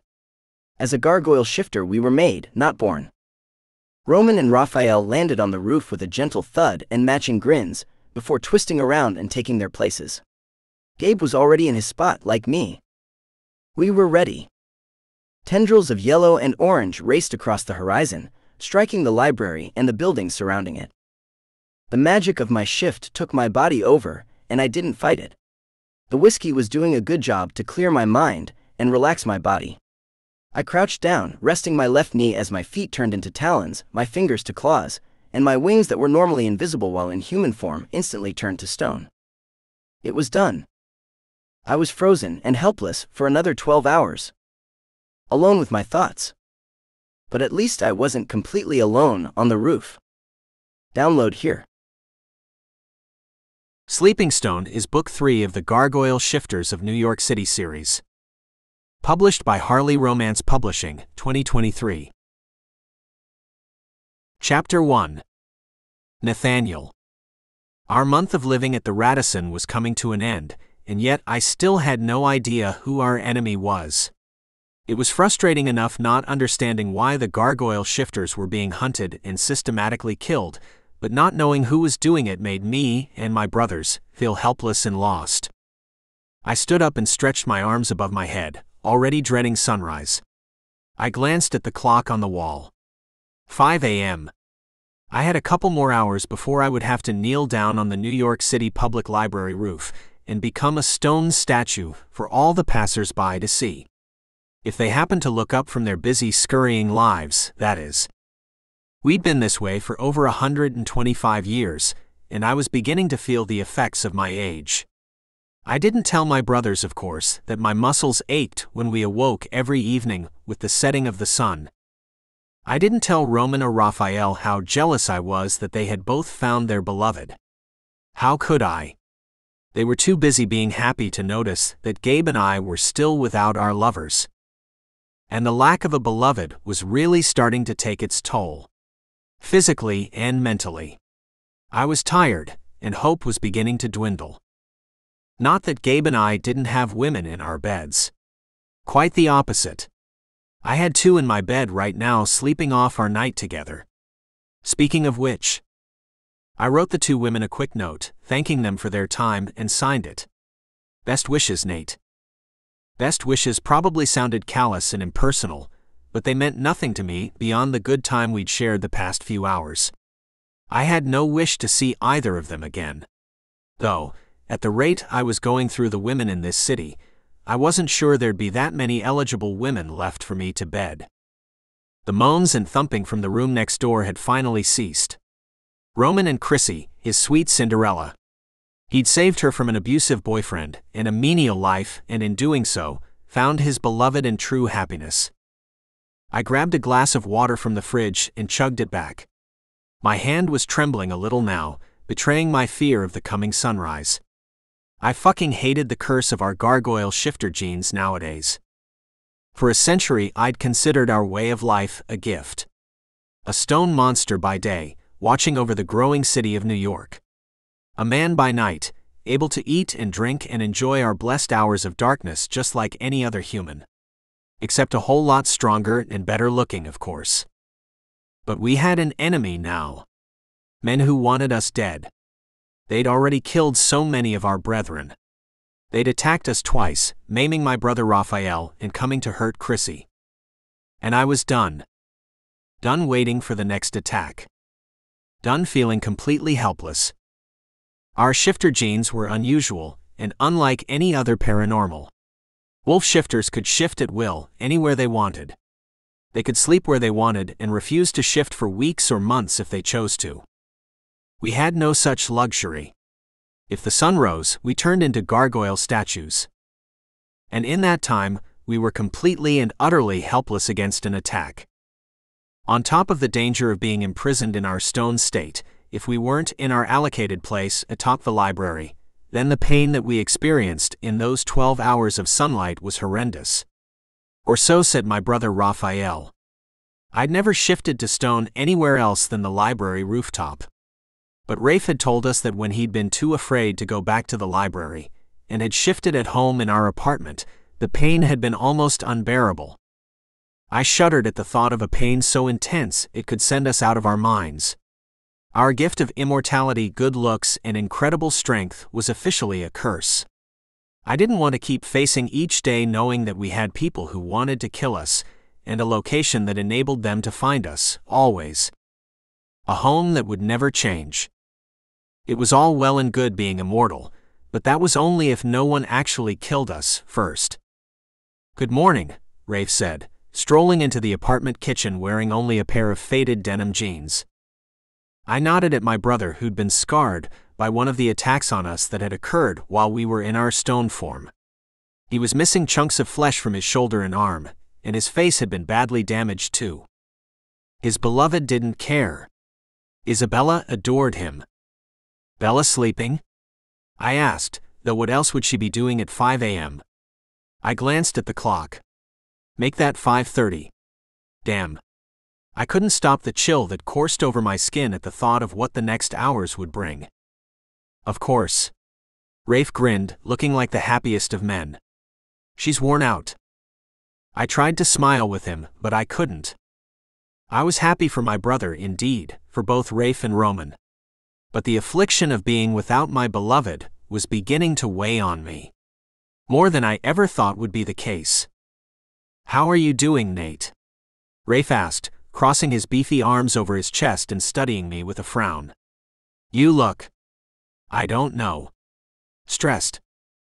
I ran a frazzled hand through my hair and forced out a laugh. "Yeah, well, I kinda am." "We all are," Rafe said. I clamped my teeth together and nodded. I had no reason to be more stressed than my brothers. I actually had less to lose than them. If Roman or Rafe died, they would leave behind women who loved them. Surely they should be more worried than me. But they weren't, and why was that? Because they were happy. Rafe wandered out of the kitchen in the hallway. "It's almost 6, he called back over his shoulder. "I'm gonna get our lazy brothers up and head over to the library. You comin'?" I grimaced. "Yeah. Of course. Give me a minute though. I'll meet you over there." Rafe disappeared down the hall in the direction of the other bedrooms. When we'd first moved into the hotel, we had booked 4 separate rooms, but very quickly we'd upgraded to a large family suite that meant the 4 of us could be together in the one space. Made the security guys' jobs easier also. I walked out onto the balcony, where 2 armed guys stood watching for any sign of danger. "Morning, gents." Max and Ted nodded at me, night vision googles over their eyes, their gazes returning quickly to scan the horizon. We'd been attacked during the day at the library, then Chrissy had been attacked at our apartment. Nowhere was safe, especially when we had no idea who we were up against. And my month-long deep dive into any information available to us had unearthed nothing. To say I was frustrated would be a massive understatement. I stepped up onto the stone balustrade and let the cold air of the early morning whip around my face. Once upon a time, I'd lived for this moment. Cherished these last minutes before sunrise. While I could still move. My heart still beat. Warm blood still pulsed in my veins. Now fear coursed through those same veins, turning me cold and making me shake. I was ashamed of myself. "Get it together," I whispered, quiet enough not to carry to the security guys. If today was my day to die, then so be it. No point living a life if all it contained was fear. "Hey, Nate." I turned around to find my other brother Gabe staring up at me, his eyes looking as haunted as my soul. "Here." He handed me a glass with an amber liquid, filling half the container. "Great idea," I said, taking the glass from him and quickly tossing it back. The burn of whiskey down my throat was a surprising relief from the torment in my heart. "Oh, that's nice." Gabe grinned at me. I found the buzz lasts for hours in gargoyle form.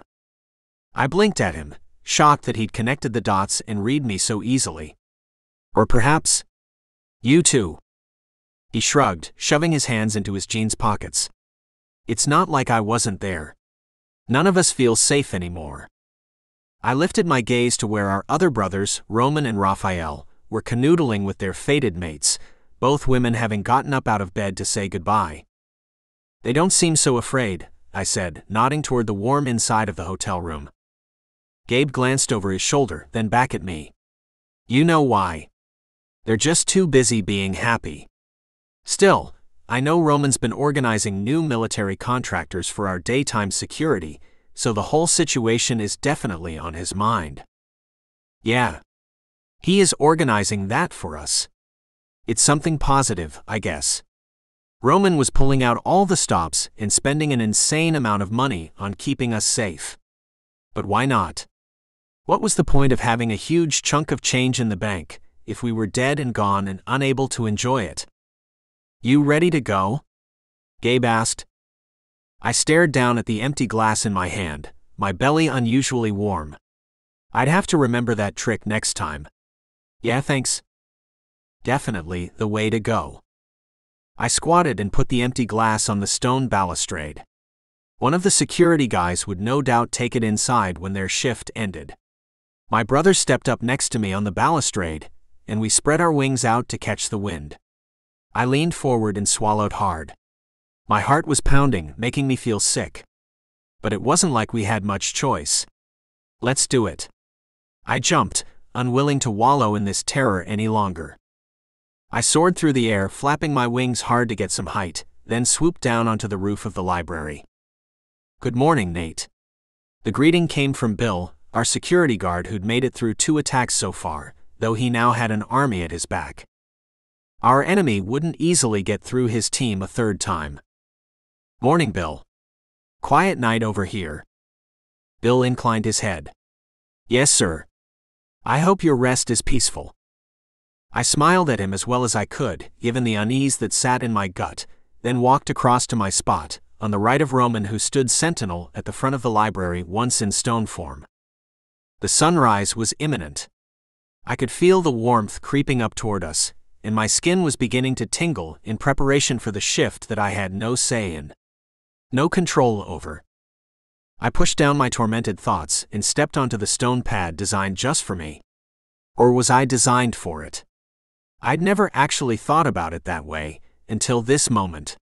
As a gargoyle shifter we were made, not born. Roman and Raphael landed on the roof with a gentle thud and matching grins, before twisting around and taking their places. Gabe was already in his spot, like me. We were ready. Tendrils of yellow and orange raced across the horizon, striking the library and the buildings surrounding it. The magic of my shift took my body over, and I didn't fight it. The whiskey was doing a good job to clear my mind and relax my body.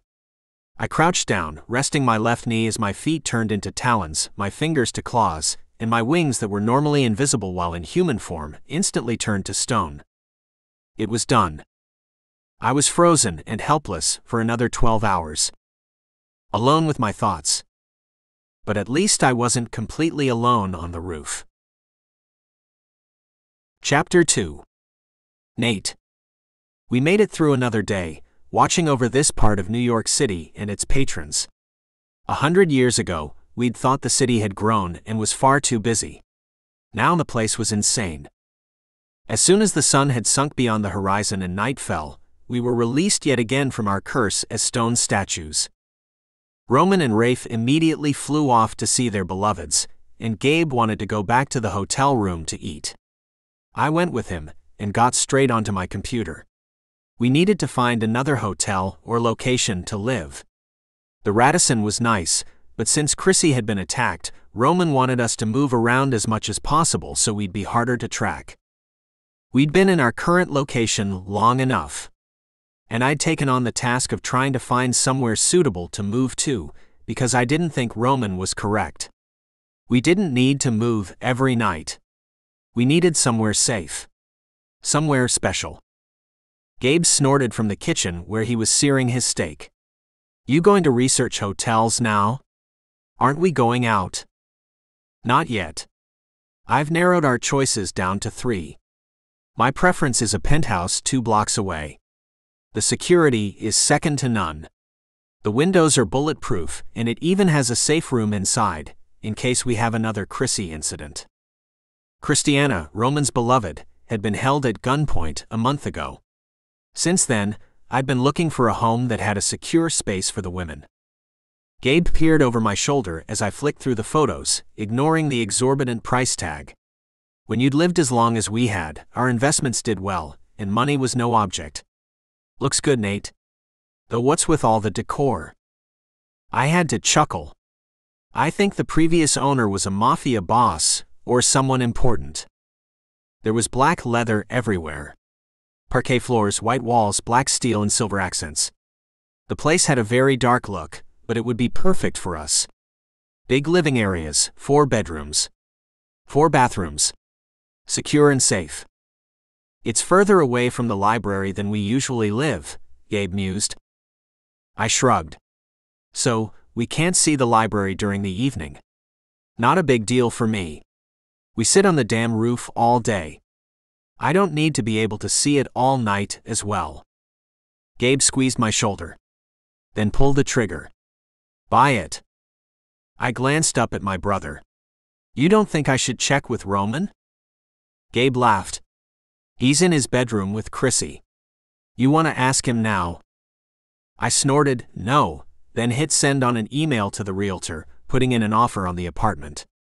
I made it clear that we were offering over the asking price, because we wanted to close as swiftly as possible. Then I began shuffling money around so that we would be able to settle this week, assuming of course that our offer was accepted. I jumped to my feet once the banking transfers were done and moved to the kitchen. Okay. I need to eat, then let's go out. Now that I'd put in the offer to secure us a new home, I was feeling lighter somehow. One less thing to worry about. The fridge was full of fresh steaks. I pulled out 2 to briefly sear before serving them up. Gabe put his plate in the dishwasher and turned to go. Okay. I'm off to get ready. Normal place? I asked, loving the taste of the steak on my tongue. Chaos? Of course. He strode toward the hallway. Where else would we go? There was an edge of bitterness in Gabe's voice as he disappeared from sight, no doubt going for a shower and shave before heading out to our favorite nightclub, where the women were easy and drinks were expensive. We'd been there most nights for years probably. It was hard to keep track of time when you were immortal. Every day was the same. But tonight was the first time I realized Gabe must be experiencing the same tug of loneliness that I'd begun to feel. I got dressed, a strange awareness of my wings flowing over me. I wanted to fly, but why? I tried to shake off the feeling, but by the time I was ready and walking out to meet Gabe, I'd already changed my mind about tonight's plans. Gabe sauntered over to the elevator, tugging at his collar. I called out to him. How about I catch up with you in an hour or so? He frowned as he pushed the button to call the elevator. Yes, sure. You all right? I nodded. Yeah. Just need to do something first. My desire to fly tonight wasn't simply a want now. I was vibrating with the desire to stretch out my wings and soar through the air. Why? I couldn't quite put my finger on the reason. But I had to feel the freedom that only came with being warm flesh and blood. Not stone. I wasn't just a normal human. I wanted to feel my heart beat, my body move, and my wings catch the wind drafts as I flew through the air. It was the best antidote to any melancholy remaining in my veins. I launched into the sky and followed my instincts on where I wanted to go. Over the city, and enjoying the lights, then spiraling down to hear the pounding music of a nearby club ringing in my ears. This was exactly what I needed. Then suddenly I was being dragged down. Down. Down. Down. I managed to land on my feet, my heart racing. What was that? A force I'd never felt nor experienced before tugged me forward. Leading me to a destiny I could feel was as inevitable as the sun setting in the evening. Oh God, is this what the call of the beloved feels like? No, it's not possible. But I couldn't stop moving even if I tried. And I didn't want to try. The pull was too intense. I was drawn into a large hotel lobby filled with people. I glanced around, not seeing anyone looking my way. Why had I been dragged here? There were guests mingling and talking, photographers and reporters snapping shots and interviewing people. Everyone seemed happy. Excited. The sensation was infectious, and my mood lightened. What's going on?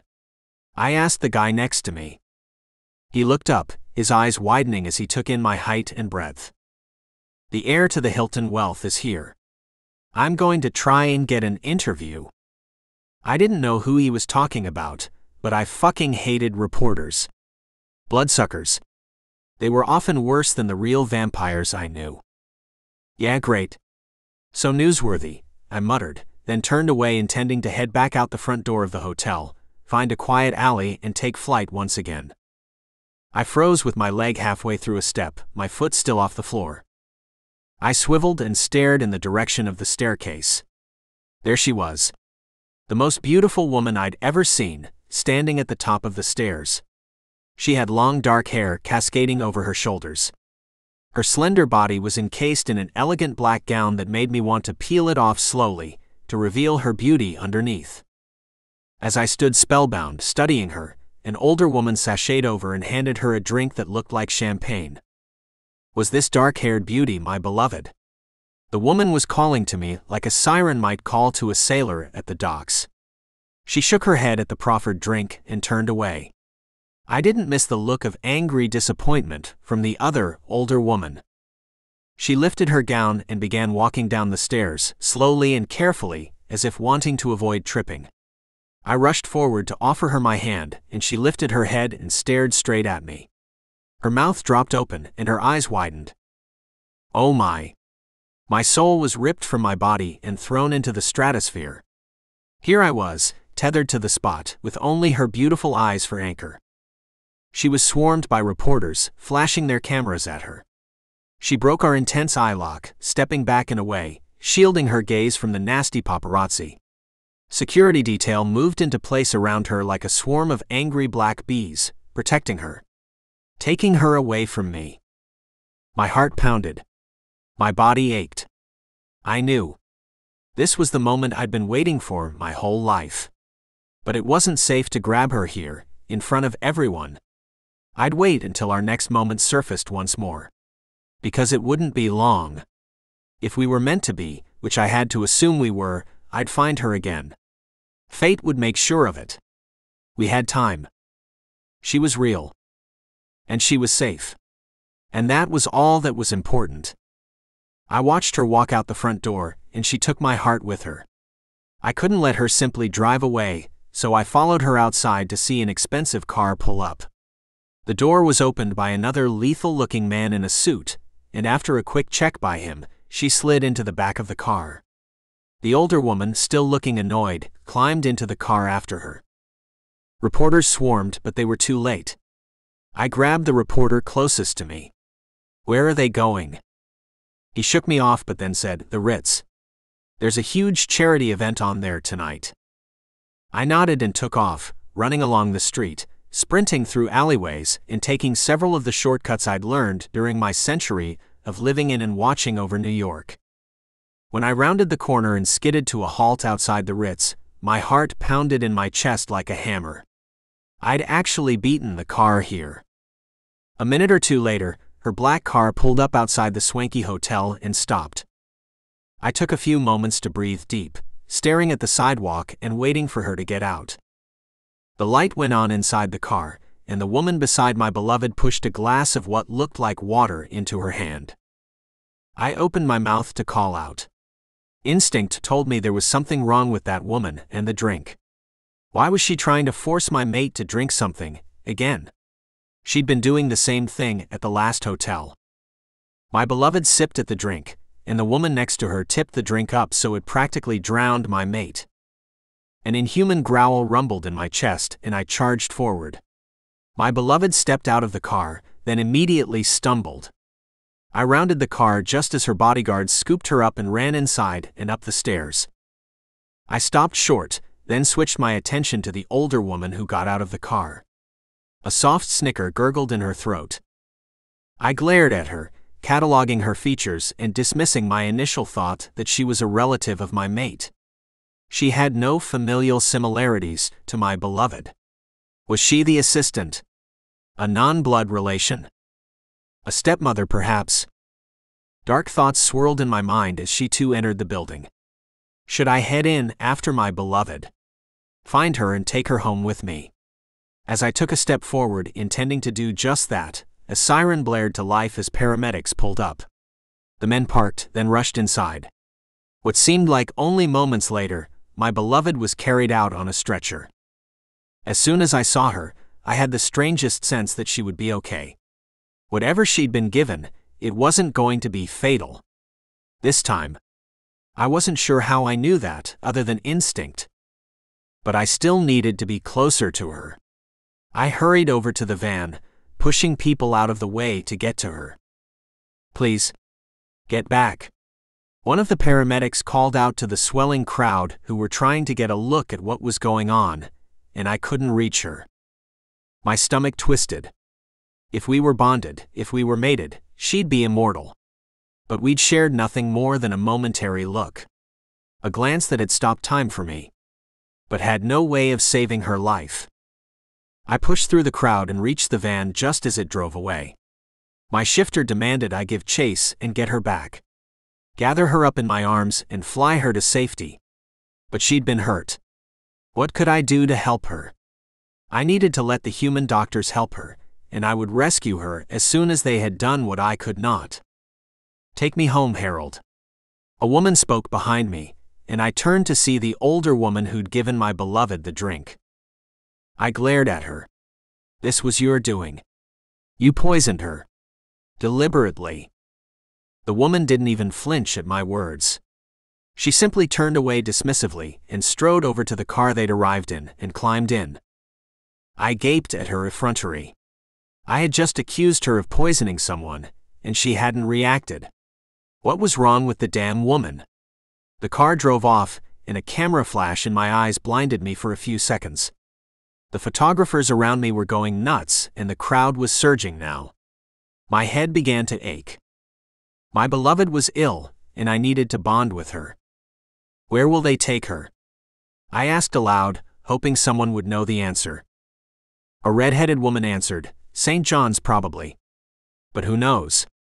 With her money she could stay at home forever and have as many doctors as she wanted come to her. Her money. Who was my beloved? I stared in the direction she'd been taken, misery kicking me hard. I needed to find her, and I needed to bring her home. But first, I needed to find out exactly who she was. Chapter 3. Nate. I ran all the way back to the Radisson and headed straight up to our suite. Hey, Rafe called out, wearing only a pair of jeans in the kitchen and making a couple of drinks, probably for him and Bella. I couldn't contain my excitement and shock. I found my beloved. Rafe knocked over the drink he was making and cursed. Fuck. He mopped up the spill and got a fresh glass. You what? Where? How? I hurried over to my computer. I don't know. I just got pulled into her orbit. Completely out of my control. Maybe this is the year for all of us to find our fated mates. All I know is I found her. And she's the most beautiful person I've ever seen in my life. I opened my laptop, logged in, and immediately got to work researching the woman I'd just met, doing a search based on the scraps of information I'd gleaned from the reporters. I remember that feeling, Rafe said. But where is she, and why didn't you drag her back here to bond with her immediately? I clicked on the images that came up on my screen. I now had a name to go with her beautiful face. Rose Hilton. I sighed. Her name was as perfect as she was. Hey. Rafe huffed, knocking me in the shoulder with his fist. Why isn't she here with you now? I groaned and turned the screen toward him. Because this is her. She's from an old, very rich family. So? Rafe said with a shrug. She's going to be immortal, and living with us soon. As if she'll need to worry about money. I nodded, then gaped at him as the words penetrated and my brain put together the problems we'd soon face. Oh my God. She's high profile, not like Chrissy or Bella. How are we going to? Oh, never mind, we'll cross that bridge when we get to it. There were laws about exposing our paranormal abilities to humans. We had to protect ourselves and our brethren. Roman and Rafe's fated mates were women that no one would miss. People would be less likely to notice that they lived forever. My beloved would be different. Photographers and all those people constantly gathered around her would notice when she didn't age. That she was different to them. I shook myself. Rafe knocked my shoulder again. Where is she? I didn't like the answer, but I had to say it. She's in hospital. I think one of her staff or a family member poisoned her. I was almost certain that the older woman in the car had put something in her drink. I just wasn't sure how I knew. Rafe's brows rose. Then why aren't you by her side? What if she dies before you bond with her? I shook my head. I don't think she'll be there for long. There's a connection between us already. As soon as she's well enough to leave the hospital, I'm going to fetch her back.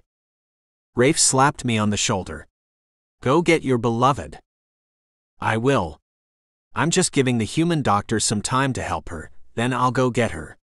And there's the little matter of having to work out where she's been taken. I couldn't wait until she was discharged. I would simply locate the hospital and go get her there. If I could bond with her and help her to become immortal, then it wouldn't matter what that older woman slipped in my beloved's drink. She'd be safe. Where do you think she is? Rafe asked me. One of the paparazzi gave me some hints, but I called the hospital she mentioned on my way home, and they said she wasn't there. I'm going to hack into her company's emails and see if I can find anything. I was the computer whiz in our family, and though I wasn't as proficient as some, I was sure I could find out where they'd taken my beloved. You're not worried about the fact she's in hospital? Rafe asked. I was worried, for many reasons. But she'd been poisoned. The safest place for her was a human hospital. They knew her physiology much better than me. My breath caught in my throat before I swallowed it down and shook off a sudden feeling of unease. Fate wouldn't have put her in my path if she was going to die. I'll find her, rescue her, and bring her home. Okay, brother. I look forward to meeting her, Rafe said, then took his drinks and went off to join his beloved in bed once more. I got back on my computer, digging into medical files that I shouldn't be looking at, and hacking into servers I shouldn't be able to access. After several minutes, I sat back. Gotcha. She wasn't at St. John's after all. She was at a private, super-exclusive hospital, only a few blocks from the Radisson. I headed onto the balcony, stretched out my wings, and flew the few blocks to the hospital. There were no guards on the roof, which wasn't a reassuring thing. I opened the large silver door that led down into the stairwell and jogged down the steps. It was the middle of the night, around 1 a.m., but there were staff everywhere. In the halls, in the foyer. Doctors, nurses, too many people. I didn't want to draw attention to myself, so I didn't ask why there were so many professionals buzzing around the hospital rooms. Instead, I walked along the main corridor as though I deserved to be there, and my designer clothes and moneyed aura certainly didn't give anyone reason to doubt me. How is she doing? A woman spoke nearby, and I recognized the voice. The woman from the car. My ears picked up on the inauthentic tears in her tone. She's holding her own but still hasn't woken. We're running tests, but we haven't yet got the results back. I turned slowly to see the woman who'd poisoned my beloved standing with a doctor, a tissue in her hand and her fingers pressed to her lips. Rage pulsed through me, so I turned away, not wanting to make a scene or have them throw me out. I could fight practically anyone, and bullets didn't do much to me in human form, but the last thing I needed was the police capturing me before sunrise. I would be no good to my beloved if that happened. I waited until I heard the doctor and the other woman move away, then strode to the hospital door they'd just exited. Fate seemed to be on my side, and the room was empty, bar the woman asleep in the bed. I knew I didn't have a lot of time. I rushed over to her, staring down at her pale face. Oh my God, you're so beautiful. I didn't bother glancing at her chart or her monitors. Even after being alive more than 100 years, I knew little about human anatomy bar the obvious. And I knew even less about medicine. What I did know was something the doctors didn't seem to realize. That my beloved had been poisoned by the woman hanging around outside this room. If I told them, would she admit it? Would that help my beloved get better quicker?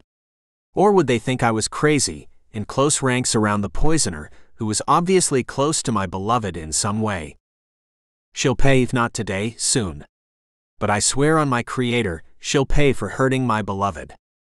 There were footsteps in the hallway, and I rushed to lock the door and pull the curtain so no one could access the room or see in. Someone tried the lock, then the yelling began.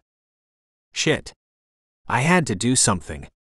There was a large window beside the bed, stretching across the wall and giving an amazing view of New York. I could open it, jump out and fly away. Should I take her with me? Was she still in danger from that woman? Or would taking her put her health at risk? At least here, she was under the care of medical personnel who would know what to do to help her. I debated silently while the yelling outside the door intensified. And in the end, I reluctantly decided she'd be better off here. At least until we could mate and cement the bond between us. Then she'd be fully protected by becoming immortal. But until then, I needed another moment with my beloved. I brushed my fingers over her face, sweeping her dark hair off her forehead. I don't want to leave you, but... They were banging on the door now. Soon, no doubt, security would be here, and they'd break it open. Damn, I had to leave. I want to kiss you, I whispered, knowing I couldn't. Not while she slept. I want to tell you who I am, and who you are to me. Please wake up. She didn't move. And kissing an unconscious woman who would believe me a stranger was so wrong. Even I, in my heart-pounding, elated state, knew that. I lifted her hand and pressed my lips to her knuckles, her skin cool to the touch. I closed my eyes for a moment, sending up a prayer for her to get better, then I stood straight once more. I was reluctant to release her at all, but I placed her hand back on the bed and took a step back. Her eyes fluttered open and she rolled her head to the side to stare at me. Who are you? The words made me jump. I continued to stare at her as she blinked and gulped. Where am I? Why is my mouth so dry? The banging on the door and the yelling was even louder now. I had to go. You're in the hospital. That woman in the car with you, the older one, she poisoned you. My beloved gasped, then whispered the word, no. I nodded. I saw her, but no one else knows. I will find you again, all right? But please be mindful of her until I can get to see you again. Who are you? She tried to sit up, but I waved her back down. No. Don't get up. You need to rest and recover. I rushed to open the window and push out the security mesh using my shifter strength. Wait. Who are you? She asked the question again, just as the door burst open. I smiled at her, putting all of my hope and wonder of our bond into my eyes as I answered, I'm Nathaniel. Then I dove out the window, shifting mid-fall and flying through the city streets under the cover of darkness. Roman would not be impressed that I'd almost been discovered, but I didn't care. My brother could say whatever he wanted, and it would not destroy this night for me. I'd officially met my beloved. And she was awake. Chapter 4. Rose. The doctors and nurses rushed for me, and my security guys ran for the window, hanging out of the open space as though they were considering following that intriguing man. Did you see that? I asked the nurse who'd come around to check my pulse. Did a man really just jump out the window? Is he okay? The nurse didn't answer, sliding her gaze to the doctor standing on the other side of my bed. We're happy to see you awake, Ms. Hilton. The doctor checked the computers that were beeping away. Call me Rose, I told him, hating the fact that he was already treating me differently. Like everyone always did as soon as they found out who I was. All right. He turned to look at me this time. How are you feeling, Rose? I swallowed hard, my throat sore and my head fuzzy. Thirsty and a little confused. My stepmother, Tanya, burst into the room then, her mouth gaping open when she met my gaze. You're awake. She looked as confused as I felt, but she was also surprised. Shocked even. Was that because she hadn't expected me to wake up? Yes, I whispered, Nathaniel's words coming back to me. The woman poisoned you. Had she? I could barely believe such a thing. And yet, her expression didn't lie. Tanya narrowed her eyes at me, assessing me as she often did. I lay my head back and closed my eyes, feigning weakness. I don't feel very well. Everyone out. The nurse beside me spoke up, her bossy tone reminding me of my school teachers. Security, you guys too. We need a moment with our patient. After a few moments, I heard the door shut and the curtains pulled closed. My eyes popped open, and I checked who was still in the room. They'd managed to get Tanya to leave, thank God. What happened to me? I asked the doctor, who was alternately shining a light in my eyes and reading my chart. We're not sure yet, Rose. We're still waiting on your blood test results. I glanced at the nurse, who was smiling down at me with a pity I didn't understand. I got straight to the point, because beating around the bush wasn't my strong suit. Was I poisoned? The doctor glanced toward the door, then back at me. I sat up, feeling better than I probably should have. That man who just jumped out the window, figment of my imagination or not, told me he saw my stepmother poison me. The nurse gasped. No. Surely not. She's been so worried about you. I forced out a laugh. She's never worried about me. She might pretend to be, but she's the reason I went to boarding school. She's the reason my father never wanted me home for Christmas. She's the reason. I stopped short. That woman is the reason my father is dead. I couldn't exactly say that out loud. Not without proof. I took a deep breath and exhaled slowly. I don't want to believe it's possible, but at the event tonight, she practically forced a drink down my throat. Said it would help with my nerves. I felt ill almost immediately afterward. We can run a talk screen. The doctor glanced at the nurse who nodded, then turned and walked out of the room, shutting the door again behind her. You haven't already done that? I asked, dumbfounded. What else could they think it was? No. Your stepmother assured us that you never drank or took drugs. That this was most likely something a lot more serious. We've been ruling out. No. I was sick to death of people doing whatever my stepmother wanted, and having no regard for what I might want or need. While you were running useless tests, those drugs she gave me might have been on the way to killing me. Fine. I want to be moved to another area of the hospital, where she can't get to me. Tell her she needs to go home to rest because I'm too weak to see her until tomorrow, or something like that. I snapped the words at him. Why didn't anyone ever stand up to her? He nodded. I will. Thank you, Ms. Rose. The doctor finally left, and I called my security inside. Anthony had been with me since I was young, and he was one of the only people in this whole world that I trusted. Aunt, can you stay here with me tonight? I asked the huge wall of muscle with worry lines etched into his forehead. He nodded, standing straighter. Of course. I closed my eyes, my brief adrenaline rush gone from my bloodstream, leaving only exhaustion. Don't let Tanya in. Under any circumstance. Okay. I couldn't see his nod, but I knew it was there.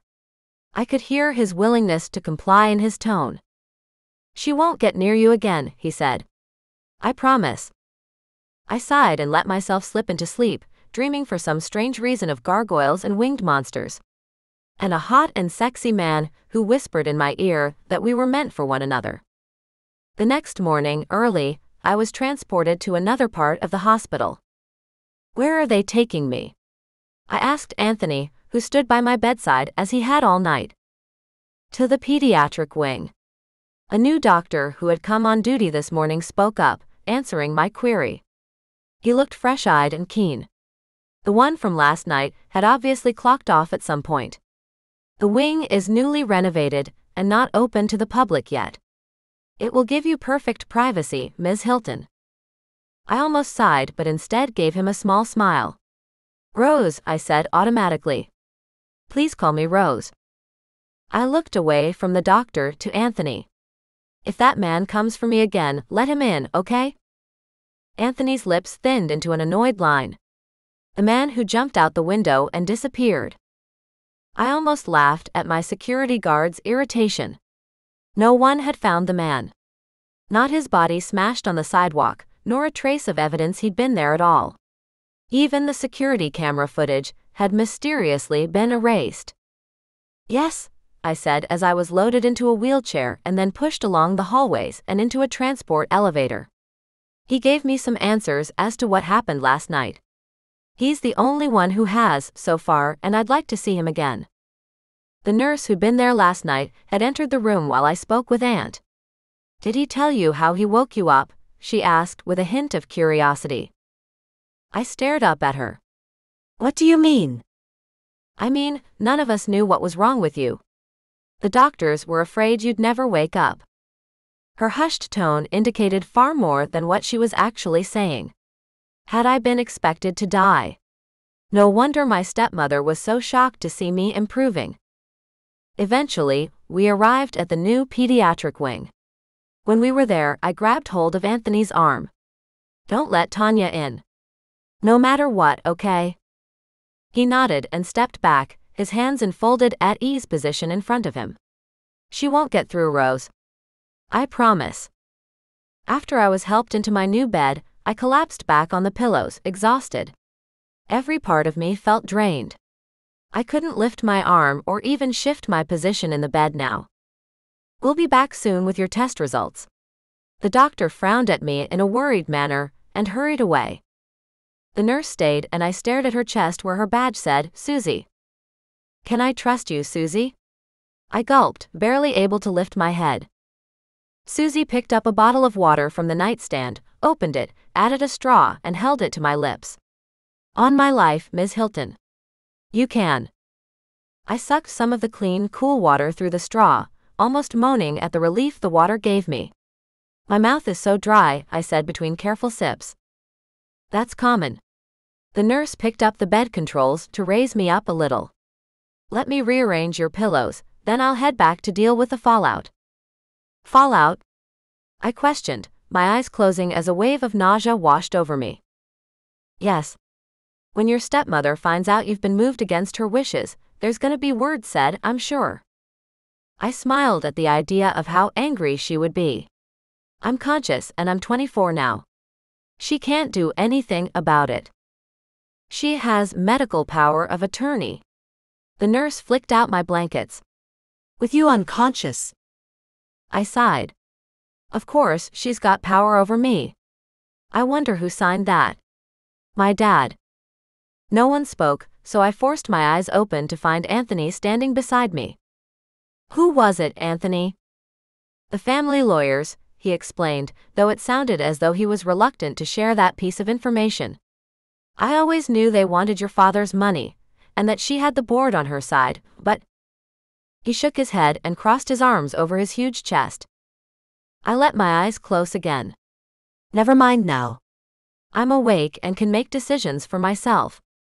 And I'll be getting out of here as quickly as I can." The nurse left, and while Anthony stood guard over me, I drifted in and out of sleep. I needed out of this life before Tanya managed to truly kill me. She stood to inherit everything once I was out of the way. The day passed by quickly enough, with different nurses bringing me food and updates. When dinner arrived, it was the doctor who delivered it. "Where's Susie or one of the other nurses?" I asked him. I could tell he wasn't used to such a menial task, but props to him that he was doing it anyway. "Susie finished her shift this morning but said that once she'd had a sleep, she'd come back to do a night shift with you this evening." I smiled in thanks, then he left. An hour or so later, the door opened and Susie walked in, her face gray. "What's wrong?" I asked. "What happened?" In between napping, I'd been seeing the shitstorm unfurl throughout the day on my phone, as the story of my collapse hit the media. Tanya had stood in front of the hospital, refusing to answer questions, but instead reading a well-rehearsed pity party speech.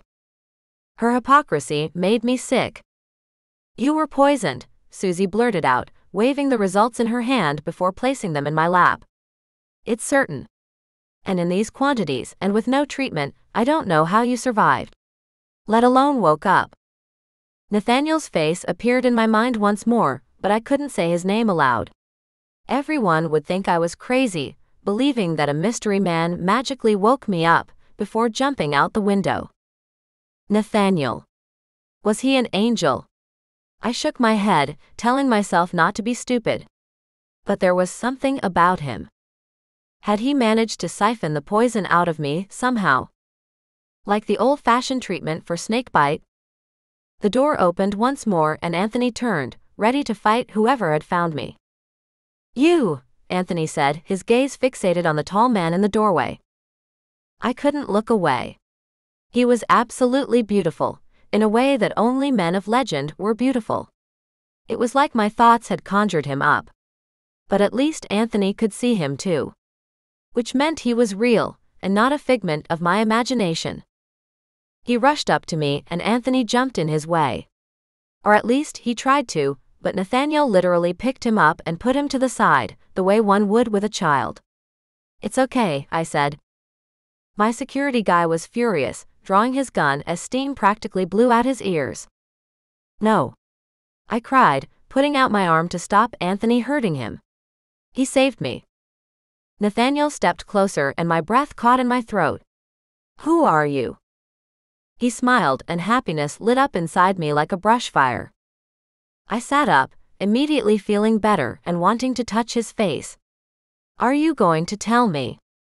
He opened his mouth as if to answer, but just then a doctor burst into the room and practically ran over to my bed. Nathaniel put his arm out and the doctor ran into it, effectively causing the doctor to be stopped across the neck area, choke, and fall to the ground. "Dr. Manelli!"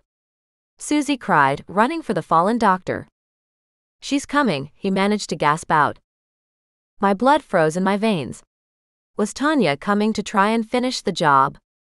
Nathaniel turned to Anthony. "Lock the door. Now."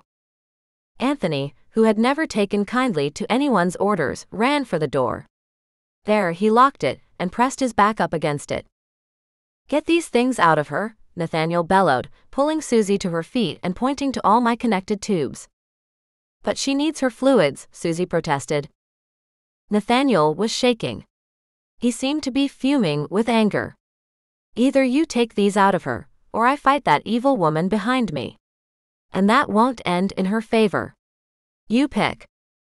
Susie quickly removed my IV lines and taped up the sore points. "There's nowhere you can take her from here," Susie protested as the banging on the door got even louder. Nathaniel threw back the sheets and scooped me up into his arms. It felt so right to be within the circle of his embrace. "Do you trust me?" he asked quietly. I shouldn't. I didn't know him from a bar of soap. And yet he smelled so familiar. Like a beautiful dream. "Yes." The truth came out of my mouth before I could stop it. "No. You can't take her anywhere," Anthony called out, not leaving his post at the door. "You nurse," Nathaniel snapped, and I rested my head on his warm chest and closed my eyes. "Her name is Susie," I managed. "Be nice." He hoisted me a little higher on his chest as he walked over to the large window. "I'm going to fly you to safety, all right? Just close your eyes and we'll be safe soon." "Fly?" Susie whispered, echoing my thoughts. What did he mean, fly? "Just open that window. Wide. Fully. Please." Nathaniel bit out every word, and a reluctant smile played on my lips. He was trying to rein in his temper, and instinct told me it was because I'd asked him to. That was sweet, in a funny sort of way. I forced my eyes open to see Susie pushing open the huge window. "There's no safety mesh. They haven't installed the bars yet either," she said, sounding nervous. "Perfect." Nathaniel stepped up to the window. I grabbed hold of his shirt and buried myself into his arms. I wasn't sure why I wasn't protesting more, but in his hold I felt the safest I'd ever felt in my life. "Are we going to die?" The beautiful man chuckled, and I felt the rumble deep in his chest beneath my cheek. "No, my beloved one, we're going to live. Trust me. I've got you." Then he jumped. Chapter 5. Rose. We were falling, the cold wind rushing past my face. I released a scream as we fell because, despite the lethargy in my body and the drugs in my veins, I was terrified. Then, somehow, we were coasting. We were flying. And then landing. Gently. I opened my eyes to find we were on a balcony, high above the city. Two men stood there, mirror images of my own security team, so I could tell immediately that's what they were. One of them nodded at our strange arrival as if it didn't faze him, and then Nathaniel carried me through a large set of doors and into a living room. "Shut the door, Bill." Another security man stood inside the room. He coughed gently and didn't move. "Please," Nathaniel grated out before sitting down on the couch with me in his lap. The man, presumably Bill, wandered over and shut the doors behind us. Adrenaline was now zinging along my veins, but I still had to laugh. "Please?" Oh, Bill. I think we're going to be good friends. I wasn't sure how I knew. Bill wore a suit and his wrinkles showed his age. He walked over to me and inclined his head. Lovely to meet you, miss. I'm Rose, I managed, then began to squirm. I was still in my hospital gown that was threatening to fall off at any moment, and I had no underwear on beneath. I need to get some proper clothes on. If Nathaniel would carry you this way, I believe you will find something to your liking.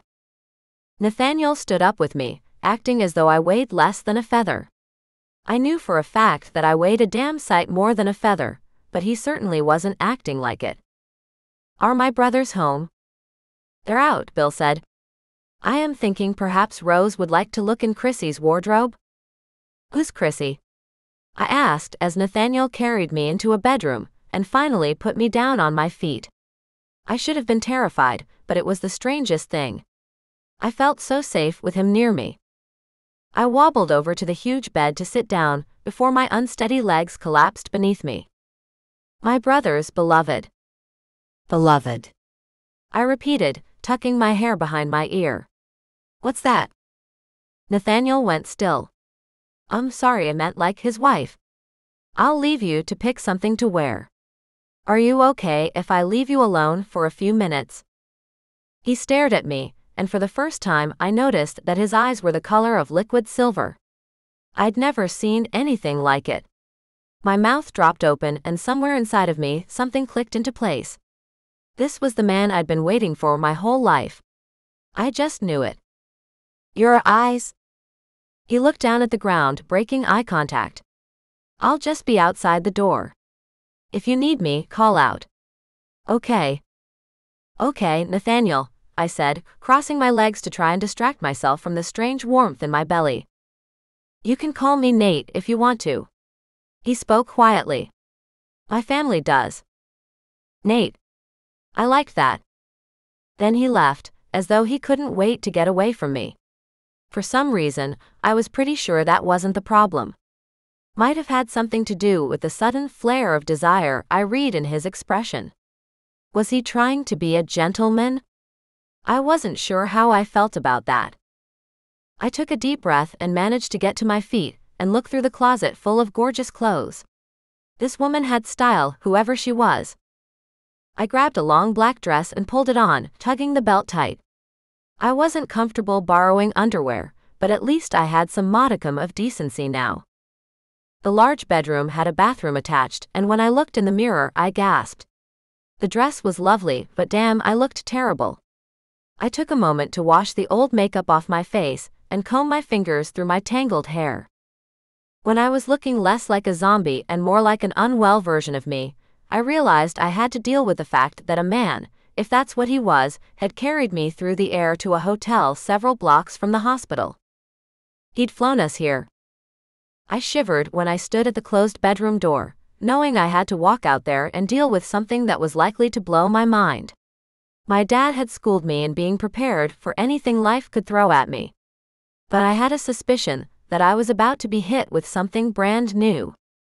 I just wasn't quite sure what. The door opened suddenly as if he'd felt me there and knew I was ready, and I gasped at the sight of the gorgeous man on the other side of the door. Hi.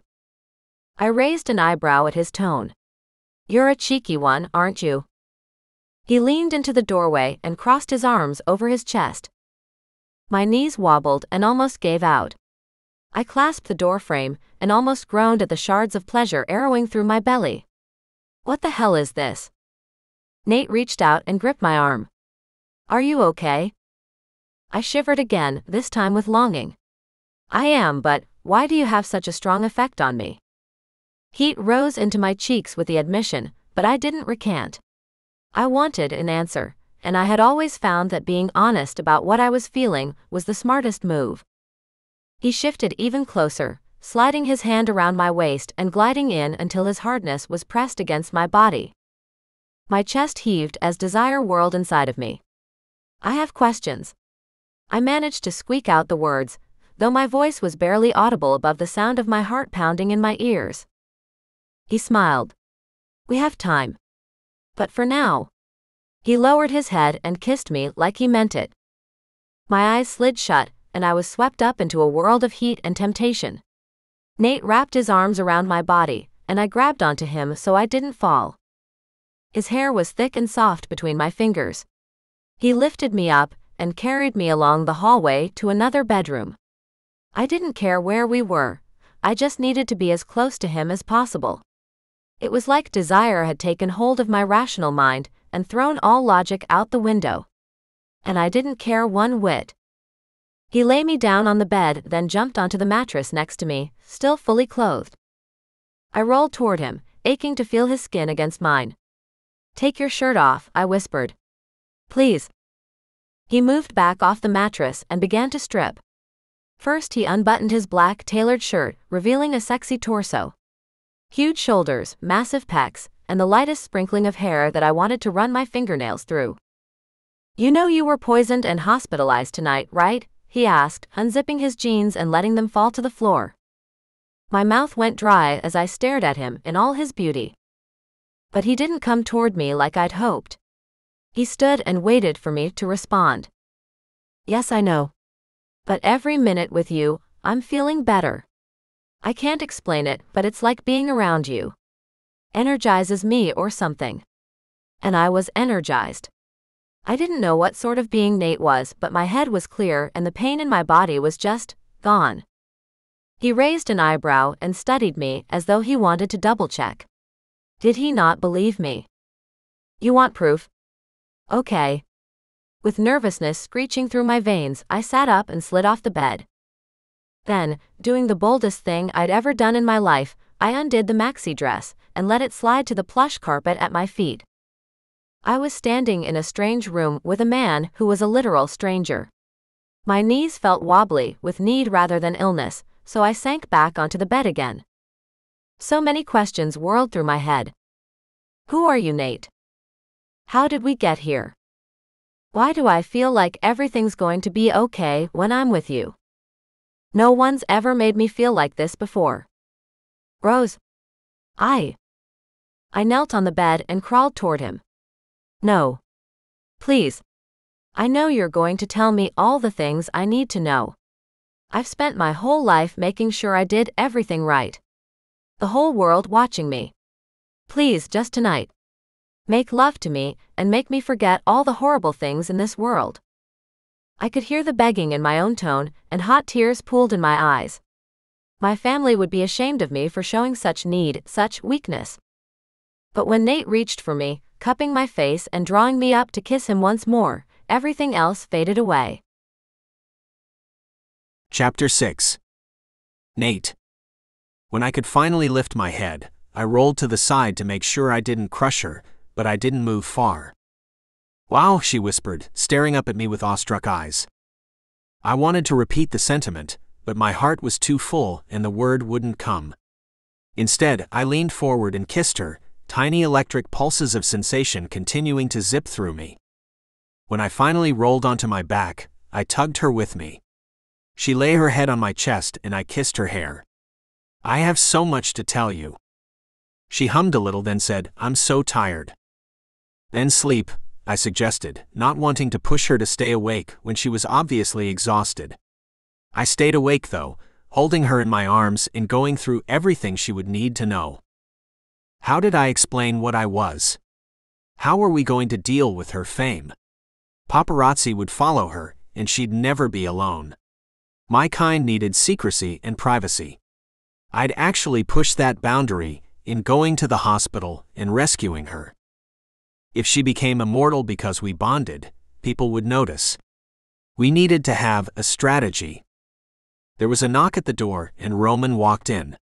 He opened his mouth to say something, then he froze. His eyebrows lifted, then he grinned. A huge happy grin. "Congratulations, Nate. You found your beloved." I smirked at him, then whispered, "How did you know that?" Roman nodded at the sleeping woman on my chest as I drew the blankets higher over her body. "It's in the way you're holding her. And the happiness in your face."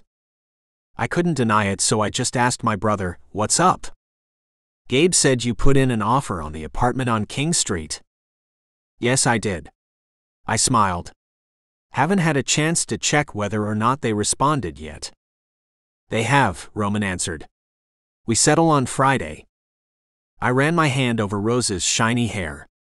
I hope you didn't mind that I went ahead without getting everyone's permission. Roman inclined his head. Not at all. You chose correctly.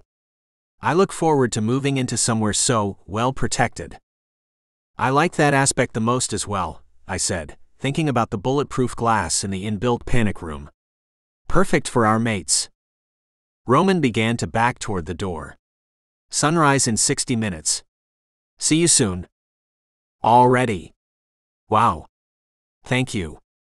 Roman closed the door and left. I had to get up, but the last thing I wanted to do was leave my sleeping beauty. A vision flashed into my head. There I was, a stone gargoyle in my bed, and Rose waking up to find me there. She'd scream and wonder where I'd gone, and I'd have to watch, unable to move or speak. No. That wasn't happening. Not now and not ever. I managed to slide out from under her without waking her, then pulled the blankets back up over her shoulders. Her skin was less pale than it had been, and overall she looked a damn sight healthier than when I'd seen her in the hospital bed. I hadn't realized that being with me would help her heal more quickly. I'd have snatched her out of that damn paramedic bus immediately, if I'd known. I gave her cheek one last caress, then went to shower and dress quickly. When I came back into the bedroom, Rose was awake. She smiled at me, her head still on the pillow. You going somewhere? I straightened the cuff on one of my shirt sleeves and sighed. I have to. I'm sorry. I'll be home by sundown. She sat up, her eyes wide. Should I leave? Oh God, no. I rushed toward her and knelt beside the bed so we were eye to eye. My brother's wives are here during the day, and we have military-level security. You'll be safe, and you can continue to rest and heal. Have a long bath. Eat. Watch a movie. Whatever you'd like. I'll let Bill know you're here. Well, I met Bill. But who is he, exactly? He's our everything. He's head of security, and we trust him more than anyone in the world. He'll keep you safe. I promise. But I must go. Why? Her hand snaked out to grab my wrist. I couldn't help the smile that quirked up my lips. I would tell her the truth, but I was certain she wouldn't believe me. Because in 30 minutes I'll turn into a stone statue, and unless I'm on top of the public library by sunrise, I'll be in a hell of a lot of pain. Rose sighed and rolled her eyes. If you have to go to work, just say so. I kissed her lips, hard and fast. I wanted the taste of her in my mouth while I was resting today. Please don't leave, Rose. I never want you to leave me again. I stood up and she stared at me. You know that's kind of an intense thing to say, she said, then cleared her throat. We only met last night. I cupped her chin with my hand. This bond is a once-in-a-lifetime mating, Rose. Please don't leave me. I don't know why I believe you. But I won't leave, she whispered, and in her eyes I could see truth. I glanced at the clock once more. I have to fly. See you tonight. Fly? Are you going to explain how we got back here last night? I think maybe I was still feeling unwell and hallucinating. She gripped the sheet to her breasts, and I had the desire to strip the sheets away and make love to her once more. But if I did that, I wouldn't make it to the library rooftop in time. I'll answer your questions tonight, okay? She nodded, and I bolted out the door. Bill was waiting by the sliding door to the balcony. Good morning, Nate. Cutting it fine, aren't you? I glanced over to the library roof where all three of my brothers stood, already in place. I had to be fast, it seemed. Bill. I found my beloved last night. Rose is in my bed. I broke her out of a hospital, and she has no clothes. Can you organize for her to buy whatever she needs today, but no one can know she's here? Bill inclined his head. Leave it to me. Thank you. I clapped Bill on the shoulder. I appreciate it. My skin began to tingle, an impending warning that the sun was on its way. I turned and ran to the balcony edge, launching off the roof and flying straight for the library. My brothers crouched down, ready for their shift. Shit. I flapped my wings harder, landing on my stone circle just as sunshine hit the roof. I wasn't in a crouched position, and I was turned the wrong way. But the shift came over me anyway, and there I was stuck, standing and facing the library windows, a stone gargoyle once more. But there was no pain, nor any panic in my heart today. I'd made it just in time. And I had my beloved, finally. Something that I'd assumed would make me worry and panic more about her safety while I was here, stuck and unable to get to her. However, the feeling was the opposite to panic. I felt complete. Relaxed. No wonder Roman and Rafe didn't seem to freak out about things like they used to. Our daytime security guards arrived and discreetly took their places, their bodies strapped with an assortment of weapons. It had been a month since the last attack, but our enemy hadn't disappeared. They were likely just waiting for the right time to take us out. Chapter 7. Rose.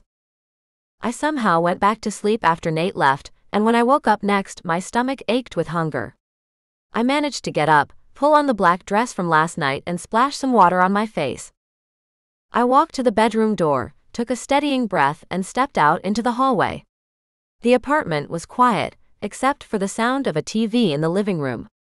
Someone was listening to the news. I crept along the hallway and stepped into the dining area, looking around for any occupants.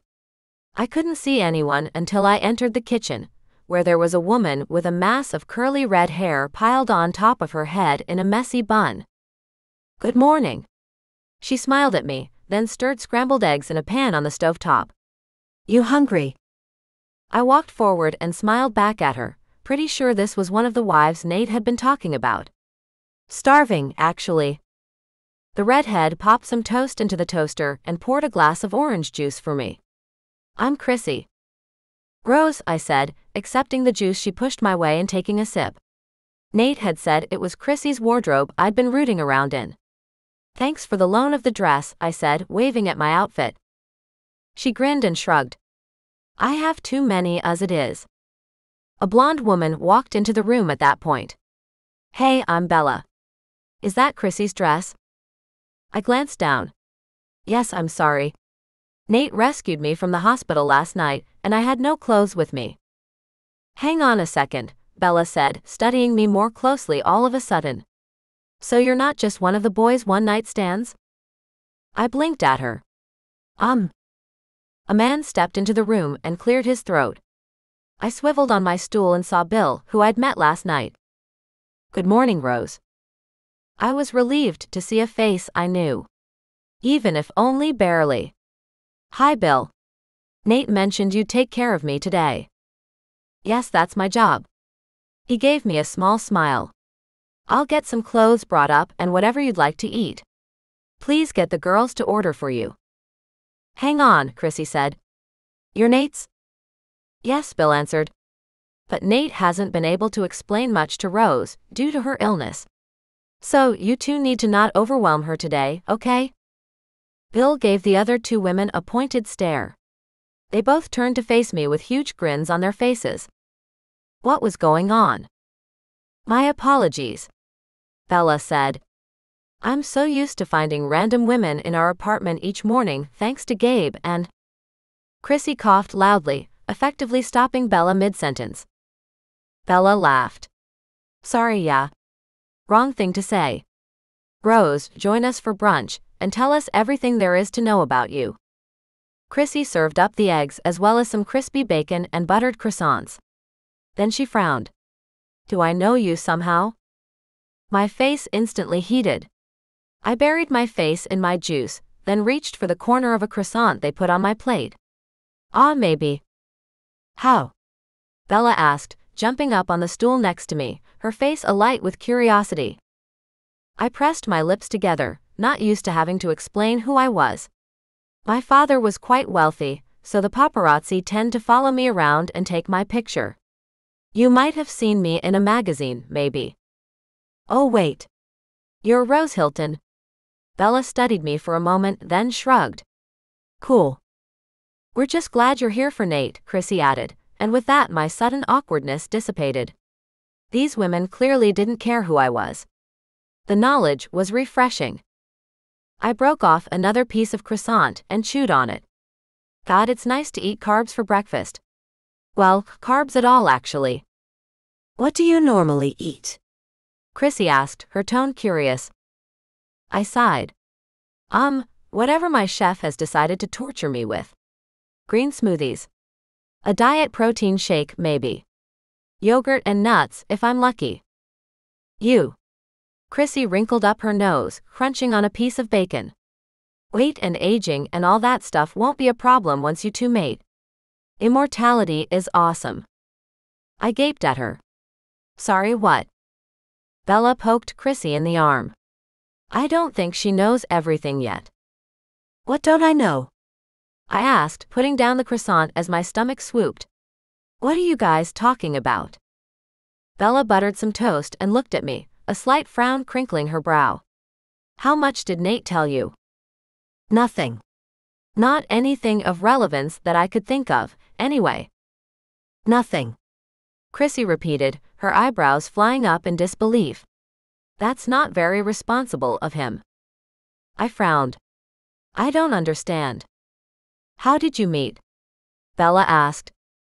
I told them about what had happened 2 nights ago, the poisoning, and then waking up in hospital. Nate flying me here, somehow. Though I didn't use that word exactly. I just said he'd brought me here rather quickly, and I wasn't sure how. Chrissy grinned. And you haven't asked him anything about any of that? I couldn't stifle the tiny laugh that popped out of my mouth. No, and I know that sounds stupid. But part of me believes this is heaven, or something. I must have died in that hospital just like my stepmother wanted, because this life is all I've ever dreamed of. What do you mean? Chrissy asked softly. Yeah. Be specific, Bella added. I grinned at the 2 women, who were obviously living their best lives. Well, in my ideal world, no one would know who I was. I'd be safe from the press, from my stepmom. An amazingly beautiful guy would want me for me, not for the money I inherit the day I turn 25. Which is when exactly?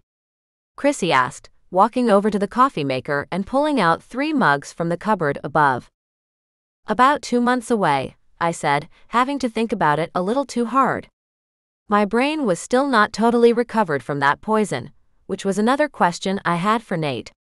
How the hell had he woken me out of that coma? The nurse looked shocked I was alive at all, let alone in a pretty good mental state. So, what are we going to do to disguise you then? Bella asked. New clothes are a must, of course. But the hair, what do you think about short and red? I put my hand to my hair. My long dark hair. I've only ever had it natural. Bella chuckled, her laugh reminding me of a slightly evil cartoon character up to mischief. Yeah, but if you're ready for a new life away from the spotlight, we need to make you unrecognizable to the press. If we can. If that's what you want? Chrissy asked. I glanced from one woman to the other. You two don't want me to go back to my old life? Bella laughed properly this time. Why would we? I don't know. Most people are jealous of the fame and money. Peesh. Bella blew a dismissive sound between her lips. Our men have too much money already. And fame? You can keep that. I've never wanted anything more than my little job and a quiet life. I have so much more now. You have a job? I asked, perking up at the idea that these women might be able to help me assimilate into this new world. Yeah. I work at the New York Library across the street. Bella's gaze slid over to Chrissy's, then back to mine. How about we get you some clothes to wear, get our hairdresser up here to change your hair? Maybe just a haircut today? Then we all go to the library for a bit. There was something going on between these two now, though I couldn't work out what on earth was going to be interesting over at the library. Sure. I forced a large grin to my face. A haircut. My stepmother would die. Are you two gonna tell me more about Nate and his family? Bella laughed uproariously this time. Hell no. You need to hear it from him. We could help her prepare better, Chrissy suggested softly. Bella shook her head. Nope. Either way, it's gonna be a shock. Better for him to be able to sweep you off to bed than us deal with a mental breakdown. A breakdown. I stammered. How bad was this secret he was hiding? Chrissy rolled her eyes. It's not that bad. We're still here, after all. Now Missy, let's go raid our closets for some clothes that fit you, and then you can wash your hair while we wait for the hairdresser. Bella picked up her cell phone. I'm on it. Chrissy took my hand and pulled me toward the bedroom. What's your style? You like colors, blacks? Corporate chic or boho relaxed? My jaw dropped when Chrissy pulled back the curtains of her room and began pulling clothes out of her wardrobe and throwing them on her bed. The room reeked of sex, the dark sheets were rumpled and the covers were on the floor. And Chrissy wasn't at all embarrassed, so I lifted my chin and stopped thinking about how mortified I'd be if someone saw how I'd left Nate's bedroom this morning. How about something like this? Chrissy said, holding out a pair of jeans and white sweater combo I would never have dreamed of wearing in the past. There would have been too much flack from everyone around me for not upholding the family reputation for wealth. Why not? I said, feeling adventurous. Today I was willing to try anything. The day went by like a dream. A girl's dream. With decadent food, laughing, trying on clothes and a new haircut by the beautiful man Bobby. The fabulous hairdresser cut most of my hair off, giving me a long bob that I'd only ever dreamt about achieving. Next time we color, Bobby said, sashaying his way out of the apartment. Bill smiled as he stepped into the room. You look lovely, Rose. I put my hand up self-consciously. Oh, thank you. He cleared his throat and I lifted my gaze back to him. Is there something else? He walked closer, a serious look on his face. I've been discreetly asking around today, and there seems to be quite a storm around your disappearance. I'm not sure it's smart to go out today. Bella handed me a pair of sunglasses. No one will recognize her. Not like that. I glanced down at my comfortable outfit that the girls had insisted on pairing with killer black heels, and grinned. It's true. There's one more thing, Bill said. There's a man trying to find you. A security guard. Anthony. I gasped. Oh my God, I forgot to contact him. He must be so worried about me. Guilt filled my belly. I didn't have my cell phone, and although it had been liberating to be so cut off from social media and all my contacts for the day, poor Anthony must be going insane. Is he a friend of yours? Bill asked quietly. Chrissy grinned, flipping her long red hair over her shoulder. Bill means, can we trust him? Like, with our lives, trust him. I nodded without thinking twice. Yes. He's been my protector since I was a child. My father trusted him. He's been around longer than my stepmom. He hates her. Then I will arrange to have Anthony brought here, Bill said. We can always use a good man on our team. I rushed over to the man who seemed like more of a father to Nate than anything else, and hugged him tight. Oh, thank you. He didn't hug me back, but he patted me on the back softly before stepping away. The library is closing shortly. You should go. I slid my sunglasses on properly and grinned at him. Okay. Follow us, Chrissy said, walking toward the front door. And do not fall over in those heels. I laughed. Yeah. I'll try. We walked out the door just as more security guards jogged up the stairs. A change of shift, perhaps? I followed the two women into the elevator, 100 questions buzzing in my brain. It was almost sundown, and Nate had said he'd be back by dark. Hopefully, then he'd tell me everything I needed to know. Chapter 8. Rose. My heart pounded hard as I descended in the elevator. When the doors dinged open on the first level, my knees shook a little. What if someone recognized me, despite the hair and different clothing? Chrissy slid her arm into mine, holding my elbow. Let's go. I want to introduce you to some more of the security guys. I wasn't really sure why we were visiting the public library, of all places. But I wasn't asking questions. Whatever these two women wanted to share with me, they could. This world was brand new for me, and they were the masters of these new seas. I was going to listen and absorb whatever I could. We walked across the road and up the stairs that led into the library, and I was relieved when no one seemed to recognize me.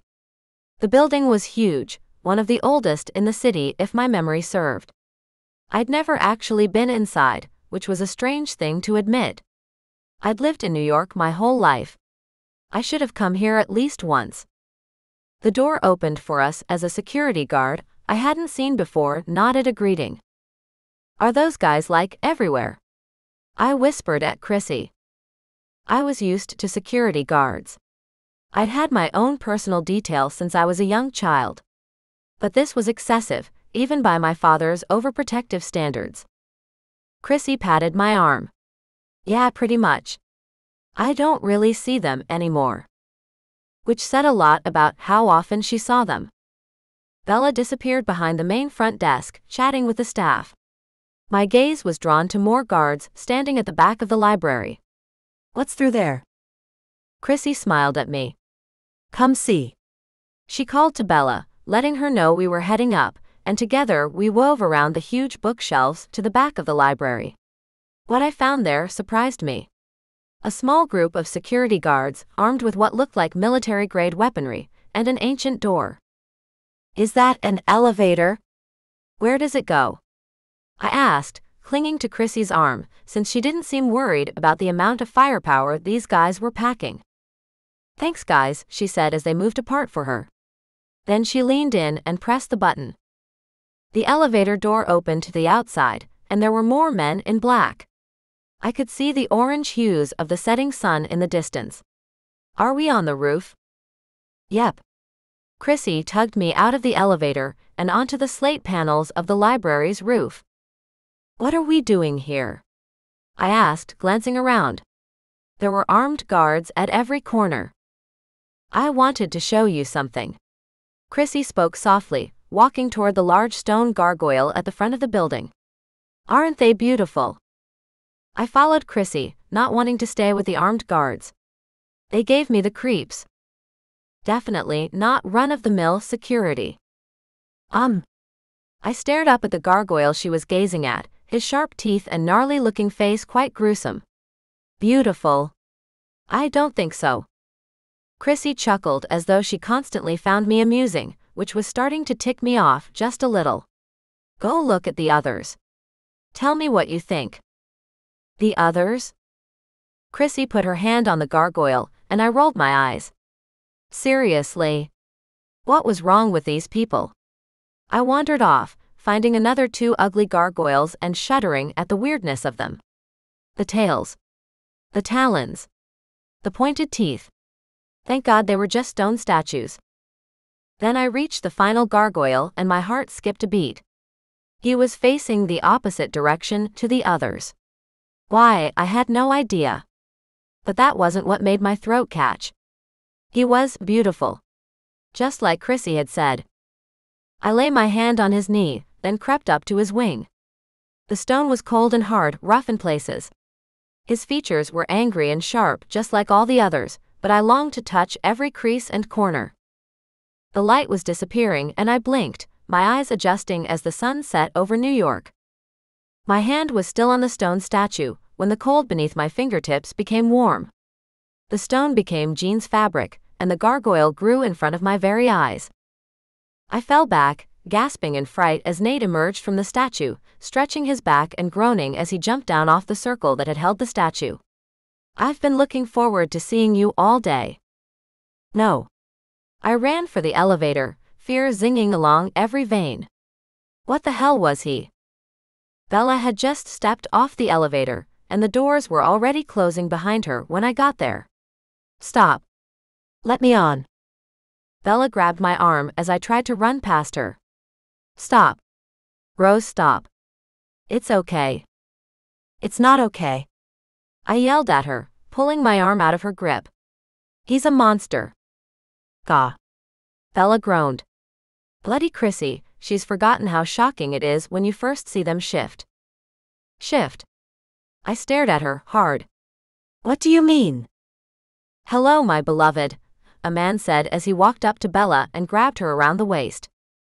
He went to kiss her, but Bella put her hand on his huge chest to stop him.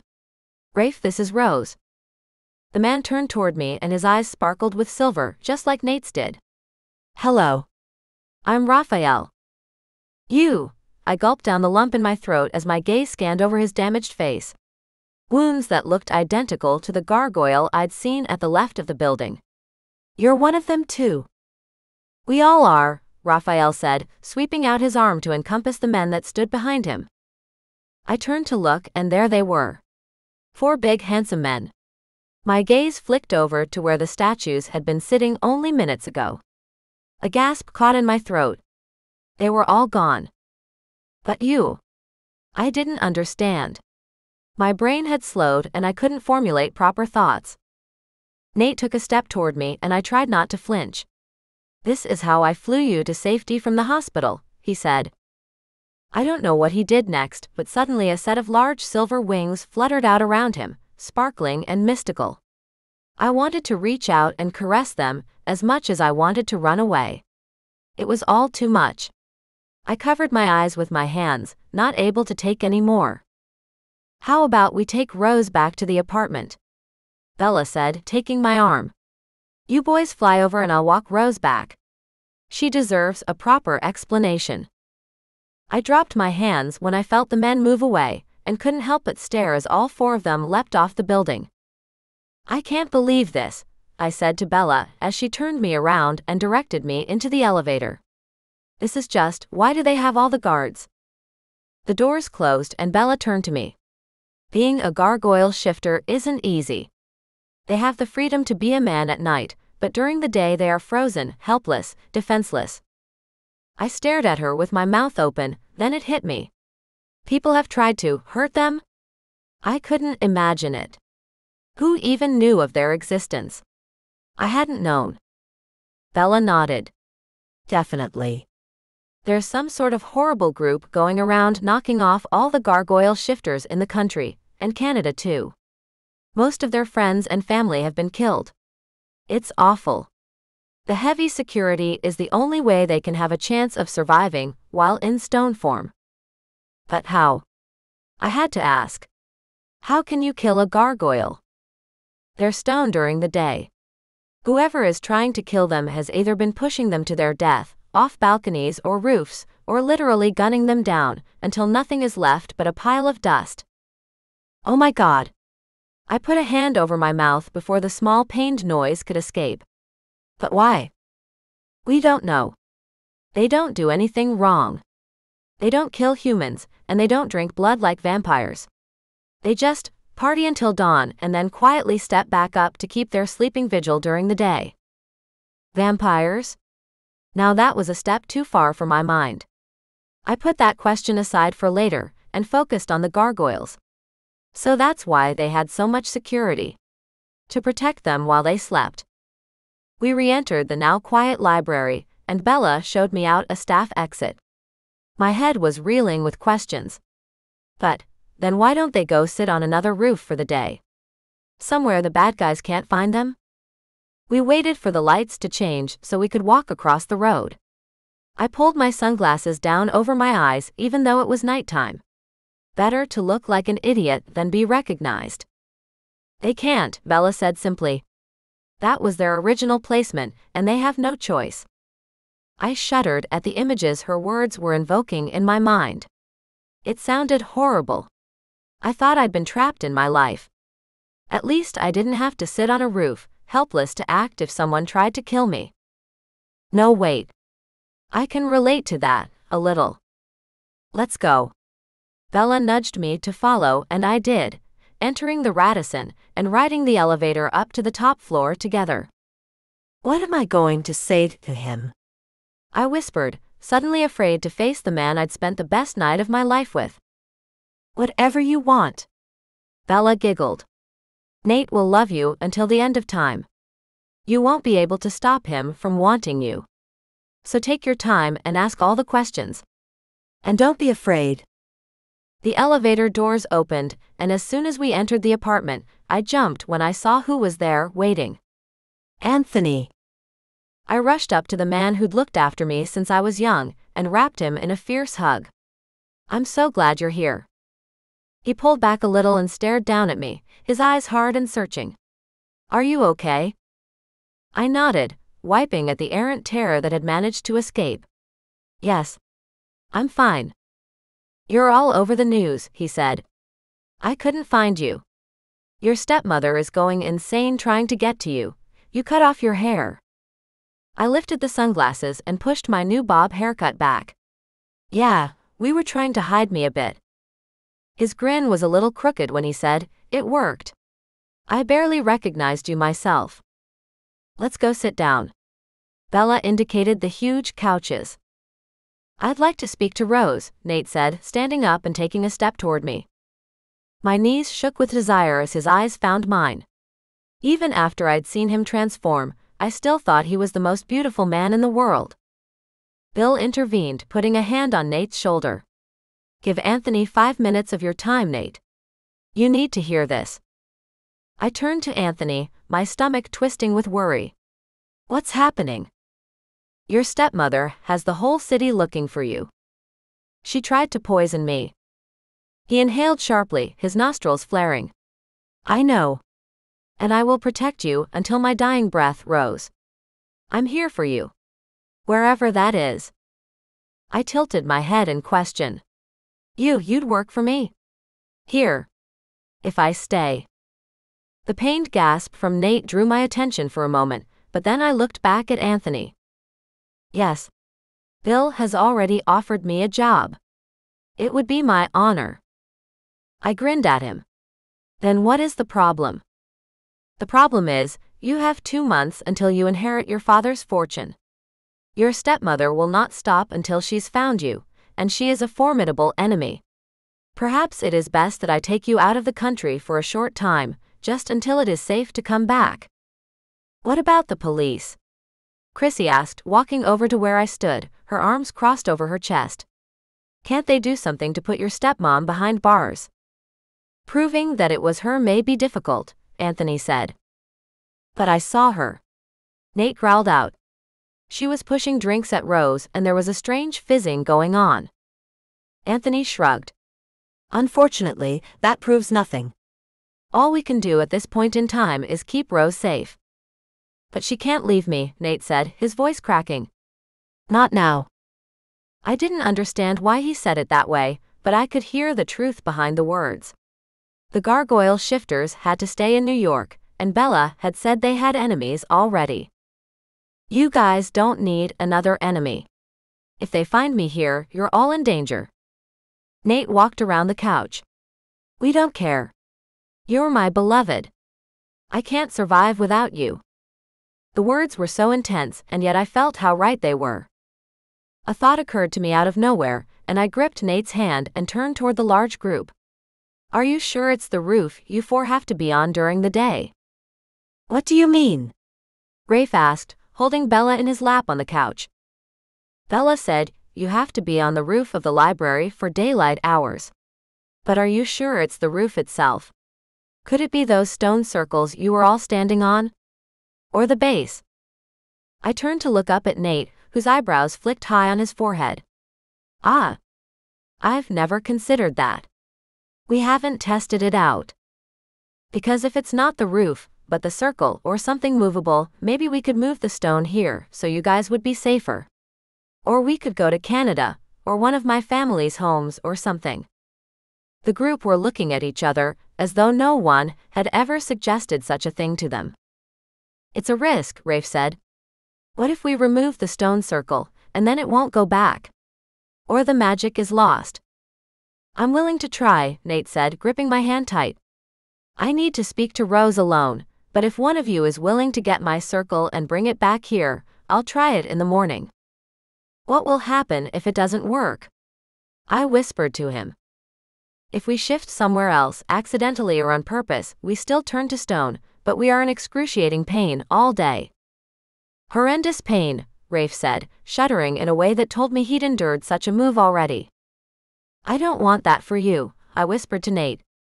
It's time we tried something new.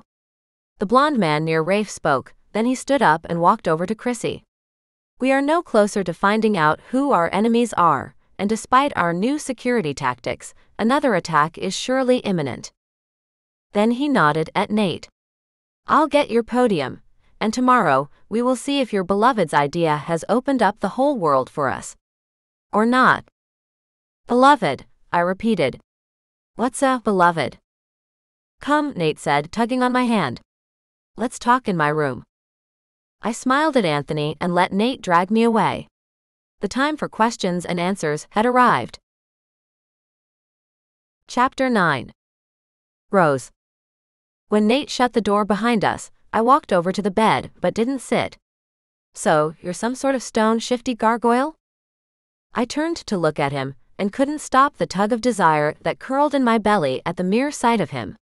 He smiled at me in a way that lit up his whole face, and the feelings magnified until I wanted nothing more than to cup his face and kiss him all night.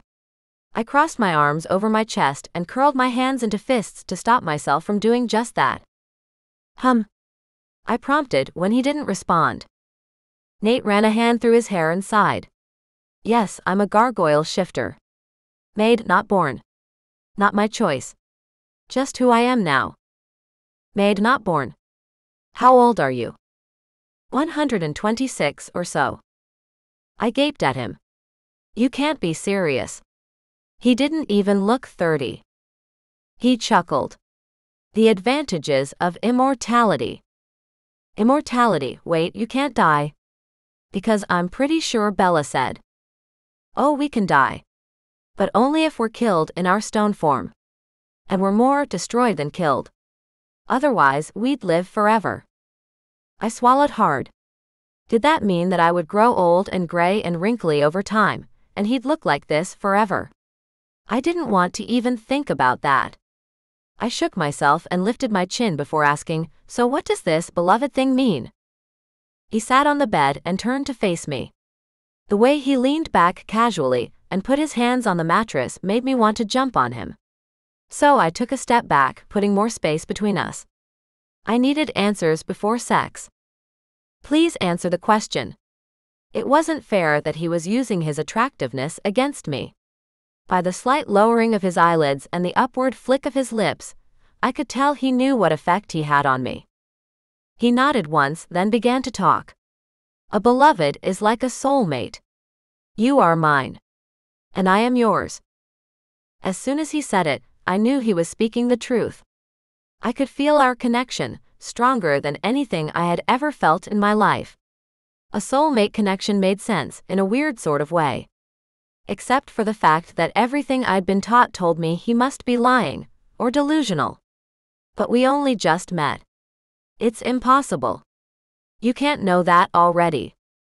Nate pushed up to his feet and cupped my face. My heart recognized yours the moment I saw you. Didn't you feel it too, Rose? I had. The moment our gazes had met, I'd felt a huge pull toward Nate that felt so right it was scary. I put my hands over his where he cupped my face, so he wouldn't pull away or stop touching me. But you don't even know me. I know you. His fingers tightened beneath mine. You are a pure soul. Made for me. And I was made for you. I will protect you and love you and look after you forever. Tears burned in my eyes. He didn't want me for my money or my status. He'd already saved my life once. How many more times did I need him to save me to prove that he cared? How did you save me from that poison? His lips quirked up. I honestly don't know. I was talking to you, then I lifted your hand and kissed your fingers. I had just said goodbye, but before I could walk away, you woke up. He kissed me awake. How fairytale-like. I blinked and hot tears cascaded down my cheeks. What about the immortality thing? Will you live forever while I die in like 50 or 60 years? He shook his head and kissed me gently on the lips before responding. No.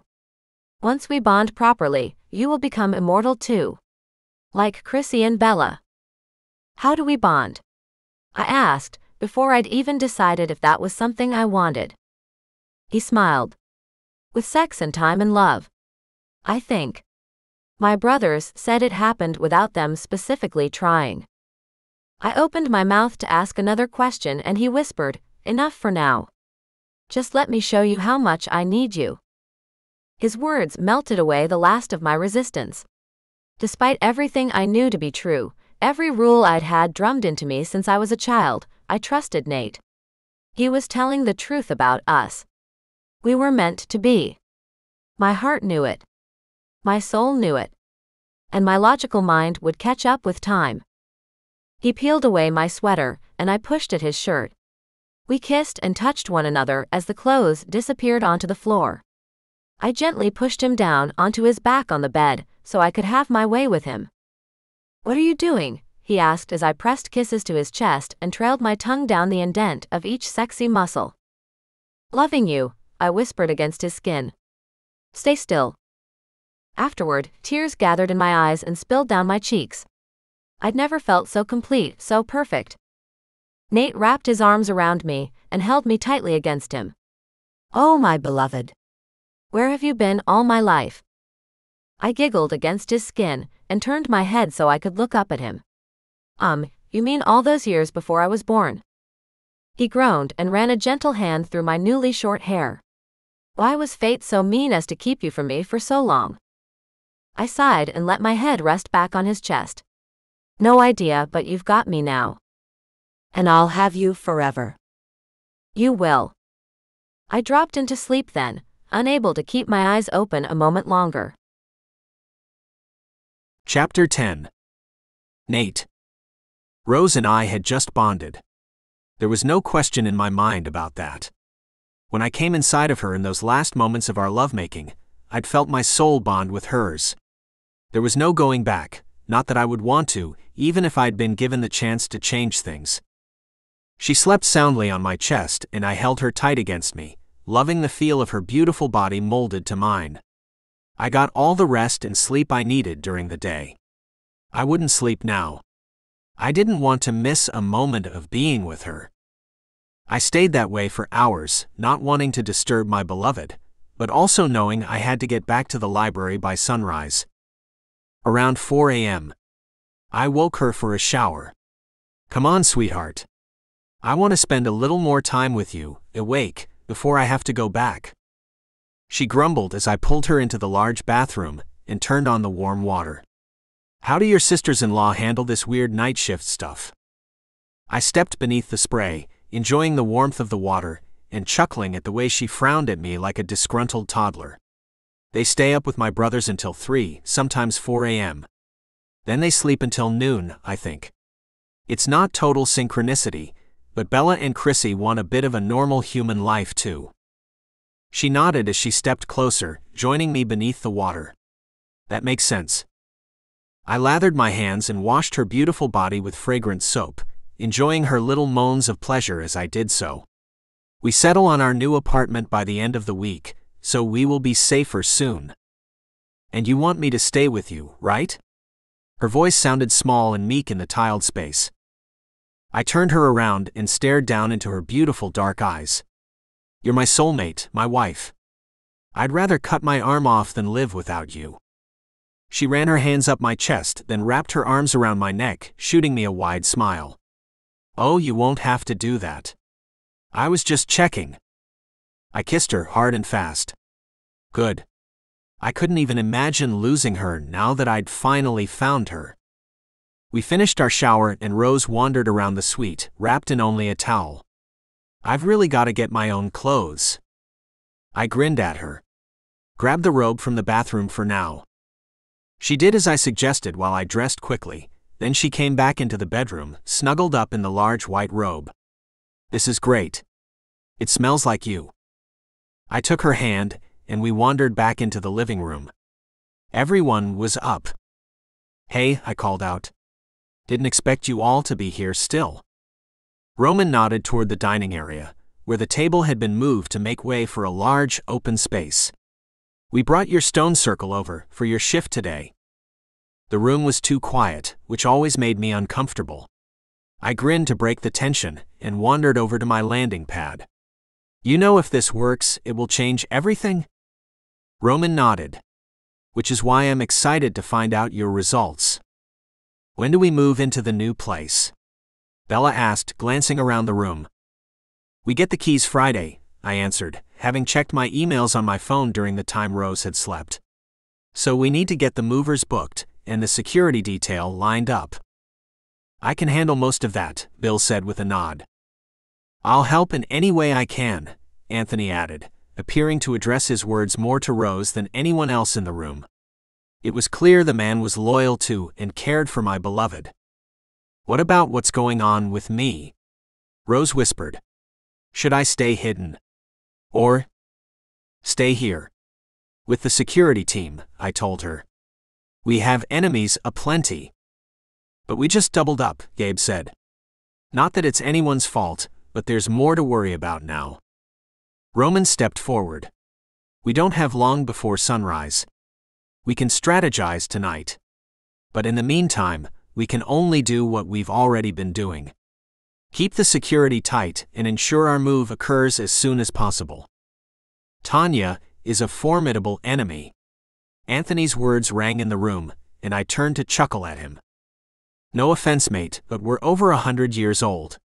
We will survive her, and any children or grandchildren she might have. I didn't worry about Anathy's reaction to my words. We might not want outsiders to know about our paranormal abilities, but Bill would have filled him in as a new member of our team. Anthony stared at me like I was crazy, then nodded slowly. Now we must go, Rafe said, gathering up his beloved to kiss her goodbye. Roman did the same with Chrissy while Gabe strutted to the balcony alone and leapt off before the rest of us. Anthony rushed forward like a sprinter out of the starting blocks. Did he just? Yeah, we do that a lot around here. Roman grinned at Anthony, who shrugged and muttered something about needing time to get used to all the crazy. Then Roman left in Gabe's wake for his flight back to the library. Anthony turned and looked at me. Are you going to jump too? I walked over to my stone circle, feeling a wash of familiarity rush over me as I stepped up onto my place. No. I'm staying right here. Are you sure about this? Bella asked. Rafe said the pain he felt when he shifted in the wrong place was horrendous. I squeezed Rose's hand and pressed a final kiss to her luscious lips. It's worth one day of pain to find out if you were right with your hypothesis. Anthony was still hovering around looking worried, so I spoke directly to him. You gonna be okay when I turn into a stone gargoyle right in front of you? Anthony's eyes widened, then he glanced at Rose. He's not being serious, right? Rose grabbed Anthony's arm and pulled him behind the couch to stand beside her. This is a really, really big secret, Aunt. Are you up for it, or do you want to leave? The security guard's lips thinned as determination set his face. I'm with you, Rose. No matter what. I grinned at my beloved. See you this evening, my love. Make sure you go shopping and fill that half-empty wardrobe of mine with your new clothes. Anything you wish. The sun was rising and my skin tingled with impending warning. A shiver of fear coursed through me as I faced the sun.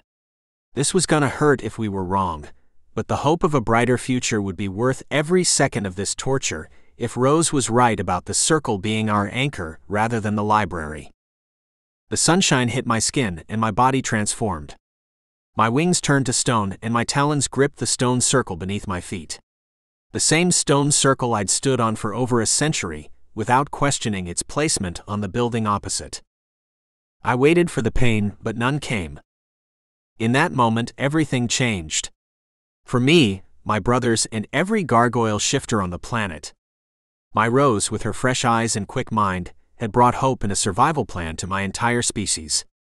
And even though I couldn't show her the appreciation she deserved for another 12 hours, I had the rest of our lives to thank her. And to worship and love her as she deserved.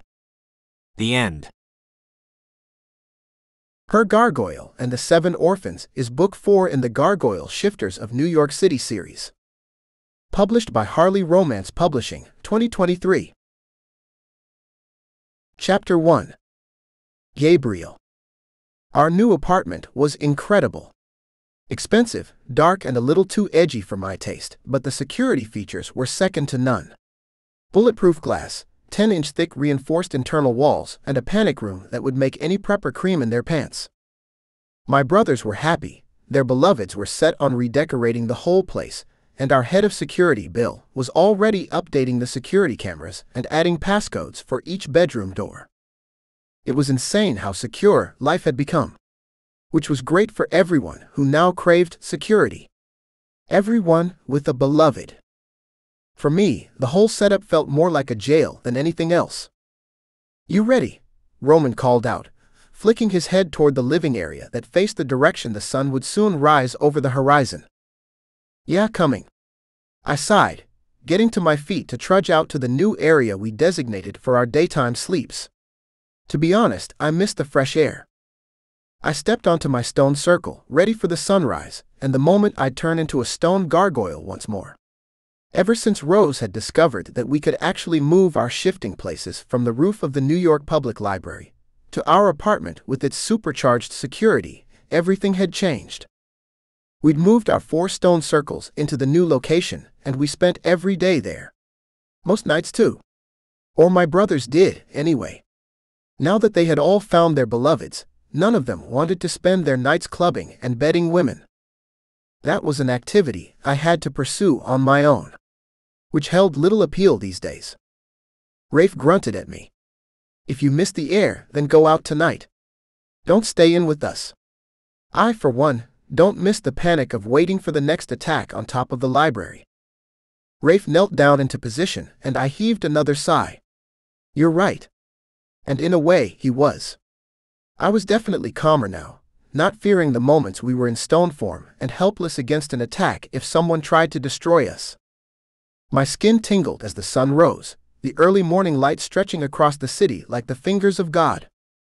My wings turned to stone, my feet shifted to claws, and I was pulled down into a crouched position that shrunk my frame into a size that fit with my gargoyle. Our bodies were frozen, but our minds were not.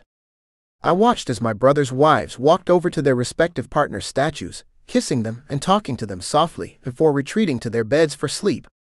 I tried not to feel anything.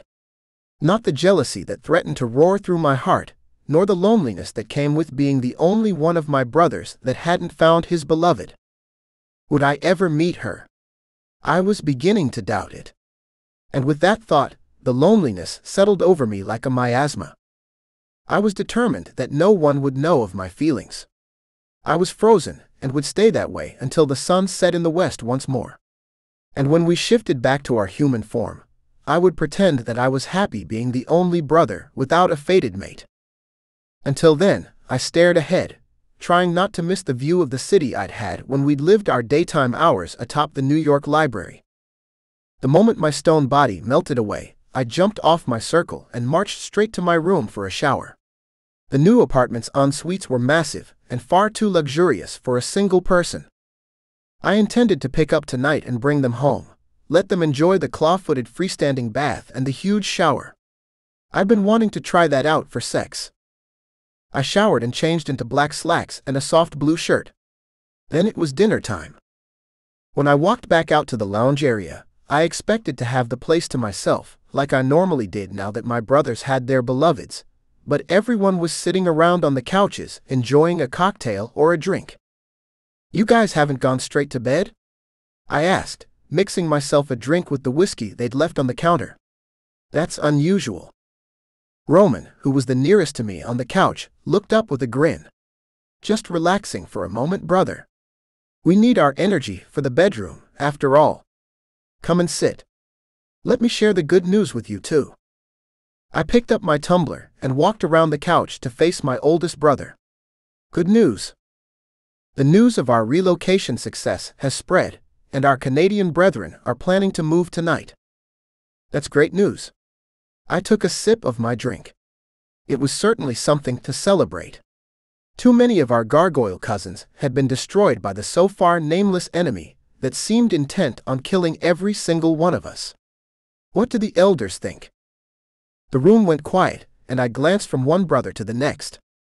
I couldn't help the amused smile that lifted my lips. Yeah, didn't think they would be so happy about it. They didn't like it when we moved our stone circles here, did they? The elders were sticklers for tradition. They preferred to keep things the way they'd always been done. Roman sat up straighter, pulling Chrissy in closer. They will have to deal with it for the moment. Until the danger is gone, we have no other choice. Resting here during the day is so much safer than where we were before. I still think we should move, Nate said, grabbing his beloved and kissing her hair. Texas, Australia. I don't care where. I laughed at his suggestion, then realized he was serious when his gaze settled on me. You must be joking, I managed to sputter out. We can't leave New York. Nate's eyebrows flicked up. Why not? I opened my mouth to reply, but nothing came out. The only argument I had was the fact that we'd always been here, and we should stay. Not a particularly compelling speech. In fact, it made me sound more like the elders than I liked. Nate crossed his arms over his chest. Well, I lifted my chin, annoyance at my brother making me bite at his tone. We've always lived here. Why should we be driven from our home? Nate made a PSSHHH sound. Rose and I are thinking of leaving. Her stepmother, as well as half of the city, are still looking for her. I blinked at my brother. No way. He really was serious. How long would you go for? Rose stood up and walked into the kitchen area, pulling some snacks out of the cupboard. For the women, I assumed. We couldn't eat anything but the freshest, rarest meat. A few months maybe, she answered instead of Nate. Once I turn 25, I can come back, inherit my father's fortune, then get the lawyers I trust to handle the rest. Anthony, Rose's security guard, stepped forward. The media were here again, Rose. They've been tracking me also, and have caught glimpses of you. Now would definitely be the time to move to one of your country estates. If we leave, we're not going anywhere that Natasha could find her, Nate said. We have money and property.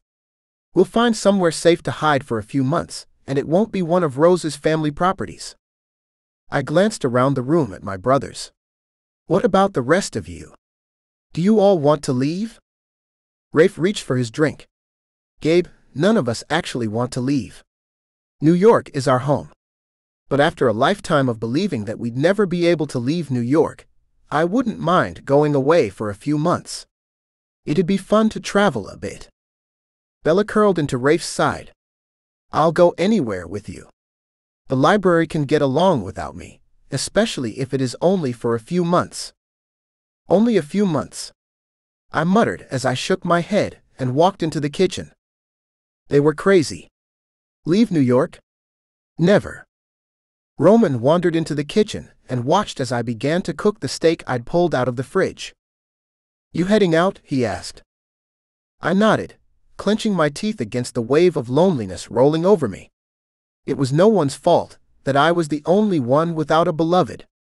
Yes, of course I am. Chrissy and I will stay, Roman confided, speaking softly as the rest of the group continued to chatter about where they'd go if they decided to move. We don't have any wish to leave New York, though it would make sense for Nate and Rose to get away for a while. My steak sizzled for a moment on the hot pan before I slid it off and onto my plate. I sat down with my knife and fork, ready to eat. Yeah, I suppose it does. And after what Rafe had endured during one of the attacks, it made sense that he might want to get away too. I ate my meal, my brain awhirl with all the possibilities. I'd never thought we'd leave New York, and I certainly never thought that we'd split up.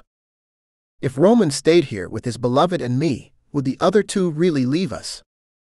Oh, look at this place. Bella gasped, showing her phone to Rose.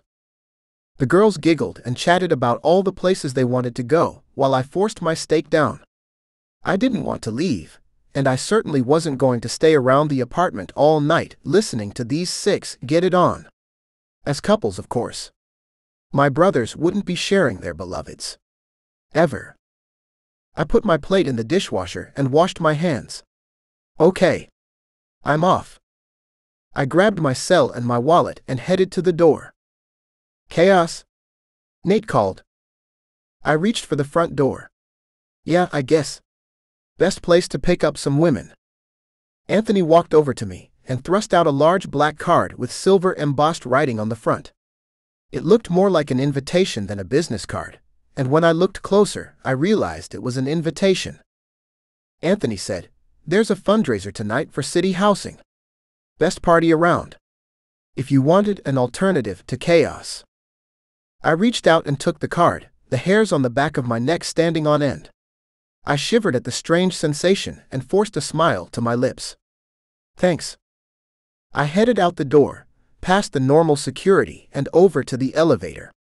While I waited for the car to respond to my call and ascend to the penthouse, I stared down at the invitation. Everything inside of me was telling me I had to go. But why? What would I have to gain from going to some stuffy dinner where the rich threw money at the poor, just to make themselves look good? My goal tonight was a willing woman in my bed, not a peacock parade full of old widows. My mind made up, I headed downstairs, through the foyer and out onto the street. I turned right, ready to walk the few blocks over to chaos. I'd be early, but that was fine. I'd take up my usual spot and have a few drinks before the main groups arrived. But for a reason I could not explain, my feet would not take me to my destination. To my usual den of debauchery. I tried again, mentally trying to force my legs to move, to take me down the street and away from our apartment building. But I could not go. No matter how hard I tried. Eventually I laughed and said aloud, "Fine then. I'll go to this damn peacock party." I put my hand up and called over a cab, grateful that I'd worn my best pants and newest shirt. Chaos be damned. I had a charity fundraiser to attend. Chapter 2. Angelique. I had 7 foster children at home, and instead of being with them, like I should have been, I was on my way to a charity event my boss had organized. "You okay back there?" my Uber driver asked as I grunted and groaned, struggling to hike up my Spanx beneath my too tight black dress. "Yeah. Fine." I blew hair out of my face. I'd let Jenny, my 16-year-old foster daughter, do my makeup. She'd actually done a great job, if you viewed me in a mirror. But I was sweating and hated the feeling of such heavy-duty foundation. Seriously felt like face paint. The driver pulled up a block from the event address. "Here you go." I stared out the window. We're still ages away. And I was wearing heels that were going to murder my feet. I can't get any closer. There are limos for miles. I grabbed my bag and opened the door. "Thanks for nothing." The driver pulled away from the curb the moment my door was shut. I began the trek toward the large hotel, my feet already aching from the arched angle of my shoes. Fucking hell. I grabbed for the front of my dress, hiking it up with both hands as I balanced on my heels, and simultaneously gripped my clutch handbag beneath one arm. I should never have let my 14-year-old, Talia, talk me into wearing this stupid dress. She knew how much I detested going out. And if I had to, I preferred to wear more comfortable and far less revealing clothing. The city was busier than normal, especially for a Tuesday night. My Uber driver had been correct. Limos lined the street, making it impossible to get closer except on foot. When I finally reached the hotel foyer, I was hot and I was sure I was sweating, though I couldn't know for sure unless I touched my face, and with makeup no doubt threatening to melt right off, that was the last thing I wanted to do at this point in time. I marched up to the security guard and pulled my invitation out of my bag, shoving it at him. "Here you go." He took it without a smile and opened the door behind him. "Have a good evening, ma'am." Yeah. I muttered.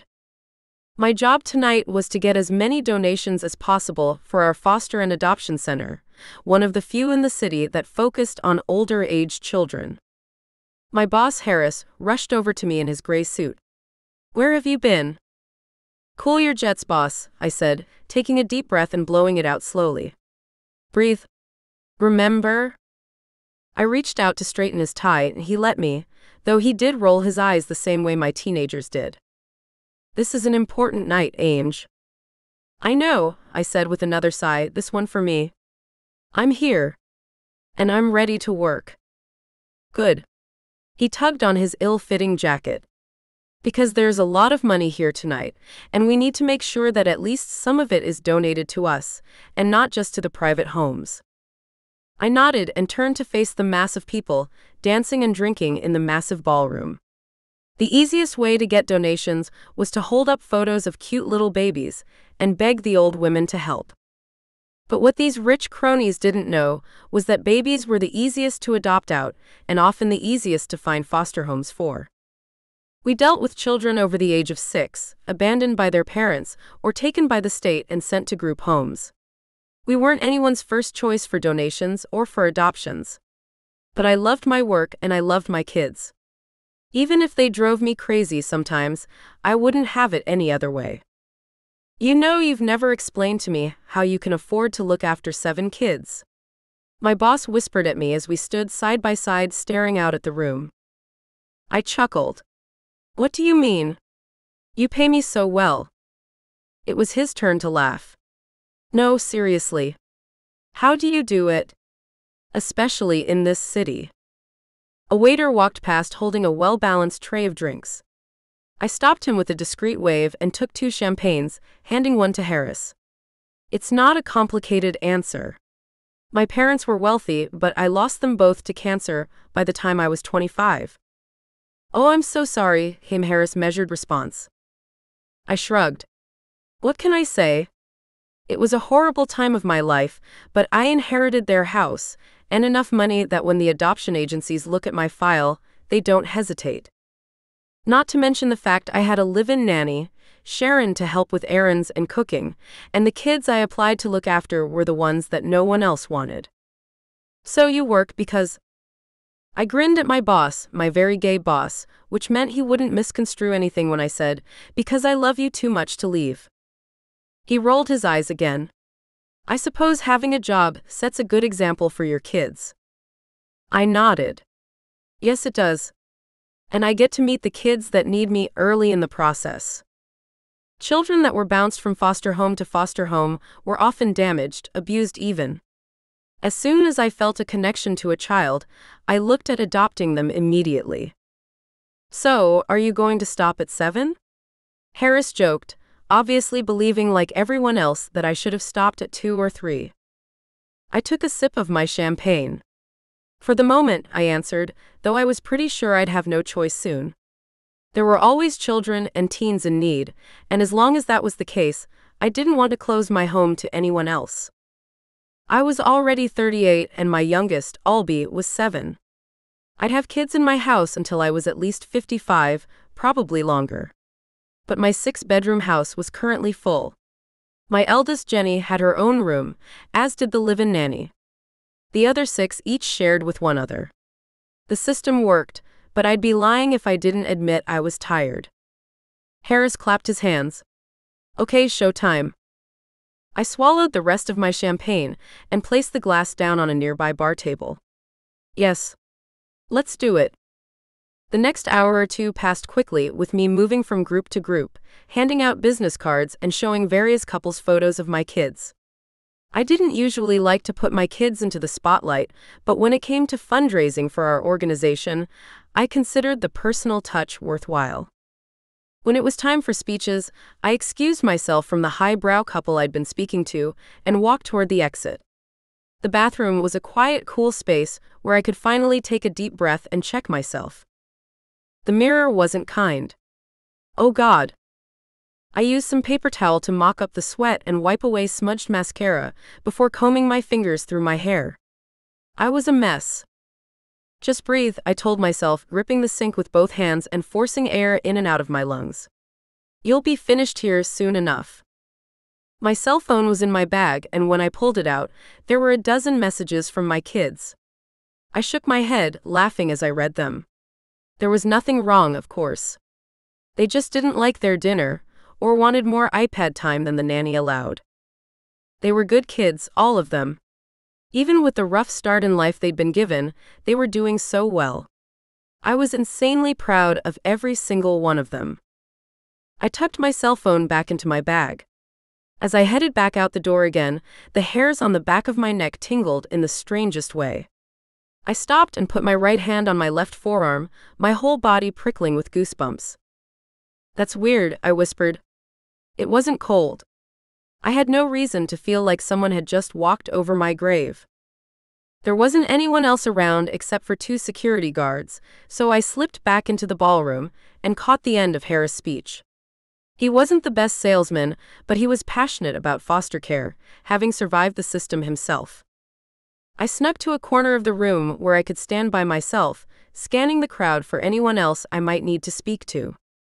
My gaze met a man across the room. He was standing with a group of young women, all fawning over him with bright smiles and touches to his shirt. As he lifted his chin and speared me with an intense stare, I tried to look away but couldn't. My gaze was stuck to him. His eyes flashed silver in the muted lighting, and I gasped, finally managing to break the eye contact and shuffle sideways so I was no longer in his direct eye line. My heart was pounding and my flesh prickled with goosebumps once again, all over my body. I wasn't one for being superstitious, but I believed in my intuition. It had served me better than anything else in my life. And everything inside of me said that man was dangerous, for me. He had the power to change everything, and that was the last thing I wanted. It didn't make sense, of course. But it didn't have to. I had to get out of here. Now. I pulled out my cell phone and requested an Uber, assuming that the front of the hotel would be free of limousines by now. Once that was sorted, I kissed Harris goodbye and ran for the front entrance. I looked left and right, anxious about seeing that man again. Those eyes. I couldn't put my finger on what the problem was, but I needed to get away. I burst through a group of people mingling near the entrance, and had made it all the way across the foyer before a hand grabbed hold of my wrist, stopping me in my race to exit. "Excuse me." The male spoke politely, and I almost moaned aloud at the sound. His voice was like silk. Perfect in every way. I knew who it would be without even looking. I closed my eyes, not wanting to turn and see the man that I was trying to avoid. "Let me go. I have to leave." "Where are you going?" He gently tugged on my wrist to turn me around. I wanted to pull against him, to fight my way out of there. But I couldn't resist the tug of his voice and my own heart calling out to him. My gaze was lowered, focusing on his dark shoes. Finally, I dragged it up over his tapered waist and sky blue shirt to his face. A face that surely couldn't belong to a mere mortal. He was absolutely glorious, in every way. My knees trembled beneath me. I stumbled away, dislodging my arm from his grasp. "I have to get home," I managed just before one of my heels snapped and I went tumbling. I cried out at the inevitable pain that was heading my way as I fell, only to be scooped up in the stranger's arms before I could hit the ground. "Oh wow," I gasped, wrapping my arms around his neck. How had he moved so fast? I was no lightweight, not by anyone's stretch of the imagination. But he carried me down the stairs like I weighed nothing at all, and instead of fighting to get down, I felt as safe and comfortable in his arms as I did in my favorite chair at home. I gaped at him, my mouth remaining open a few seconds too long as I stared up at his perfect face. "Where are you taking me?" "My home." He pushed through the glass doors until he stood on the sidewalk. He didn't put me down. "No, you can't take me to your place," I whispered, still embarrassingly clinging to his neck. Then I coughed to clear my throat. "I have kids. I have to get home to them." The stranger's head turned sharply at my words and he stared down at me. Those eyes.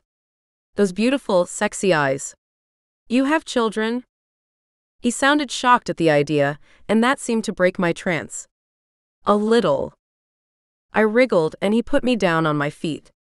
One heel was broken beyond repair, and I listed sideways before managing to remove both shoes. They dangled from my hands. "My Uber will be here. I should go." "No. Please." He snagged my arm again.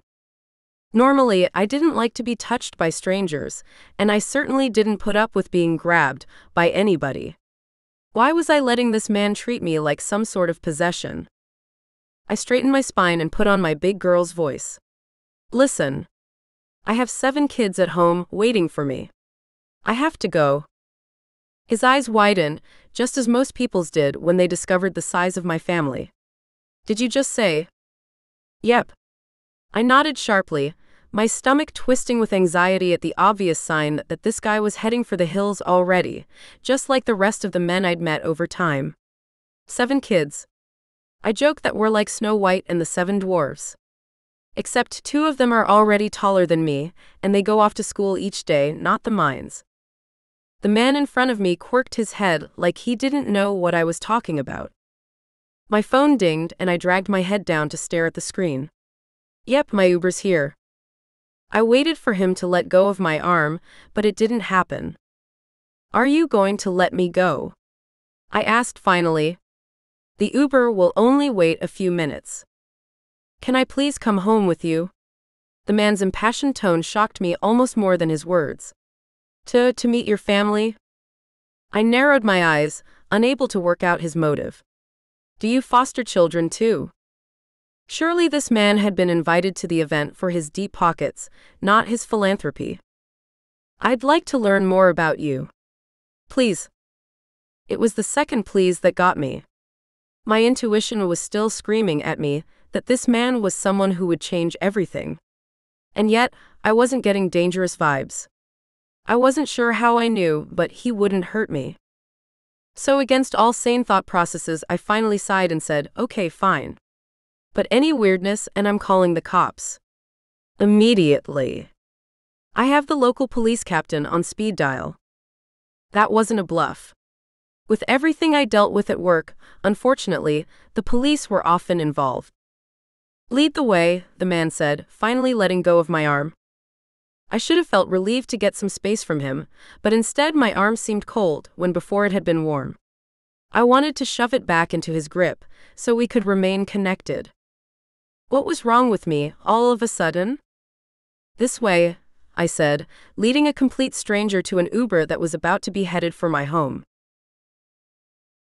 Chapter 3. Gabe. I slid onto the back seat of the plain black car and held my breath as I tried to contain my excitement. I'd found my beloved. I couldn't believe it. She was the last woman I would have expected fate to have designed for me. I thought my mate, if I ever found her, would be similar to Chrissy or Bella, but the woman beside me was completely different from anyone I'd ever met in my life. She was older than all of my brother's mates, and she had 7 children, if she was to be believed. Add in the fact that she was deliciously curvaceous, and she would truly stand out amongst the women in my family. A sense of pride filled my chest at the thought. The car pulled out from the curb, and my beloved adjusted her seatbelt over her chest, making her breasts look even bigger than they had before. Damn, she's hot. I cannot wait to get her beneath me in bed. I turned to face her, trying to distract myself from how beautiful she was, how desirable. My whole body throbbed with need for her. I wanted to tug her over to my side of the car and onto my lap and kiss the life out of her. Stop. I'm Gabriel. I apologize that I didn't introduce myself properly before. She glanced up at me, her cheeks flushed. I'm Angelique, though you can call me Ange. Angelique. I repeated the beautiful name, thinking about the word and the spelling. Wouldn't Angel be more appropriate? She blushed properly this time, her whole face turning a rosy pink that I could see in the dim light of the car thanks to my supernatural vision. No, she denied, her tone harsher than I expected. No one calls me that. Not since. She shrugged and didn't finish. All right, I hedged, wanting to immediately call her my angel, but since I didn't want her to throw me out of the car, I kept the words to myself. I'd watched her this evening, and her spirit was obvious. She was full of life, and I didn't doubt that she would call the police on me the moment I stepped out of line. She sighed heavily and rested her head back against the car seat. What a night. You didn't enjoy it? I asked softly, wanting to know everything about her all at once, but not wanting to startle her with too much intensity or weirdness. There was a lot for her to take in when I did finally tell her about who, or rather what, I was. It was work. She sounded as exhausted as ever I'd heard anyone before. Not that I mind, of course. I just hate all that pomp. I chuckled. Pomp? You mean the ridiculous clothes and designer brands, and people who believe they're superior to their neighbor. She lifted her head and stared at me. You? She cleared her throat with a rough cough. I assumed you'd been invited because you were someone who donated regularly. I grinned at her. No, I've never donated to that charity before. I was given an invitation by a friend. But I'm very happy to donate. Do you have a specific center or home that you wish me to write the check out to? She fumbled with her bag and pulled out a business card, handing it over with reluctance. I didn't mean to give you the hard sell here in the car. I shrugged. My brothers and I have all the money we need. I'd be pleased to donate to your cause. I didn't have my checkbook with me, but I pulled out my cell phone and sent off an email to Bill. Excuse me for a moment. I'll just let our manager know which charity to send the donation to. Bill would know what to do and who to send it to, so I simply typed in the details and pressed send. Thank you, Angelique said, her voice small in the space around us. You didn't need to do that. I shrugged. It's only money. It should be shared around to the right places. Don't you agree? Fuck yeah, I do, she said into the quiet, then slammed her hand over her mouth. Sorry. She mumbled against her hand. I have such a potty mouth. I couldn't help but laugh. You and my brother Nate would get along well. She dropped her hand, and finally turned her body a little to face me. How many brothers do you have? 3, I answered, not getting into details yet. She smiled. I grew up as an only child. Which is probably why I filled my parents' huge home with foster kids. Foster? Oh, so you don't have any blood children? I shook my head with frustration. I couldn't remember the word, and I sounded stupid even to my ears. But Angelique didn't seem offended. Instead, she just grinned at me. Exactly. No biological children for me. My heart is full already. I could hear the satisfaction in her tone. The love. Those children, I began, then smiled and shook my head. I don't know anything about the foster system, I'm sorry. You're going to have to teach me. I'd never had anything to do with children, period. Gargoyles didn't procreate. The women I took to my bed were normally single, and being one-night stands, I wouldn't have known if they had children at home or not. I'd be happy to educate you some other time, she said, sliding to the edge of her seat as the car slowed down. But we're here. The car pulled over and Angelique got out. I followed her and was surprised to find myself standing in front of a large brownstone, not far from Central Park. Beautiful home. Thanks. She was already walking up the stairs. It was my parents' place. I inherited it 10 years ago. So her parents must have passed away. I'm sorry to hear that, I said, not knowing how to empathize since I didn't have parents. But it must be nice for your children to live in such a beautiful area. Central Park is just a stroll away. We'd reached the front door and she turned to stare at me. You worked that out quickly. I smiled at her. I know New York well. I've lived here my whole life. Me too. Angelique slid her key into the front door. I didn't want to tell her that I'd already lived 5 times longer than her, so I simply followed her into the beautiful foyer. She hesitated when she saw I had followed her in, but didn't kick me out. Instead, she locked the door behind me. 2 girls with big eyes and long pajamas on ran down the stairs. Mom. You're back. How was that? They stopped when they saw me, their sudden wide smiles hinting that it wasn't normal for Angelique to bring a man home. Girls, this is Gabriel. She waved at me and I smiled and nodded, not entirely sure how I should greet them. Gabriel, why don't you have a seat in the front room? I'll just go check on the kids and say good night. Take your time, I said, waving at the girls. They squealed and ran up the stairs once more. I walked into the front sitting room and glanced around at the family portraits and bookshelves lining the walls. On the mantelpiece was a Christmas photo, Angelique surrounded by children, all laughing and dressed in identical pajamas. I picked up the photo and stared down at a moment of pure happiness. That was last year. I turned to see Angelique standing in the doorway. She had changed into a pair of blue jeans and a black sweater. She looked just as beautiful and a lot more comfortable than earlier in the evening. "It's the perfect family photo," I said, placing the frame back on the mantel. "You all look very happy." She hummed, then laughed a little as she walked up next to me and pressed her fingertips to the glass. Albie was in one of his terrible moods, and Jenny, well, she didn't even want to be in the picture. She thinks she's too old to be doing some silly family thing. I stared at her, once again hearing nothing but love in her voice. "And yet, you got the perfect picture." She nodded. "I love them, and they know it. That love changes everything." She turned to look at me as she said those final words, and they echoed in the room like the gong of a church bell, reaching far and wide, changing the air and the mood of both of us. I couldn't resist her a moment longer.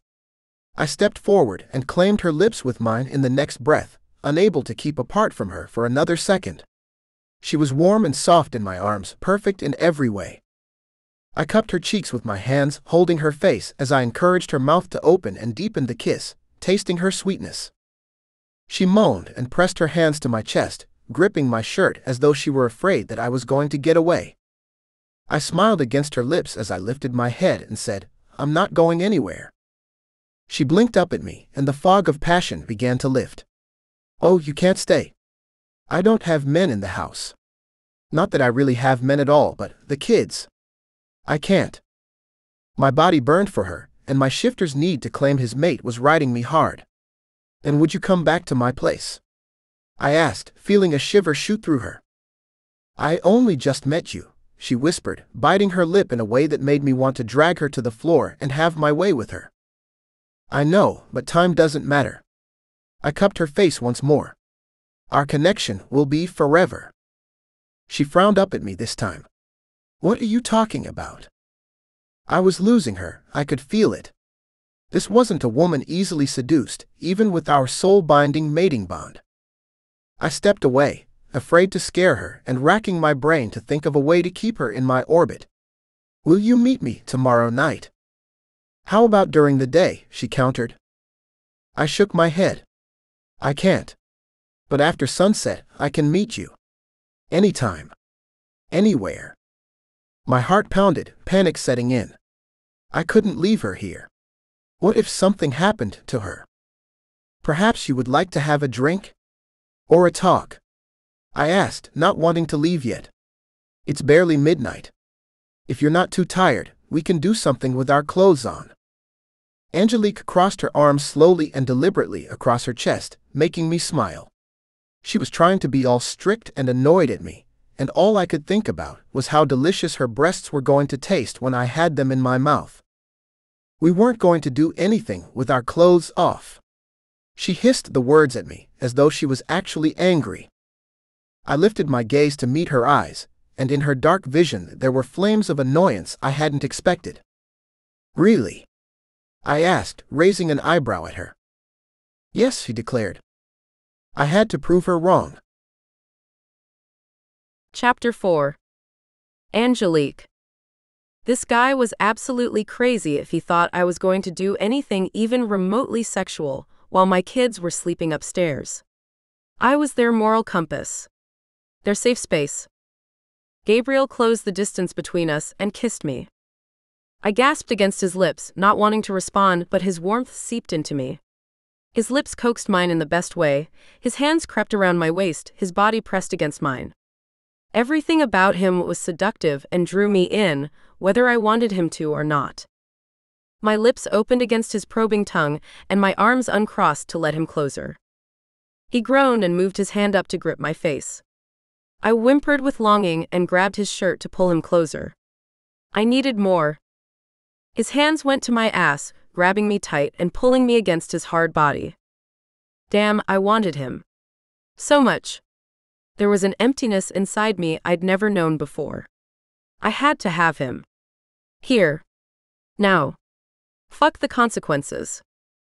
I tore at his shirt until the buttons popped and his skin warmed my palms. A shiver of absolute pleasure and something akin to knowing passed over me. I pulled back, something I wasn't sure I'd be able to do. I was too far down the hole. Somehow, I managed it. I stared up at him, my eyes barely open under the weight of my desire. He stared back at me, his eyes silver, like the frame around my kid's photo. Silver, that's just not possible. Is it? What are you? I whispered. Why do I feel like I know you? He lifted his hand and brushed my hair back off my face. Because you're my beloved. I blinked, my heart leaping at the declaration, though I wasn't even sure what it meant. You're what? He kissed my lips, softly this time, but the heat in my blood had cooled and I could think again. I pulled away gently, not wanting to offend him, but needing to know the truth. Please explain what you mean. Gabriel clenched his jaw, a muscle in his cheek ticking, then he nodded. Yes, all right. I moved away from him and sat down on one of my parents' good couches. I hadn't changed much in this room since they died, as I loved this space. The memory of my parents was strong here. My thighs trembled and my sex ached, but I lifted my chin and tried to ignore the ache of loss rushing through my core. Go on. He moved over to the mantelpiece, then turned around, his face serious. I'm not human, as you seem to have ascertained. I swallowed hard and forced myself to remain seated while adrenaline shot along my veins, making me want to jump up and run. What are you then? I'm a gargoyle shifter, he said with a completely straight face. During the day I'm a gargoyle, and at night I'm a man. I've been this way since I was made, over 100 years ago. I couldn't help the snort that left my nose. A gargoyle? Sorry. I don't mean to laugh. But one of those grotesque stone statues that sits on top of buildings. He nodded, his face still serious. I kept waiting for him to crack up laughing and tell me he was joking, but he didn't. You can't be serious. He ran a hand through his dark hair, giving it a frazzled look. Unfortunately, the only way to prove I'm not lying is to show you. But that means you'll need to come to our apartment before sunrise. I narrowed my eyes. This isn't funny, you know. I've never brought a man home before, not even a friend. No one meets my kids unless they've gone through every police check there is, and for some reason I trusted you, went against my better judgment, but what you're saying sounds completely crazy. I pushed up to my feet, my heart pounding with anger. I was so stupid. Please leave. He took a step toward me. I'm not crazy.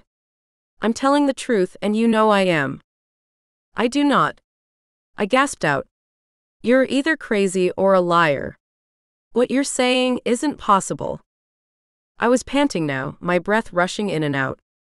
He took another step closer, a smile teasing the edges of his lips. I know you feel this connection that doesn't make sense to you.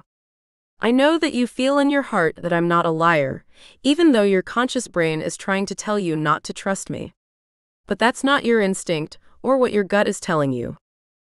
I crossed my arms over my heaving chest, trying not to think about how much his words made sense. I was angry and frustrated and confused, but part of me didn't actually think he was lying. Which made absolutely no sense. None. I don't know what to believe, I managed, beginning to shake from the stress of the moment. How could I possibly suspend my disbelief and believe in the impossible? This isn't. Gabriel reached out and gripped my arms, steadying me, giving me something to hold onto. I know this makes no sense to you, and I'm sorry I can't just drag you to bed and convince you that we're meant to be together. I nodded, because somehow I knew that in his arms I would forget all reason and just do anything to be close to him. Come to my apartment before sunrise. He squeezed my arms and then walked toward the door. You'll see I'm not lying, and you'll be able to meet my brother's women. They'll explain everything. What else is there to know? I asked, following his progress across the room. There are a few more things, he said with a smile. Immortality to start with. Bad guys who are trying to destroy us, and my brother's desires to leave the city. Oh, I couldn't leave New York, I said with a shake of my head. My house, the kids, my whole life is centered here. Gabe grinned. I agree with you. I don't want to leave either. So, will I see you at 5 a.m.?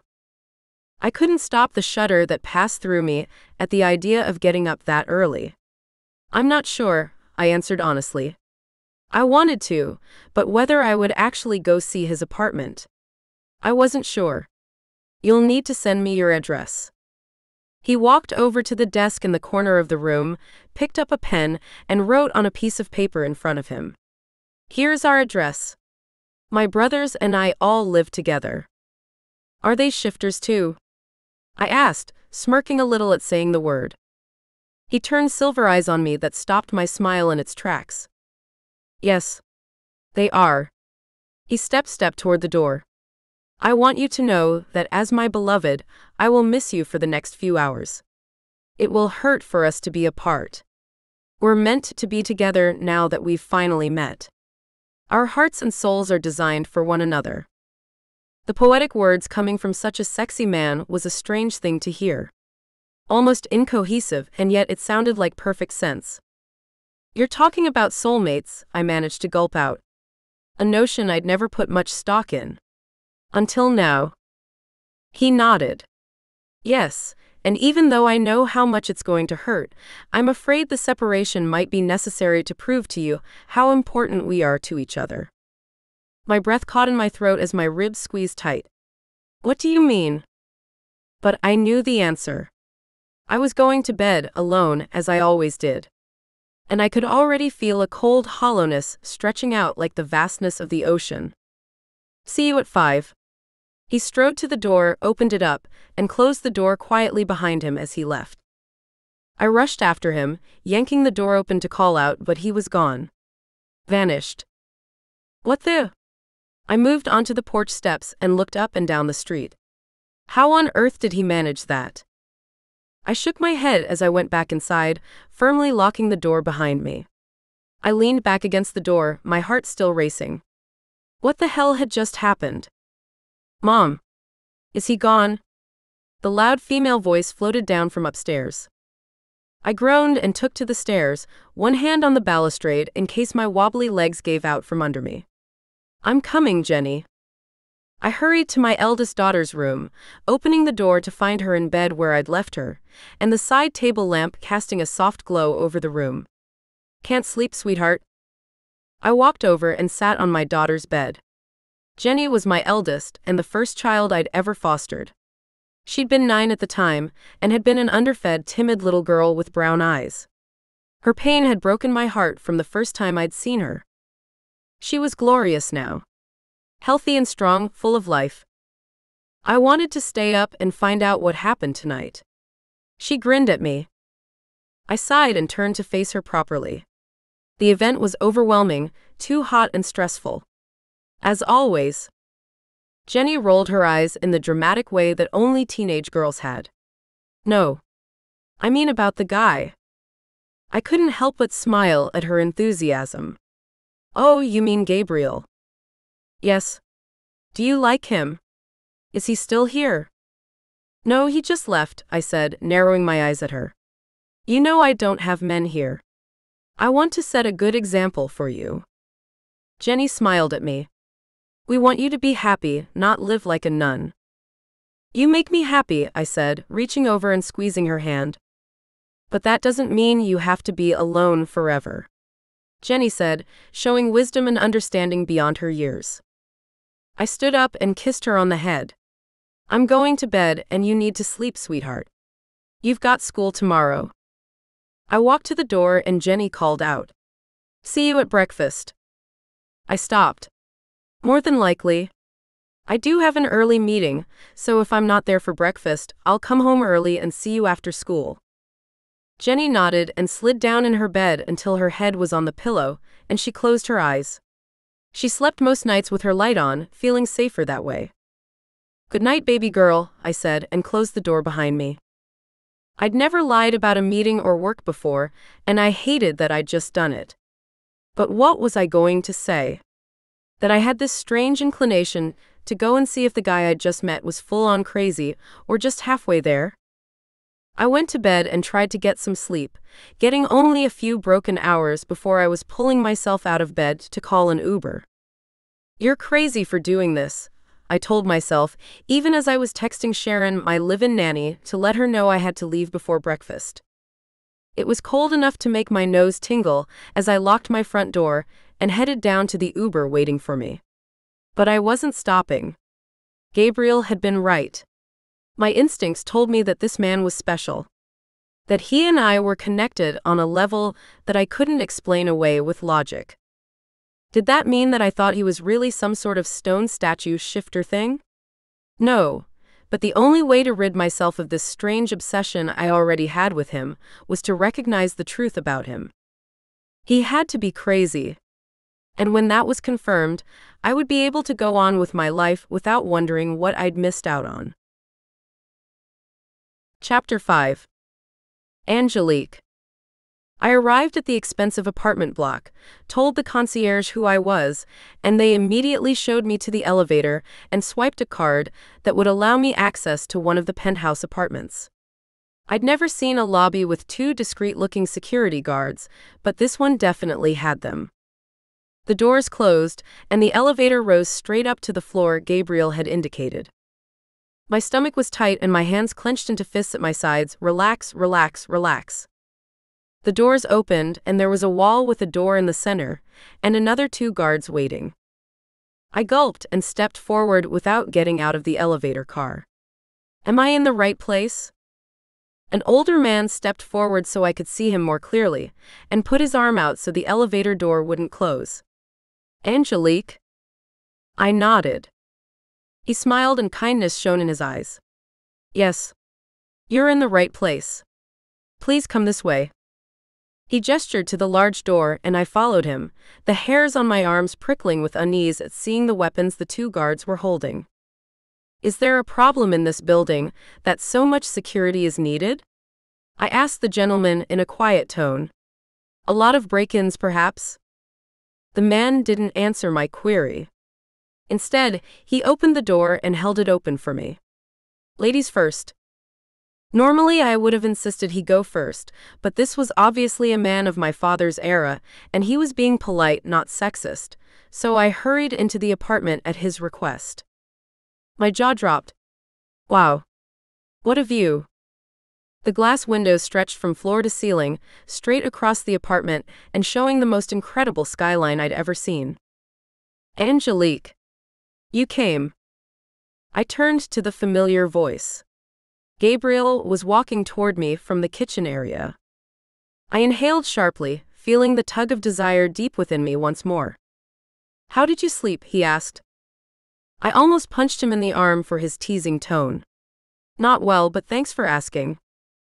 I'd slept terribly, and although I wanted to blame the lateness of the hour or the wine I'd drunk, the truth was I'd missed Gabriel every minute, and my huge bed had felt cold and lonely without him. Which made no sense at all. I'd only just met the man. Come see the view. He took my hand and tugged me closer to the windows. And excuse the strangely dark furnishings. My sisters-in-law have replaced a lot of the decorations, but they are still to attack the kitchen, amongst other parts of the place. I hadn't really noticed the darkness before, not with that magnificent view taking my attention, but now that I looked around, I couldn't help but smile.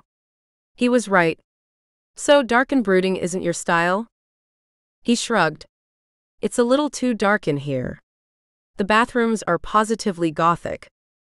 I laughed at his pretend dramatics, but every time he spoke, the nerves in my stomach intensified. What were we to each other? What was this strange yet beautiful connection between us? Well, it's lovely, I managed. And the view is truly amazing. I stared out at the skyline, loving the lights and the parts of Central Park that were visible from this angle. My hand was still in Gabriel's, our fingers intertwined like we'd been this way forever. It felt so right. I stared down at where we touched, barely feeling it. Not that I couldn't feel his fingers. Of course I could. But being connected to him felt like the most natural thing in the world. Like we were one. So, I began, needing to push past this ridiculousness. When are you going to do your thing? He glanced at the clock on the wall. We have about 20 minutes. 15 before my brothers and their mates surface from their beds. Could I perhaps show you the rest of the apartment? My breath caught in my throat and nerves tangled my vocal cords. I couldn't speak, so I nodded. He kept hold of my hand and gently tugged me down a hallway. This home is huge, with 4 big bedrooms, all with personal en-suites. I gulped as I stared at the closed doors, then forced myself to say, "Which is your room?" He grinned at me with a carefree vibe that made my heart pound furiously. That grin. He would get away with a lot using that grin. This way. He led me toward a closed door, then threw it open. I stared into a huge bedroom suite. Wow, this is enormous. My heart was still hammering in my chest, and my legs were a little wobbly as I walked forward. Entering his bedroom felt like I was sending a signal, and right now I was happy to do so. I had to kiss him again. That brief moment we'd shared at my house tonight hadn't been enough. In fact, that sensual kiss had done nothing but whet the appetite of a starving woman. As soon as he stepped into the room, he shut the door and turned to me. But then he paused. He didn't reach out for me, and I could almost hear his thoughts. He wanted me to ask him to kiss me. He was waiting for permission. Suddenly, my courage evaporated. Gabe was staring at me, and I could barely stand it. I wanted him so badly, but it had been so long. I barely knew how to ask for such a thing. I turned away, breaking eye contact to stare around the room. Your room is nice. And it was. The bed was huge, the colors dark and masculine. Silvers, blues, and blacks. Gabe walked up behind me, sliding his hands around my waist and pressing against my ass. My eyes slid shut and I swallowed the moan that rose. Angelique, he whispered. My angel sent from heaven, please turn around and look at me.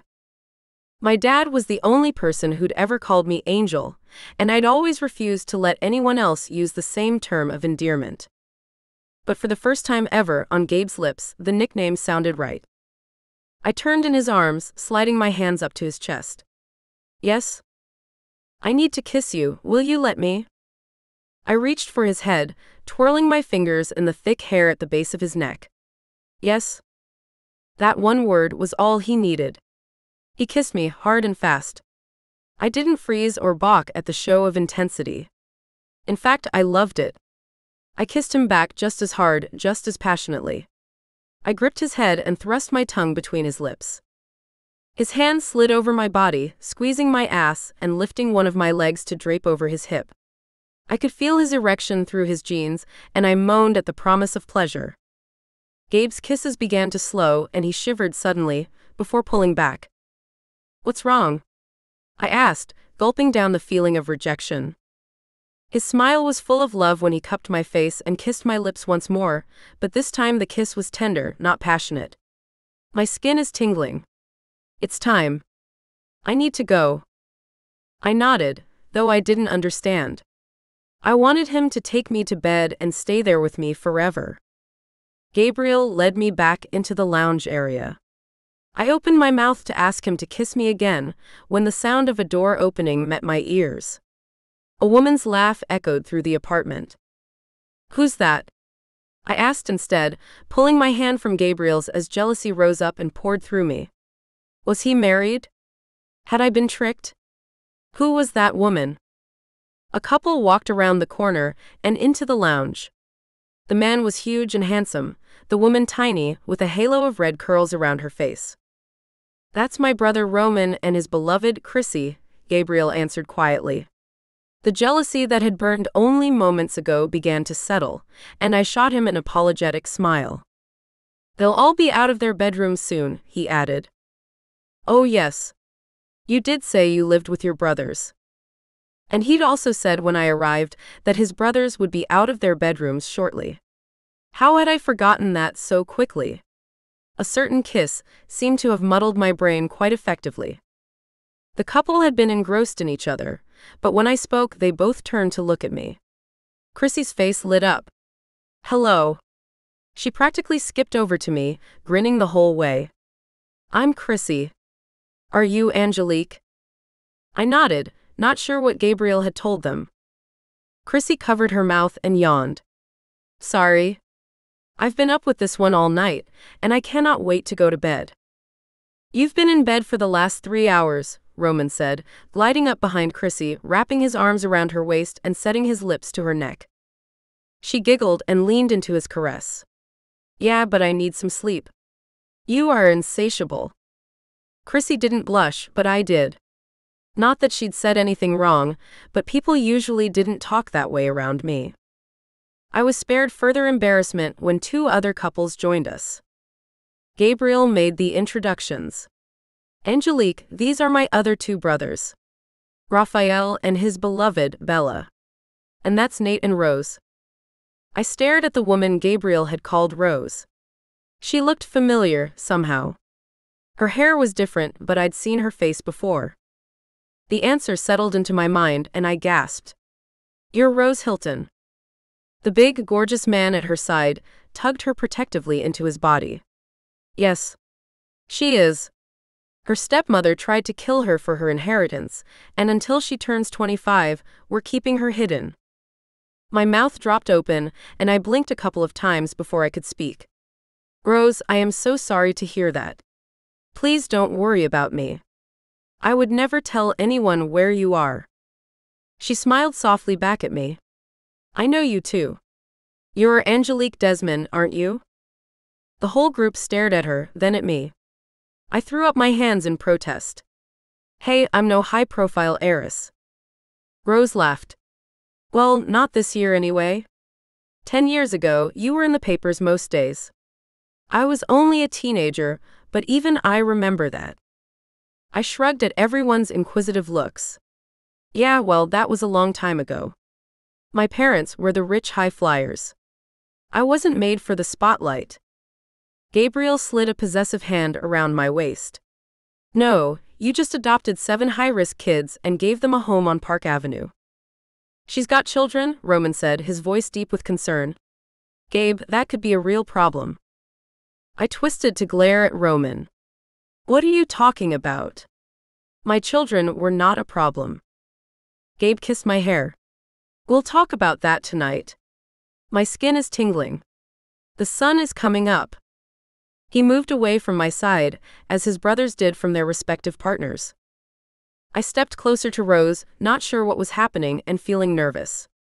Rose linked her arm with mine, and we all stared out at the lightening sky, before Rose and I focused again on the men in front of us. How much did he tell you already? Rose whispered. I'm not sure, I answered truthfully. How much is there to know? Bella, the woman standing with Chrissy, laughed. Lots. But you know they're about to turn into stone statues, right? I stared at her, then shivered all over. He said that's what would happen. But I mean, it's a bit hard to believe. Right? Rose snorted out a laugh. Yeah, none of us believed it to begin with. That's normal. We've got vodka, gin, whiskey. What's your poison of choice? I stared at the woman who was offering me alcohol. You do know it's 6 in the morning? They all chorused with laughter this time, then Chrissy said, We're on Gargoyle time now. It's pretty much midnight in our world. Then Rose added, And trust me when I say you're gonna need a drink after this. There's nothing like the first time you see it. The room was getting lighter by the minute, and as I turned from the girls to stare at Gabriel, he stepped up onto a large piece of stone, as did his brothers. My heart began to pound. Something momentous was about to happen. Gabriel lifted his gaze to stare at me for a moment, our eyes connecting and causing a cascade of emotions over my heart. Then he knelt down, dropped his head like he was swearing allegiance to a king, and right before my shocked eyes, he began to change. Gray stone wings sprouted seemingly from nowhere. Gabriel's feet became claws, and he grew ears like a large bat. Then it was over, and the room was still. My gaze darted everywhere, all around the room. Gabriel and his brothers had simply disappeared. In their places knelt 4 different gargoyles. All grotesque, angry-looking monsters. I stumbled backwards until my legs hit the couch, then I collapsed onto the cushions. I can't believe it. I panted out the words, hyperventilating. Take some slow breaths, Rose said. I don't think we have any paper bags. Maybe breathe into your hands for a minute. I nodded, doing as she said and trying to slow my panic. This is normal for you. Rose sat down next to me and held my hands with hers. Don't talk. Breathe. In. Hold. Then out. I dragged air into my lungs, holding my breath for a couple of seconds, then slowly exhaling. Keep going, Chrissy said, setting a tumbler down on the coffee table and pouring a whiskey. You like it neat? Or do you prefer to mix it with Coke or something? I couldn't think clearly enough to answer her. I extended my arm and made a grabby sign with my hand. If this was medicine, I'd take it straight. Chrissy picked up the drink and handed it to me. I threw it back, gasping at the horrible burn and taste, but swallowing it down nonetheless. No wonder they'd offered me a drink earlier. They had known what was coming. Thanks, I managed to croak as I placed the glass back on the table. Then I blew out another long breath, and finally began to feel human again. My brain was now semi-functioning. That was not what I expected. Chrissy poured another shot into the same glass, but I shook my head.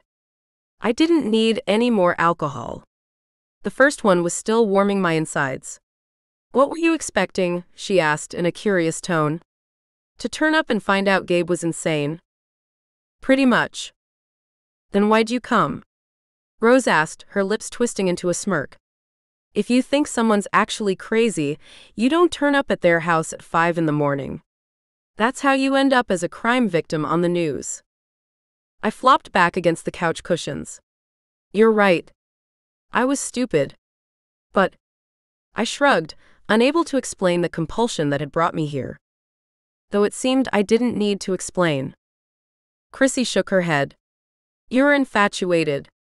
That's totally normal when you meet your mate. I rubbed my hand over my face. Oh God, don't you guys go on talking about that soulmate shit too. That's for kids and fairy tales. Okay, then explain why you're here, Rose demanded. I opened my mouth to respond, then snapped it shut again when I realized I didn't have an answer. Bella walked up to touch Chrissy on the arm.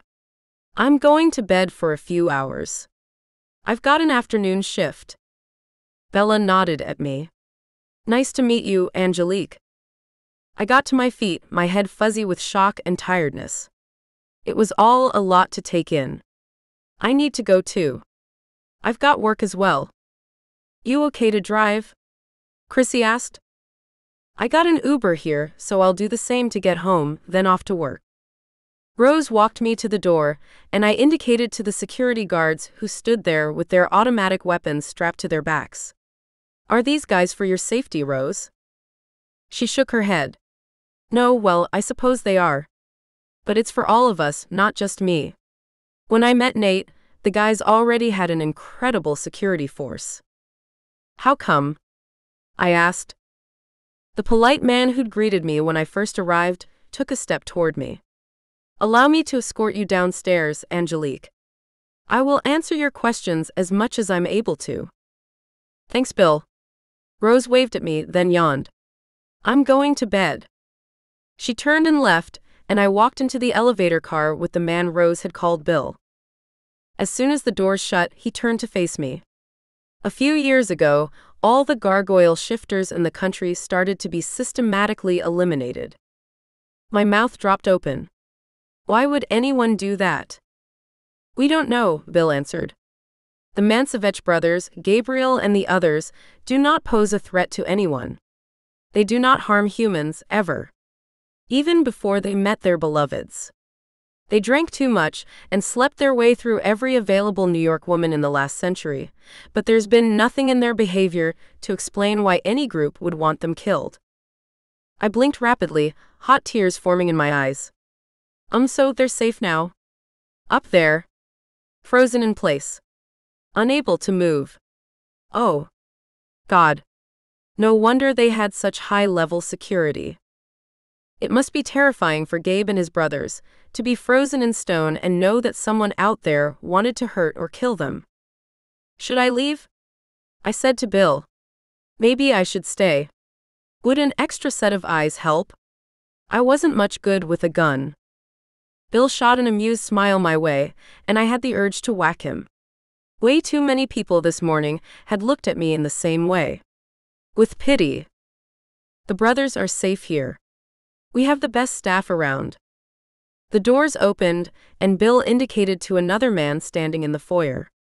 He was wearing a suit almost as nice as Bill's, and from his watchful stance, it was clear he was also security. I'll introduce you to Anthony. We walked into the bright, clean foyer, and the man, who looked to be in his mid-30s, came toward us. Good morning. I nodded at him, and Bill made the introductions. Anthony is Rose's personal guard, and Angelique is Gabe's beloved. Anthony's eyebrows flicked up. So, the set is complete then? I closed my eyes for a moment as a wave of fatigue passed over me, then I forced myself to speak again. Please don't announce that to the world, Bill. I still have to process what I just witnessed, as well as the whole concept of mates, or beloveds. I haven't decided what I'm going to do about it. Both men coughed over apparent laughter. I gave Anthony my most annoyed look. What are you laughing about?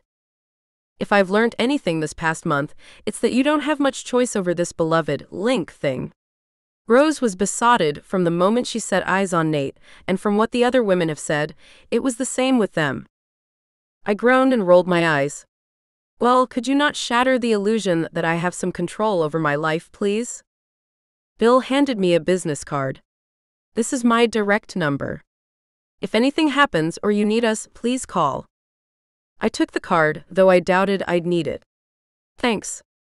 I'll see you later, I guess? Anthony nodded. I'm on day shift, and the guys return to their human form at sunset, in case that wasn't explained already. It wasn't, I said, already planning how I could get back here tonight with all the other things in my life I needed to juggle. So thanks again. I walked away before I gave myself another reason to stay. Chapter 6. Gabe. I'd never spent my day dreaming about my beloved. Until now. Instead of sinking into the partial sleep that I usually did to while away the time in my gargoyle form, my mind raced with questions and worries about Angelique. What would we do about her 7 children? What would she think when I told her that we all weren't safe? Would she choose to stay away from me until I could find a solution to our problem? I couldn't stand that idea, though it seemed the most likely. Once Rose turned 25, then the threat from her stepmother would disappear. There would be no point for the stepmother to try and kill Rose if the inheritance was no longer open for grabs. And once we finally caught the men behind our attacks, then we could continue our life stress and worry-free. Angelique would be able to join our family without any fears. But how long would that take? We still didn't know who was after us or why. It was impossible to fight an enemy you couldn't see. The apartment was quiet all day, the women not surfacing while the sun was up, except for Bella, who headed out during the afternoon for her shift at work. Bill would walk around the apartment occasionally, making notes or taking a phone call. Other than the security guards shifting position, the place was incredibly peaceful. As the sun began to go down and darkness fell, the lights in the apartment flicked on, and the sound of doors opening and women's chatter filled the room. My skin began to burn gently in that familiar way, then my body began to change. My wings shifted and floated down my back once more, no longer stone. My talons unfurled from the stone circle they clung to, and my feet became human once more. I grew taller and opened my mouth to take in my first breath. The air was warm and heated. I grimaced. I miss fresh air. Rafe stepped off his stone circle and turned around to look at me. Yeah. I know what you mean. Nate stretched his arms above his head and groaned. So, when we know who's trying to kill us, we go back to sleeping on the roof. I was just stretching and wondering how long it would be before I could see and hold Angelique once more, when the sound of shattering glass hit my sensitive ears. What the hell was that? My brothers heard it too, and they all acted quickly, jumping across the room and grabbing their mates close to their chests. I can't see anything, Roman called, staring wildly around. Anthony. Bill. Bill rushed through the front door, turned around and locked it behind him. 3 deadbolts and a combination lock. Secure the women, he yelled. We're under attack. Chrissy and Rose shrieked, then swallowed their screams under the command of my brothers. Rafe barked at his mate, who hadn't made a noise but was looking wide-eyed and terrified. Bella, take the girls and lock yourselves in the safe room. Take your phones. Bella, Chrissy, and Rose ran from the room, through the door to Roman's room, where the entrance to the safe room was situated. My hands clenched into tight fists as Bill and Roman calmly went to the linen closet, which was essentially an armory. They pulled out gun after gun, and I took one too. If our enemies were coming for us now, all I could hope was that my angel was at home with her kids. Safe. An explosion sounded outside the front door, and the 5 of us lifted up our guns, aiming directly at the door. Banging from behind us made me turn to look over my shoulder. Armed men in black garb were dangling from ropes outside our balcony doors. They've come down from the roof. Roman stepped over to me, still facing the door. Stand back to back, brother. You cover us. They shouldn't get in through the glass or those doors, but you never know. Those doors aren't as secure as we'd like, Nate said, twisting around to stand back to back with Rafe while I did the same with Roman. The glass might be bulletproof, but those hinges aren't. He was right. The men fired at the glass windows, spraying bullets everywhere. The glass didn't yield, and yet my heart pounded with every attack, readying my muscles for a fight I knew was coming. Roman suddenly started firing, and I realized the attackers had breached the front door. I didn't dare take my attention off the balcony to look behind me, but instead kept my gaze on the glass. Roman cried out, then fell heavily against me. I started automatically to turn, but he stopped me with his yell. Stay there. Guard the balcony. The men at the balcony entrance, covered head to toe in black combat gear, finally turned their attention to the hinges. Their strategy worked, and they broke through, the bulletproof glass doors dangling uselessly after the attack on the lock and hinges. I pulled the trigger on my machine gun and fired at the men coming through the opening. One went down, then another. The room was filled with groans of pain and the rapid clacking of the guns. We need one alive, Roman cried out. He was right. We'd never managed to keep one alive before, and this reign of terror needed to end. The only way to do that was to question one of these attackers. Nate. I called out to my brother without glancing over at him. Go low. I turned my gun to the remaining men's legs, taking out their knees. 3 of them stumbled and fell. Nate killed the other 2. I charged forward, turning my gun around and using the shoulder piece to bash one in the side of the head, then the other. They fell to the ground, unconscious. Pain exploded in my shoulder just as Nate ran up and punched the 3rd guy in the head. The guy fell, senseless, the gun he'd just used to shoot me with clattering to the ground. I fell to my knees, white stars covering my once clear vision. What the hell is that? Nate fell to the floor beside me. He shot you.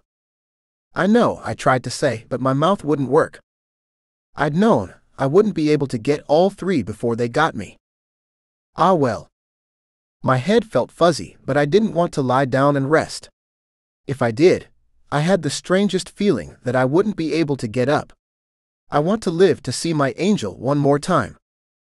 Nate yelled out. We need some help over here. I blinked and glanced around, trying to bring my vision into better focus. The 2 men I'd knocked out were moaning. Waking up. I managed to lift my hand and point to them. Don't let them get away. Gabe rushed over, blood covering his shirt. I gulped, forcing the lump of fear from my brother down my throat.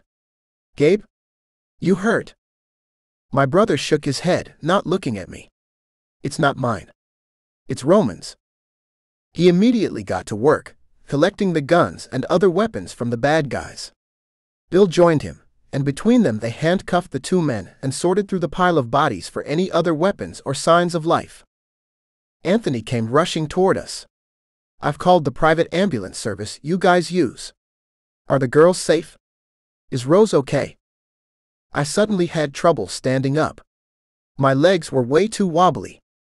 Nate ripped off his shirt and started wrapping it around my shoulder. I tried pushing him off but didn't have any strength. That hurts. Shut up, Nate whispered, though there was no heat in his tone. Yes, he called out to Anthony. The girls are safe. Bill limped over to me. We'll clean this mess up. You and Roman need to go with the medics. I blinked again, slow motion this time, and dropped forward onto the floor. I couldn't stop myself, and as I hit the tiles, I groaned against the extra pain. Turned out being shot hurt like a bitch. Let me through. Let me through. Angelique's voice screeched like a banshee, and I couldn't help but smile against the cold floor. My angel had come to take me to heaven. Pity, I didn't have the strength to get up and greet her. I heard Anthony say, "Let her through. Come, Angelique. He's over here." I turned my face toward the sound of their voices, but my eyes had slid closed. Angelique's warm hands pressed against my face. What happened? Oh my God, Gabe. You're hurt. Have you called the paramedics? And the police? Shush. I whispered to her, but I was pretty sure she wasn't talking to me. It's okay. She dropped down beside me, her knees pressing against my arm.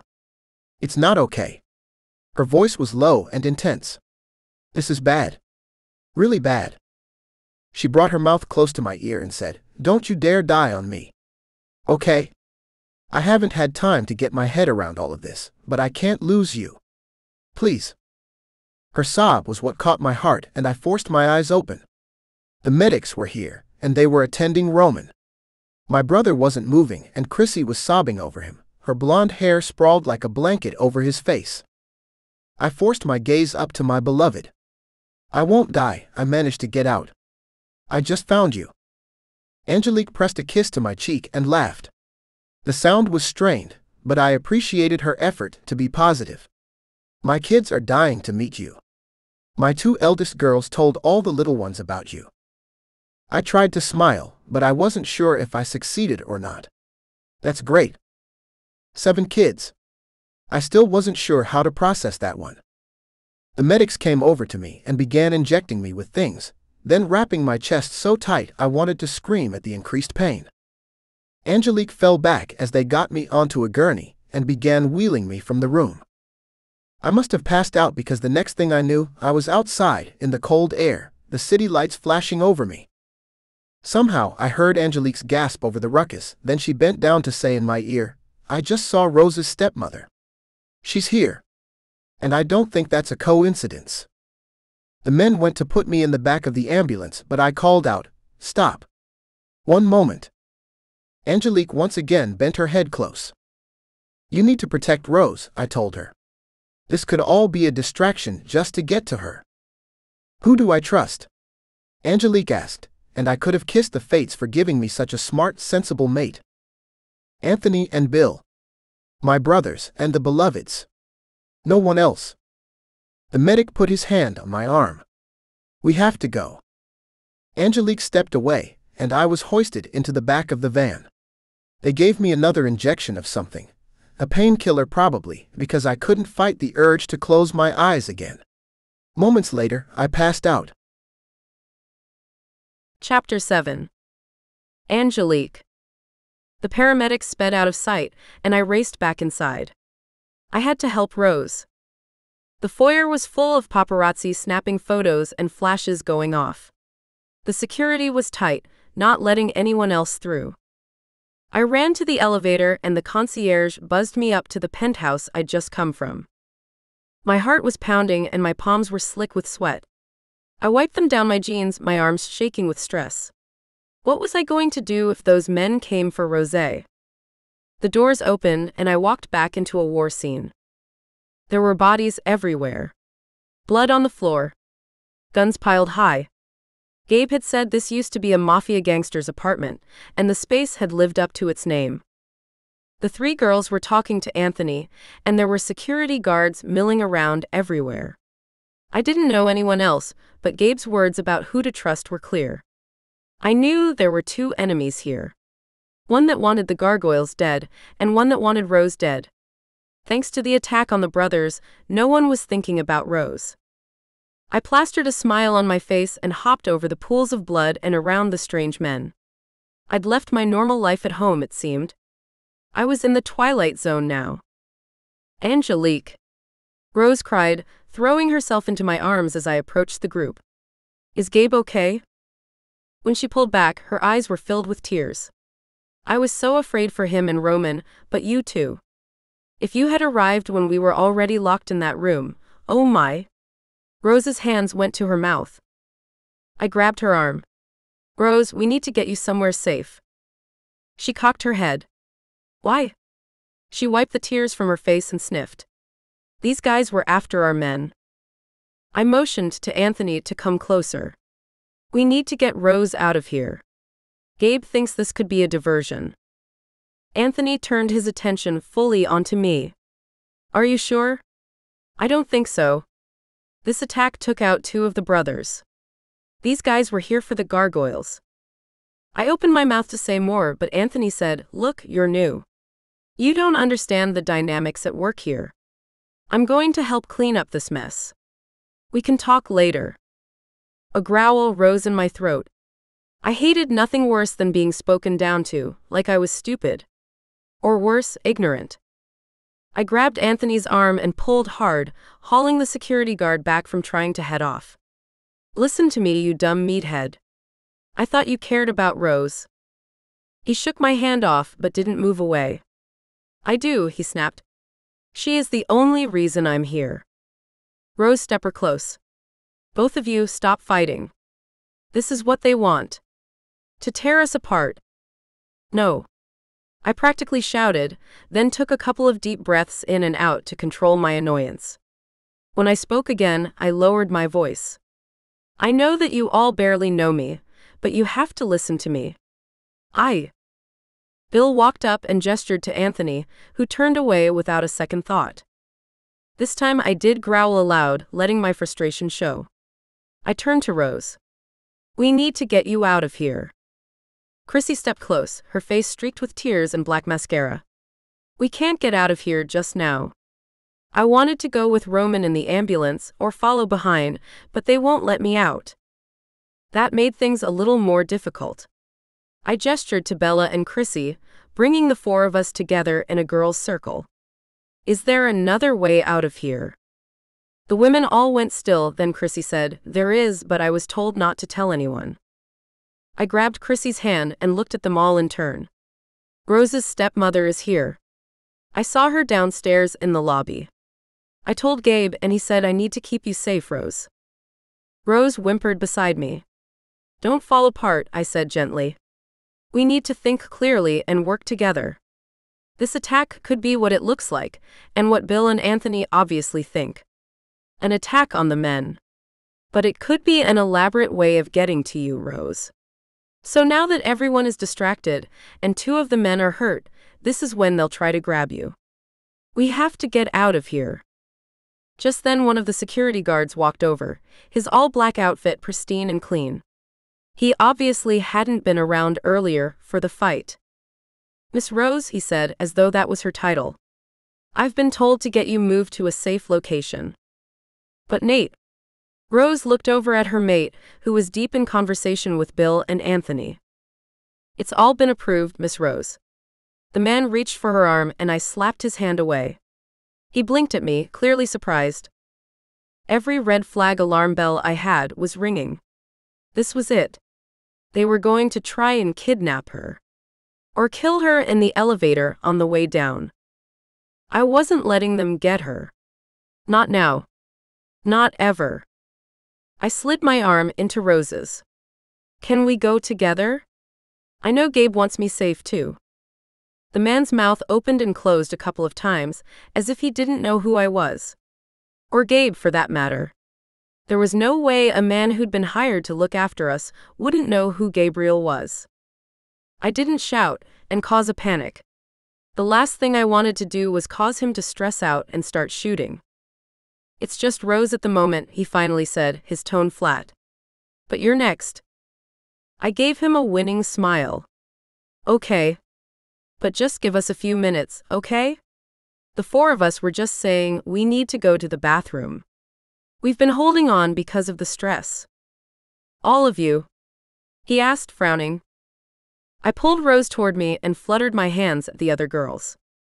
Yeah, look at them. They've been crying nonstop. We're all a mess. Don't worry, there's no other way out of the apartment, so if you wait here, we'll come straight back.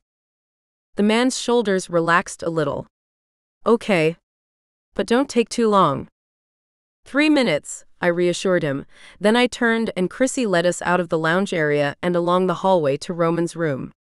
Once in there, she moved over to a door that I assumed was a wardrobe, but when she put her palm against a hidden scanning pad that popped out of an undercover panel, I knew it wasn't. I rushed back to the bedroom door, closed it, then locked it as well. Not that a little latch would stop a well-trained man for long. But it might give us at least a few seconds more. Oh my God, Angelique. You were right. Rose squeaked. He's here for me. Yes. And since we know your stepmother wants you dead, we need to run. What about Anthony and Bill? Rose whispered. I glanced at Chrissy. You got your cell phone or something that we can contact Bill on? Chrissy darted over to the nightstand. This is Roman's phone. I nodded. Take that and everyone else dump your phones. I pulled out the drawer from the nightstand and threw my phone in there. Then they can't track us. The girls did as I said, though I could tell they were reluctant. Why don't I just stay? Bella said. Rafe and Nate will have a heart attack if they can't find us, Rose. She has to leave, I urged. We don't know who's working for Rose's stepmother, other than that guy out there. I'm sure he's not the only one. If they panic and open fire, they could kill us all, including the men who got through the first wave. There was a knock at the door, then a male voice called out, Who's in there? I grabbed Rose's hand. We're going. Me too, said Chrissy, tying her long hair up in a quick ponytail. I'll stay, Bella repeated. And I'll let Nate and Anthony know what's going on. Where will you go? I shook my head. I won't tell you. But somewhere safe, okay? Tell Nate she'll be safe. I promise. On my life. Hey. Who's in there? The man called out again, this time trying to push his way through the door, the thing rattling on its hinges. Go. Bella urged, shooing us into the darkened tunnel and shutting the door behind us. I heard her call out. It's just me, Bella. I won't be long. I'm changing clothes. Chrissy grabbed 2 torches from a basket on the wall, turned them on and handed one to me. Let's go. This tunnel goes all the way down to the ground level, but it's a long walk and there are lots of stairs. I took a deep breath and nodded. Probably a good thing I didn't get many steps in today.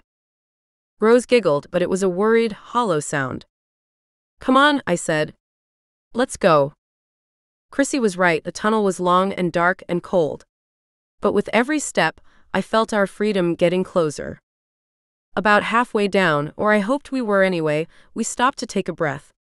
So where is this going to come out? I asked Chrissy. Please don't tell me we're gonna pop up in front of all those reporters. She shook her head. No, Roman told me the tunnel goes right under the street, and we'll end up in the basement of an apartment that the boys own as well. That was well planned, I said, still puffing from exertion.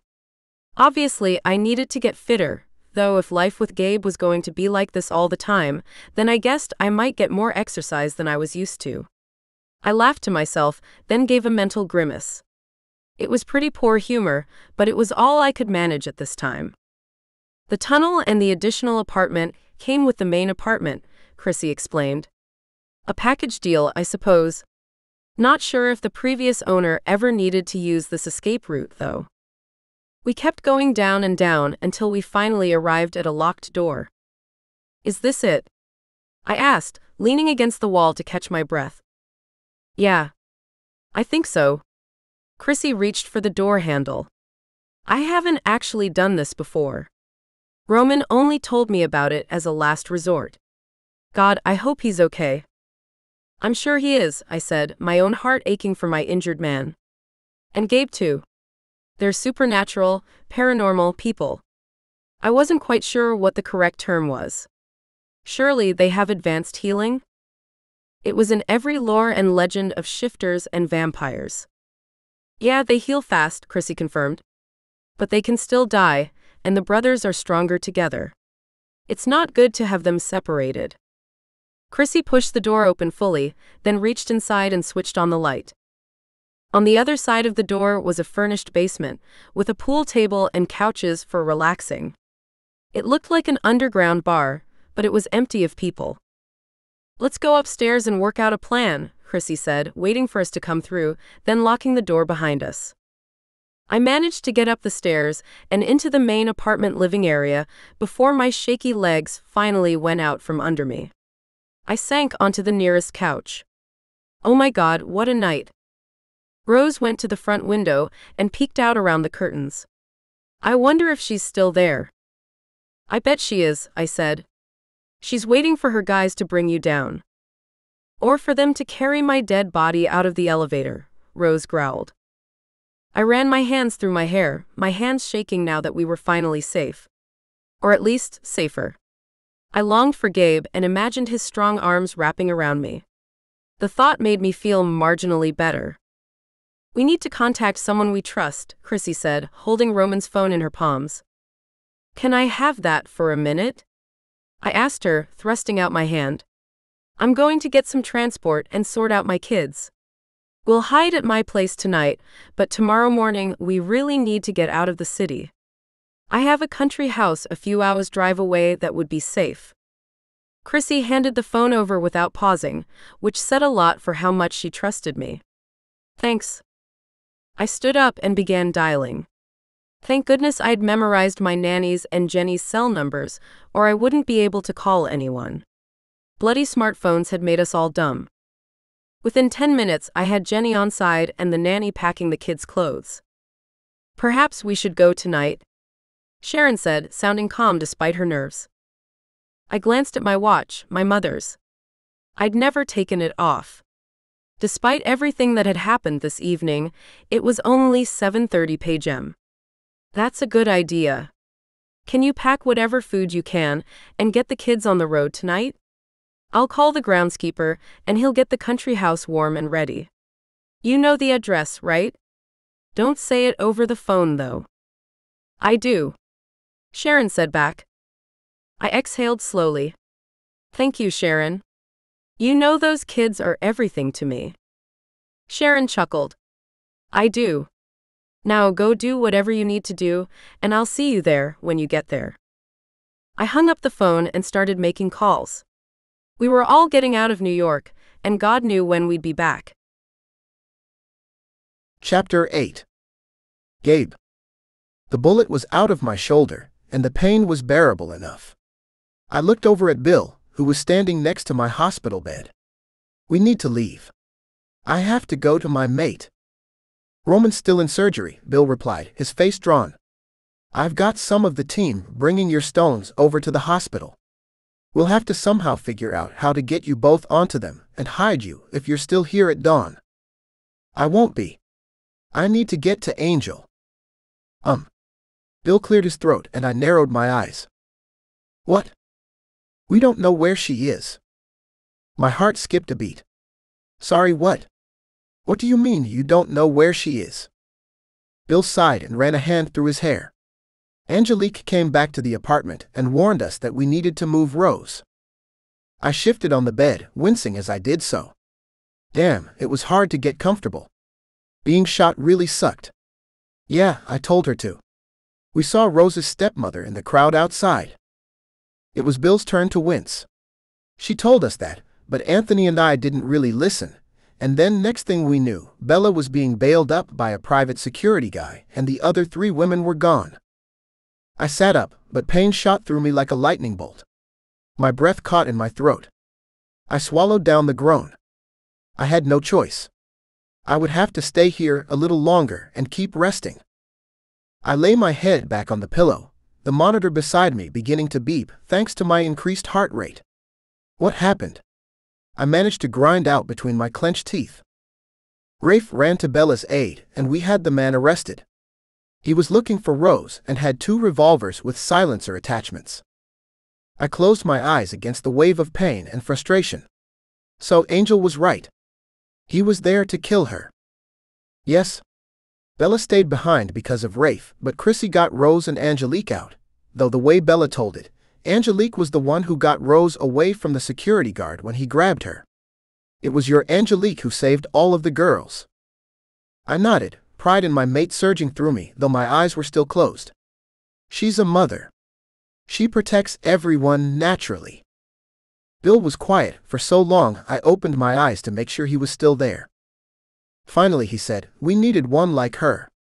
The other three are all young." I nodded. He was right. So where do you think they all are?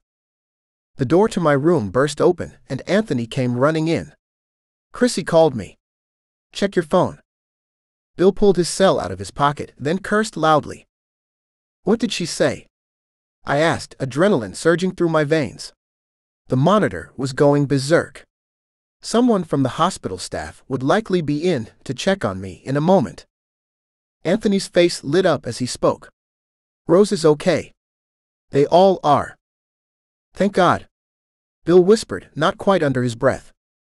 "Angelique's family has a property outside of the city, about 2 hours' drive from here. They're going there and want us to join them as soon as you're able to be moved." I inhaled sharply, too much pain in my body to consider moving right now. I will heal a lot faster in my gargoyle form. So will Roman. Can you tell the girls we will meet them tomorrow night? Of course, Bill said, standing close to my bed. You need to get everything ready. The transport. The security. I'll do it all, Anthony said, then cleared his throat with a rough cough. I owe Angelique my life. She saved Rose when I didn't. That guy would have got to her, and maybe even killed her before we could stop him. We were so distracted by what had happened to you guys. We thought the threat was over. And well, Angelique has my undying gratitude. I managed to smile, then everything went dark. The next time I opened my eyes, Bill was dragging me out of bed. You need to stand up, Gabe. Your stone is by the window. It's almost sunrise. We've paid for privacy, and there's security everywhere outside this room, so you won't be disturbed. I swung my legs off the edge of the bed and got to my feet, then swayed forward with a lurch. Bill seemed ready for that and pressed into my side. He put my arm over his shoulders. My skin was tingling and the stone was still 10 feet away. We had to hurry. I forced my legs to work, staggering forward. 1 step, 2, 3, 4. Almost. Hurry. Bill's urgency spurred me to launch forward, and he bodily lifted me the last foot. I got both feet on the stone just as the sun hit my face. Bill ducked and twisted out of my grip and managed to not get hurt as my wings became stone and my feet turned to claws. When the transformation was complete, I could have yelled with happiness if my vocal cords weren't frozen. The pain was gone, and I knew that during these hours of rest my body would heal so much faster than when in human form. Hopefully they'd gotten Roman out of surgery in time to stand him on his stone too. I didn't know how bad his injuries were, but I knew that standing him on his stone would be his best chance at survival. When darkness came again, I was so anxious to see Angelique that I was beginning to wonder if there was a way to break out of my gargoyle state before sunset. I'd never tried it before, but today I'd been tempted. Bill returned to stand beside me after being gone most of the day. As soon as I could speak once more, I turned to him. Do you sleep, Bill? His smile was as tired as his eyes. Not today, Gabe. I'll sleep when your family is safe. My chest tightened. Has something else happened? He shook his head. No. The doctor said they almost lost Roman last night, but the surgery went well. And then our team managed to get him to shift. We'll know shortly how well he is. I'm hoping the day in gargoyle form will help him heal as much it seems to have helped you. Bill's cell chirped. He lifted the phone and stared down at it. His sigh of relief was a palpable thing. He's okay. Anthony is with him and he's doing much better. I stepped off my stone and reached for the clothes Bill had laid out on the bed for me. I would have thought Anthony would be with Rose. Rose is safe, Bill said. As are Angelique and her children. The security team has been assembled around them. Only our best. I frowned at Bill, still worried. What about Anthony? He's concerned that Rose's stepmother tracked him down, and that's how she found Rose. Anthony is going to stay in the New York apartment and put all his efforts into finding out who wants you and your brothers dead. I finished dressing and clapped my hand on Bill's shoulder. Thank you, my friend. Let's go. Bill nodded and led me out of the private hospital suite, through the hospital and outside into a black Jeep. Where's Roman? He's coming in another car. I nodded and glanced out the window. We were in full lockdown mode, it seemed. The drive was long, but every mile brought me closer to my mate. My heart sang at the thought of seeing my angel again. When we finally pulled up to a large stone fence and an iron gate, I slid to the edge of the seat and peered out the window. This is it. The gates opened to reveal a long, twisted driveway. Yes, Bill said, as taciturn as always. I reached for the bottle of water he'd placed for me in the cup holder, taking a sip to wet my dry lips. I needed a drink, and I needed a fresh steak, but what I most needed was to feel my mate's body against mine.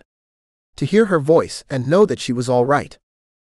The Jeep pulled up next to a huge manor house, 2 stories high with 20 windows on each level.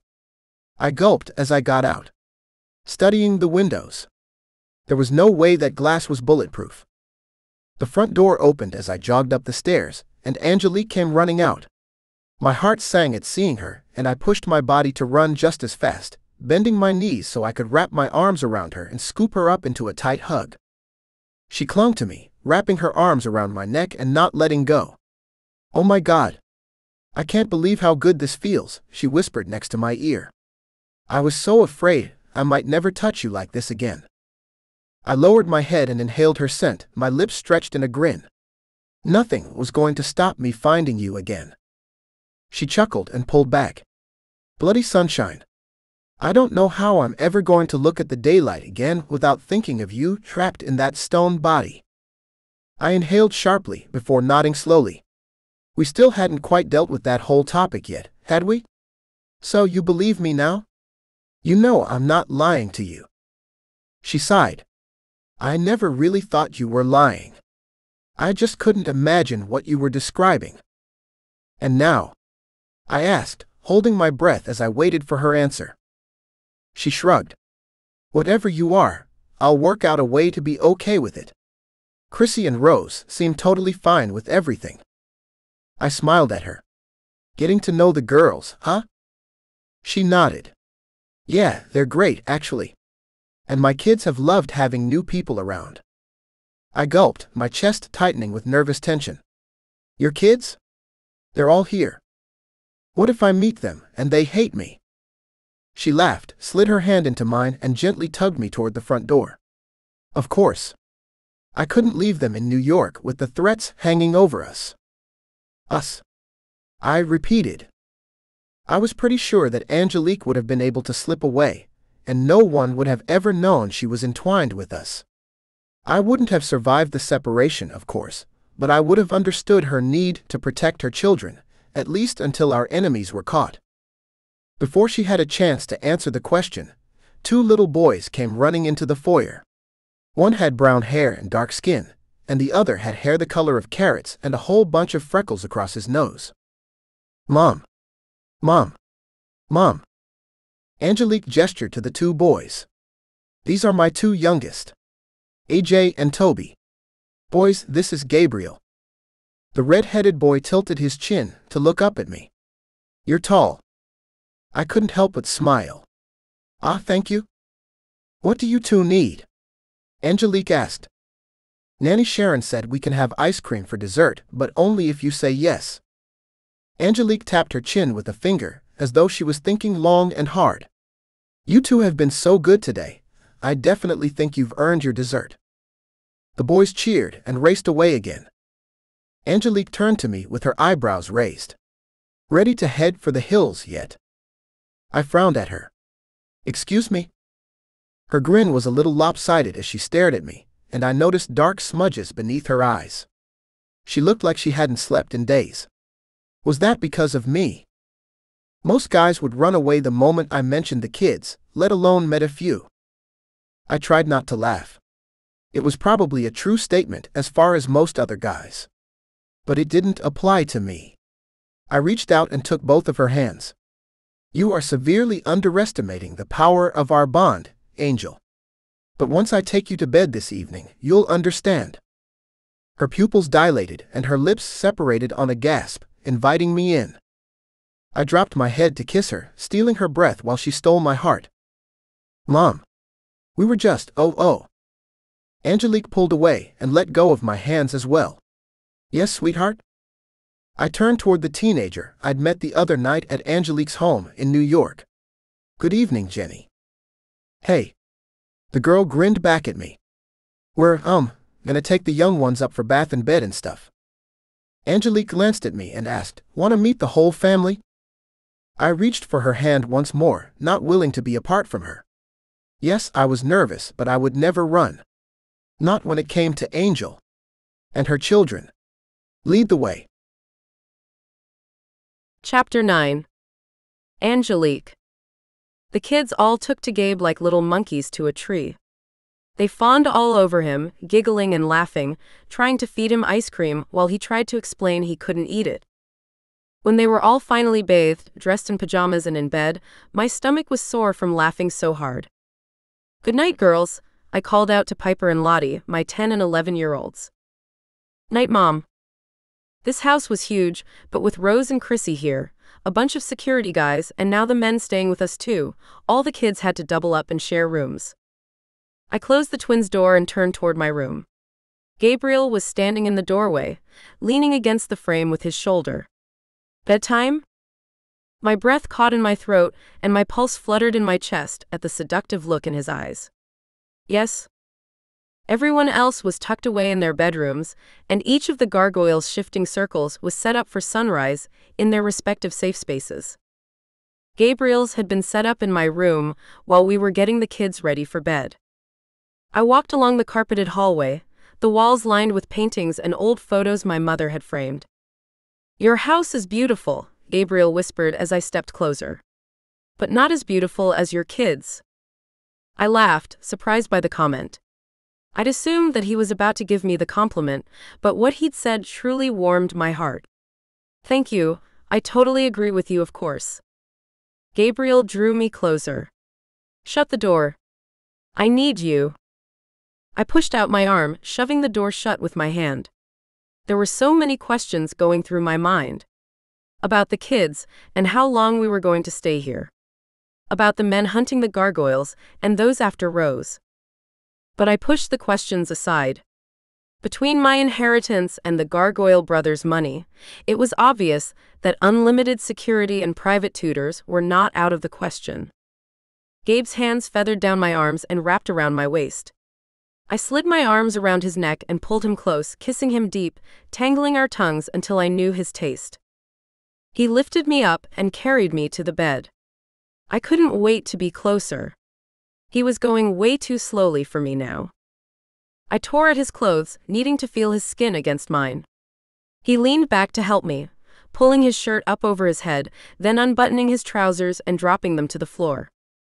I couldn't help the way my face heated with a blush as I stared at him. His body was fucking magnificent. All hard angles, big muscles, and smooth skin. But I didn't get to stare at him very long before he grabbed the hem of my sweater to drag it up.